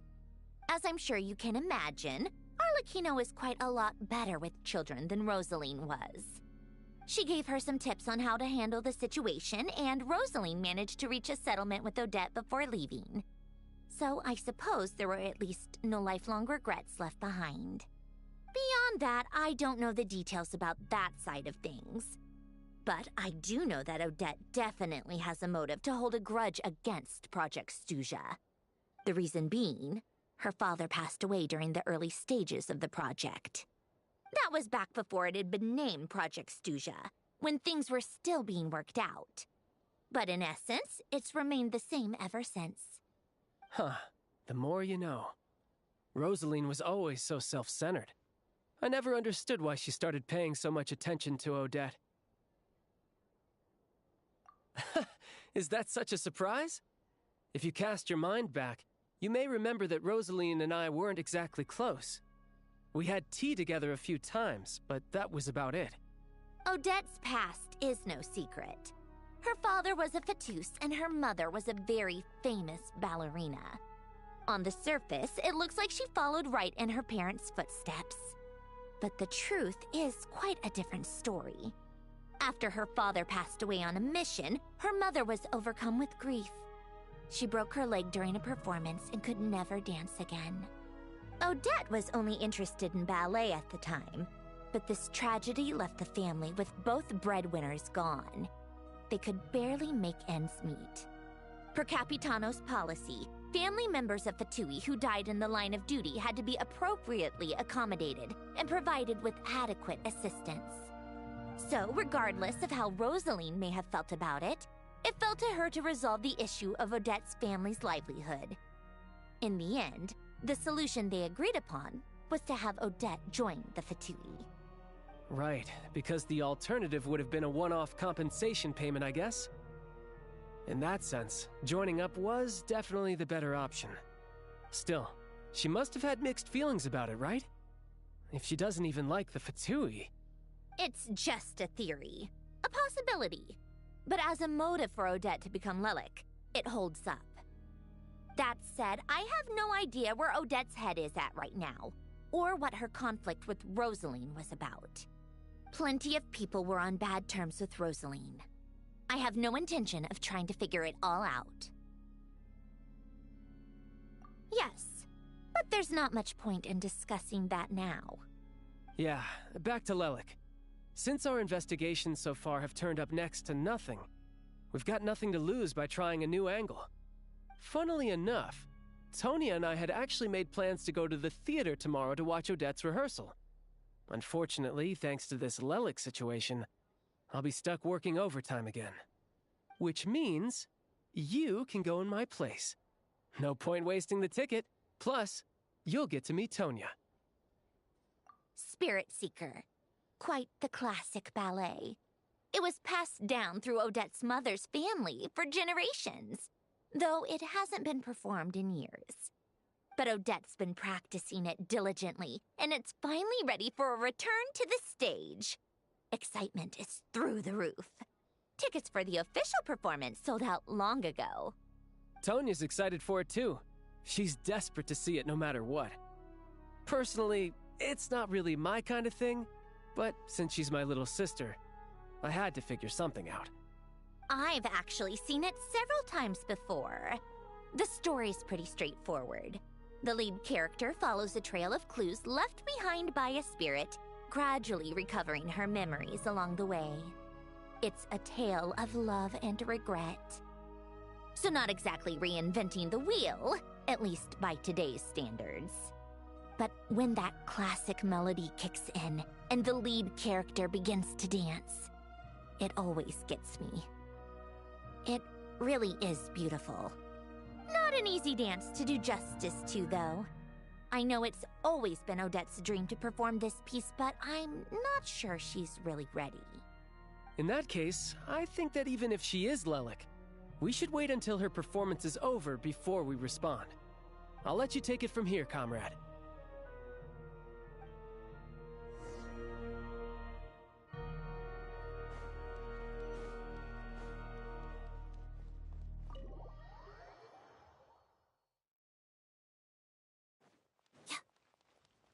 Do we think Odette is a member?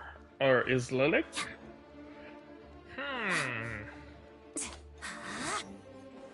I can't say for sure. She does fit a lot of the criteria, but I guess she could be, but I'm thinking Jester is Lilac. Sounds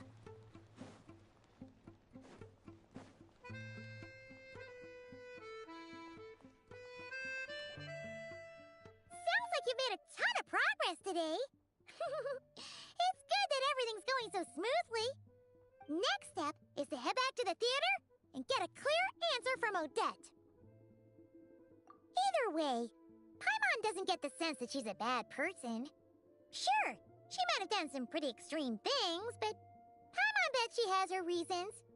Maybe this is going too far, but like, with everything she's managed to do so far, wouldn't it make more sense in theory to be even more, you know, heavy-handed?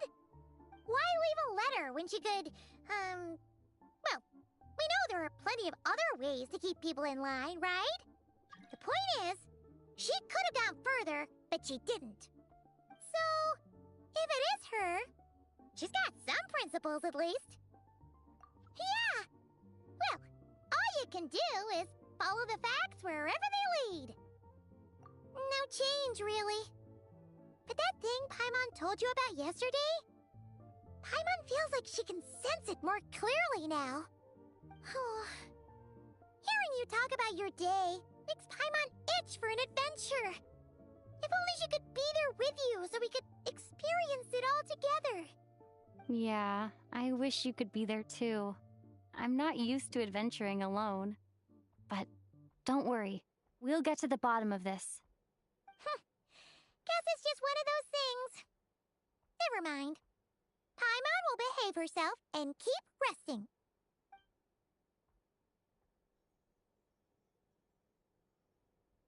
If Odette is Lelek, she may well have inside information on Project Stuja.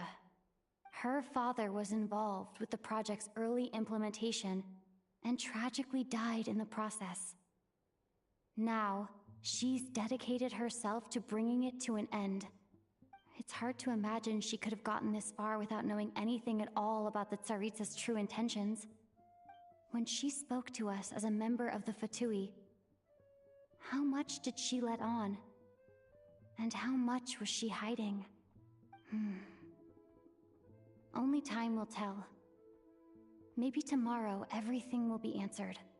Hey look! It's snowing! Could be a tough day ahead. Make sure you wrap up warm tomorrow.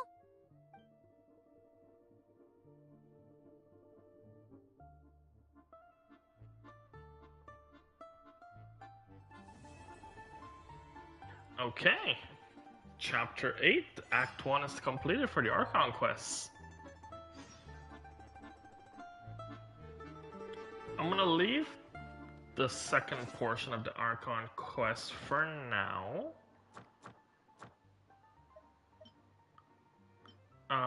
So that's done. So Chapter 7, Act 1. And now, what I want to do is actually start unlocking some of these domains.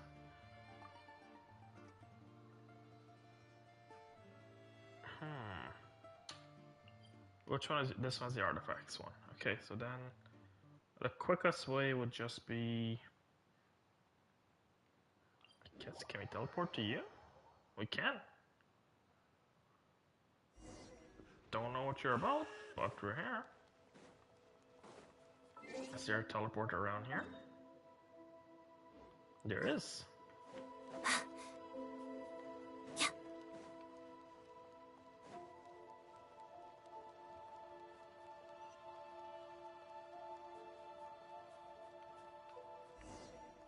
No!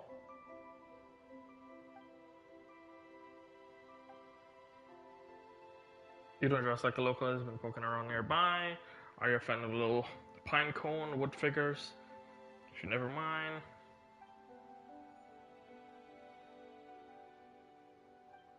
New Edge, Mutual Aid Achievement Network. I've never heard of that before.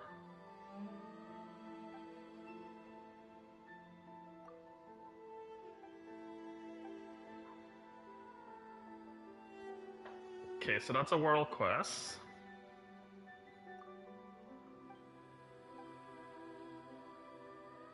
No, I don't need to follow. Don't teleport me to her, the base. These are the kids from Natlet and Leeway. The wood figure doesn't seem familiar. Little pine cone. I'm not seeing things, right? That's too miny. Too cute for words.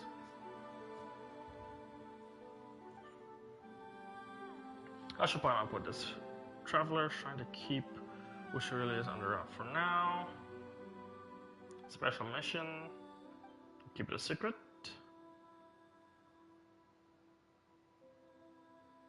Got some insider lingo. To Miney in the inner circle.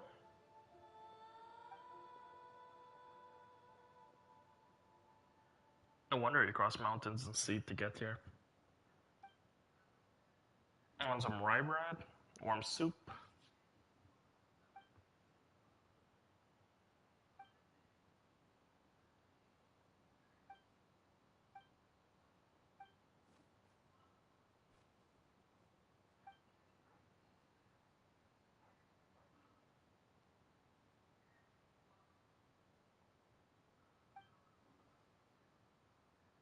Certain monster, there is nowhere to share the group after learning the hard way and come back.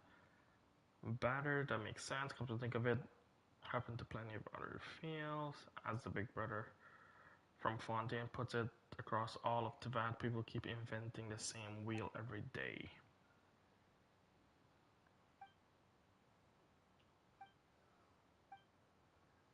Okay, I just want to unlock the teleport.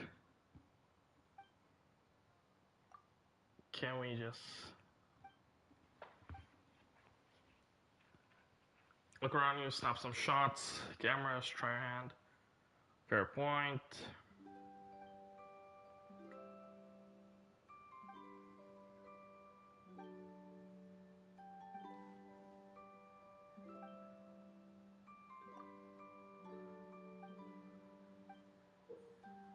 Okay. We got a world quest.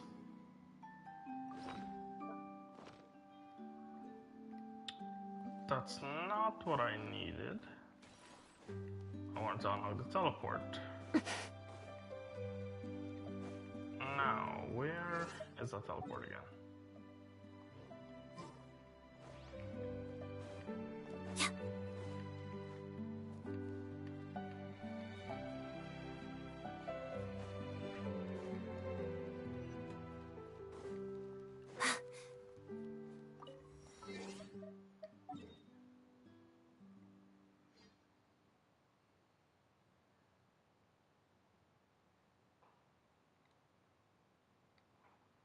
Seems like a long way, so probably a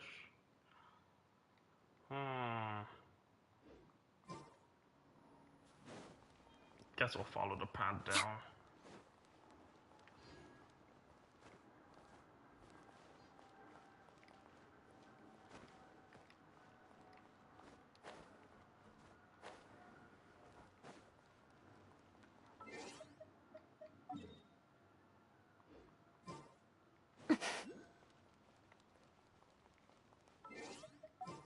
Let me switch to my exploration characters.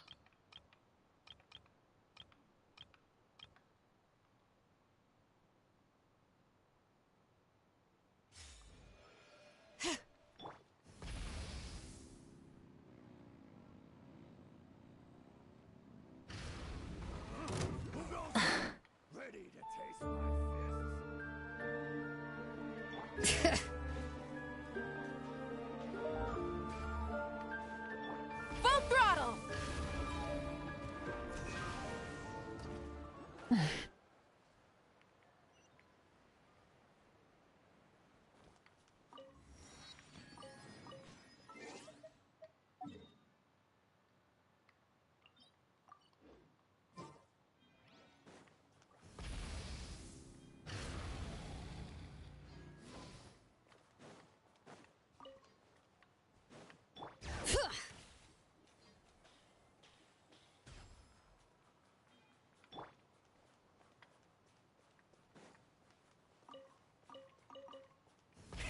Rev the engines! Red beat.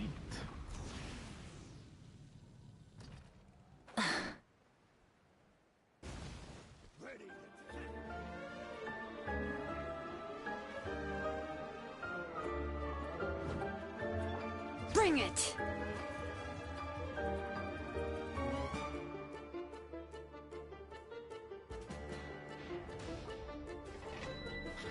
Okay, this is what I wanted to unlock.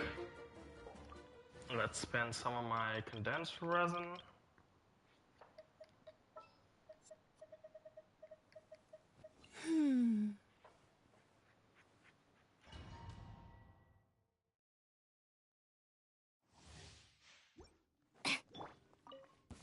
Be gone!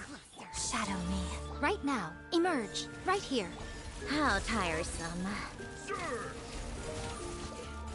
Take a break. Let's test my hypothesis. A sight to behold.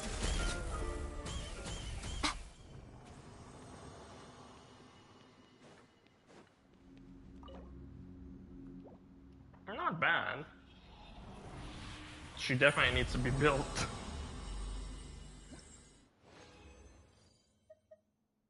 Triple furnace?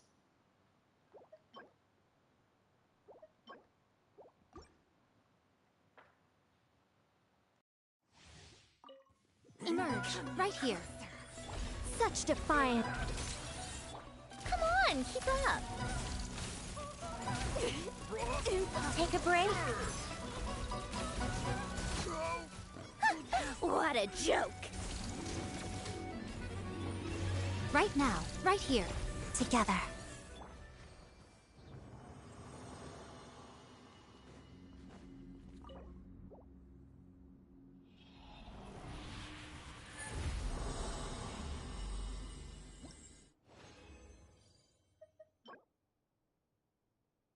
Oh, quite interesting.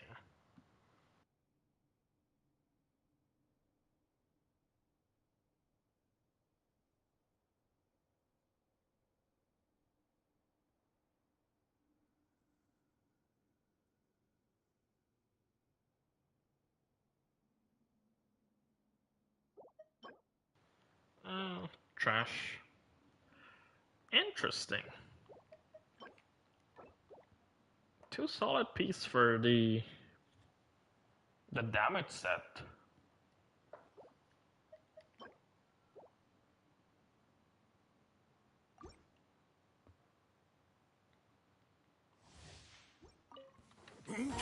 Emerge. Right now.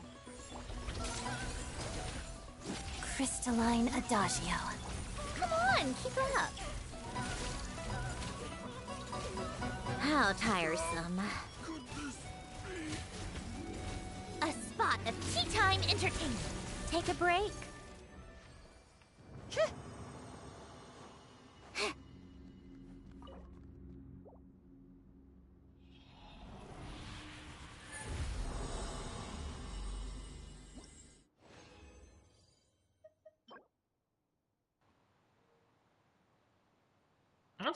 That's a decent one as well.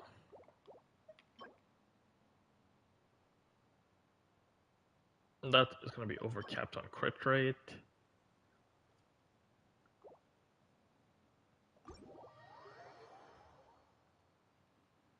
Okay, aside from that, Odette, where is your boss monster?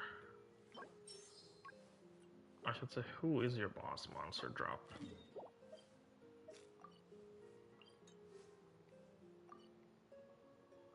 So it's over to the left.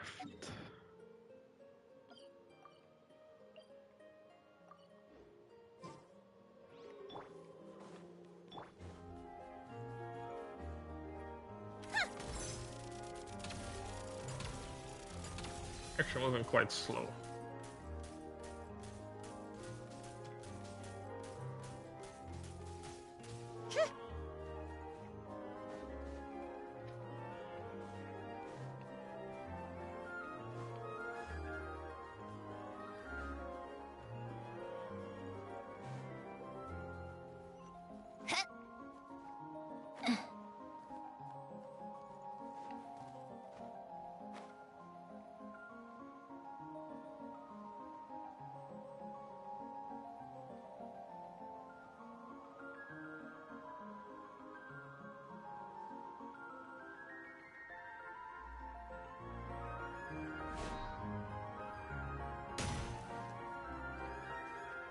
That reminds me too. I need to grab the more of the mechanical scarab for Snezhnaya.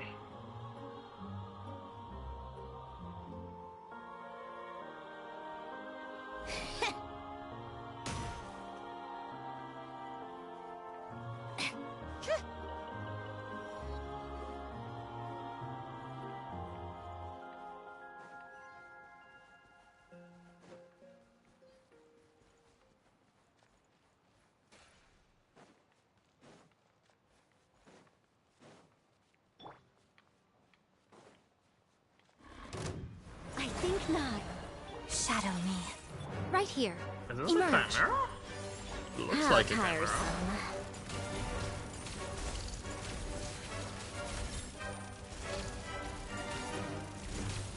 Take a break. Begone. Let's begin. Pirouette.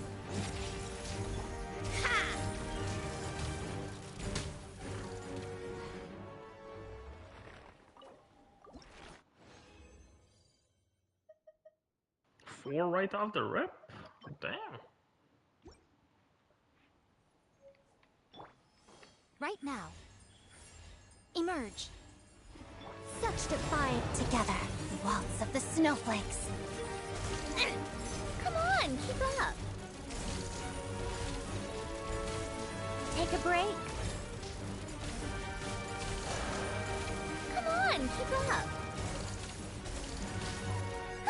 What a joke! Show them. Right here. Let's begin. Begone!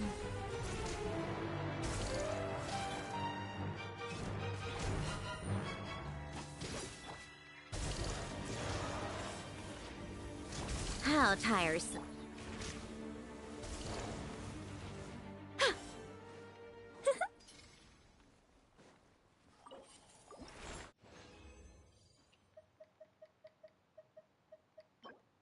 Fire.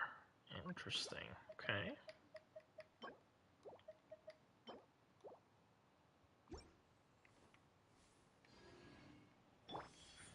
Emerge. I think not. Together, witness the snow swan's glow. Come on, keep up. Take a break. How tiresome. A spot of tea time entertainment. Right here, right now. Shadow me. Begone. Ha!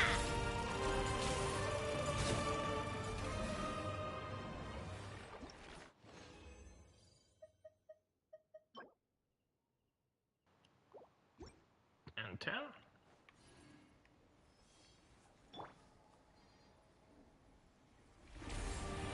Emerge. Let's begin. Pas de deux. I think not. Come on, keep up. Take a break.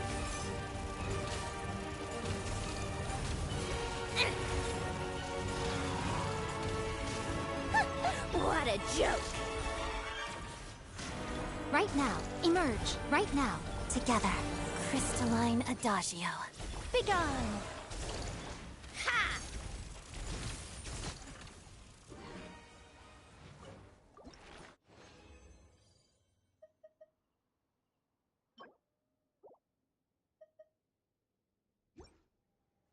One more. Right here. Right now. Shadow me. Boccio! Are you good to go on? No, Snezhnaya. I think not. Together. Come on out. I'm always watching. Emerge. Right now.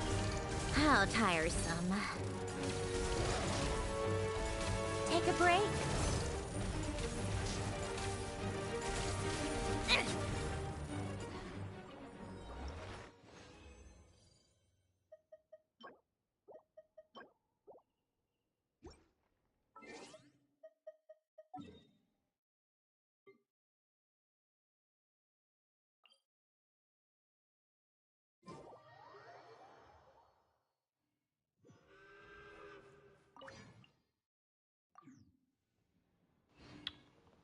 Oh, there's the option. Okay, that's how to craft. Okay.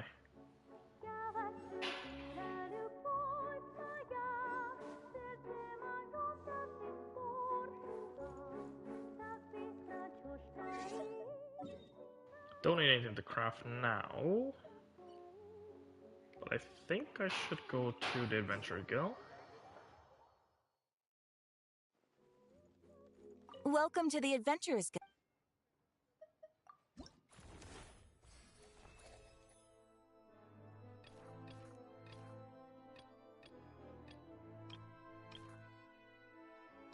Still haven't done the full set of Not Cry stuff.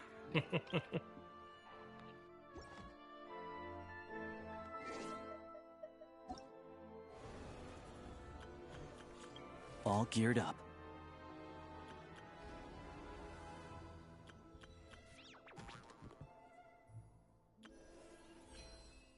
Okay, time for the self. We are 1 out of 5. We have 5 days remaining. Okay, that's not bad. And I am currently completing this. So that is not bad as well. So we're gonna pick it up back there probably later on today, maybe tomorrow. And then we'll try to complete the Archon quest. But for now, thanks everyone for tuning out, and I'll catch everybody another time.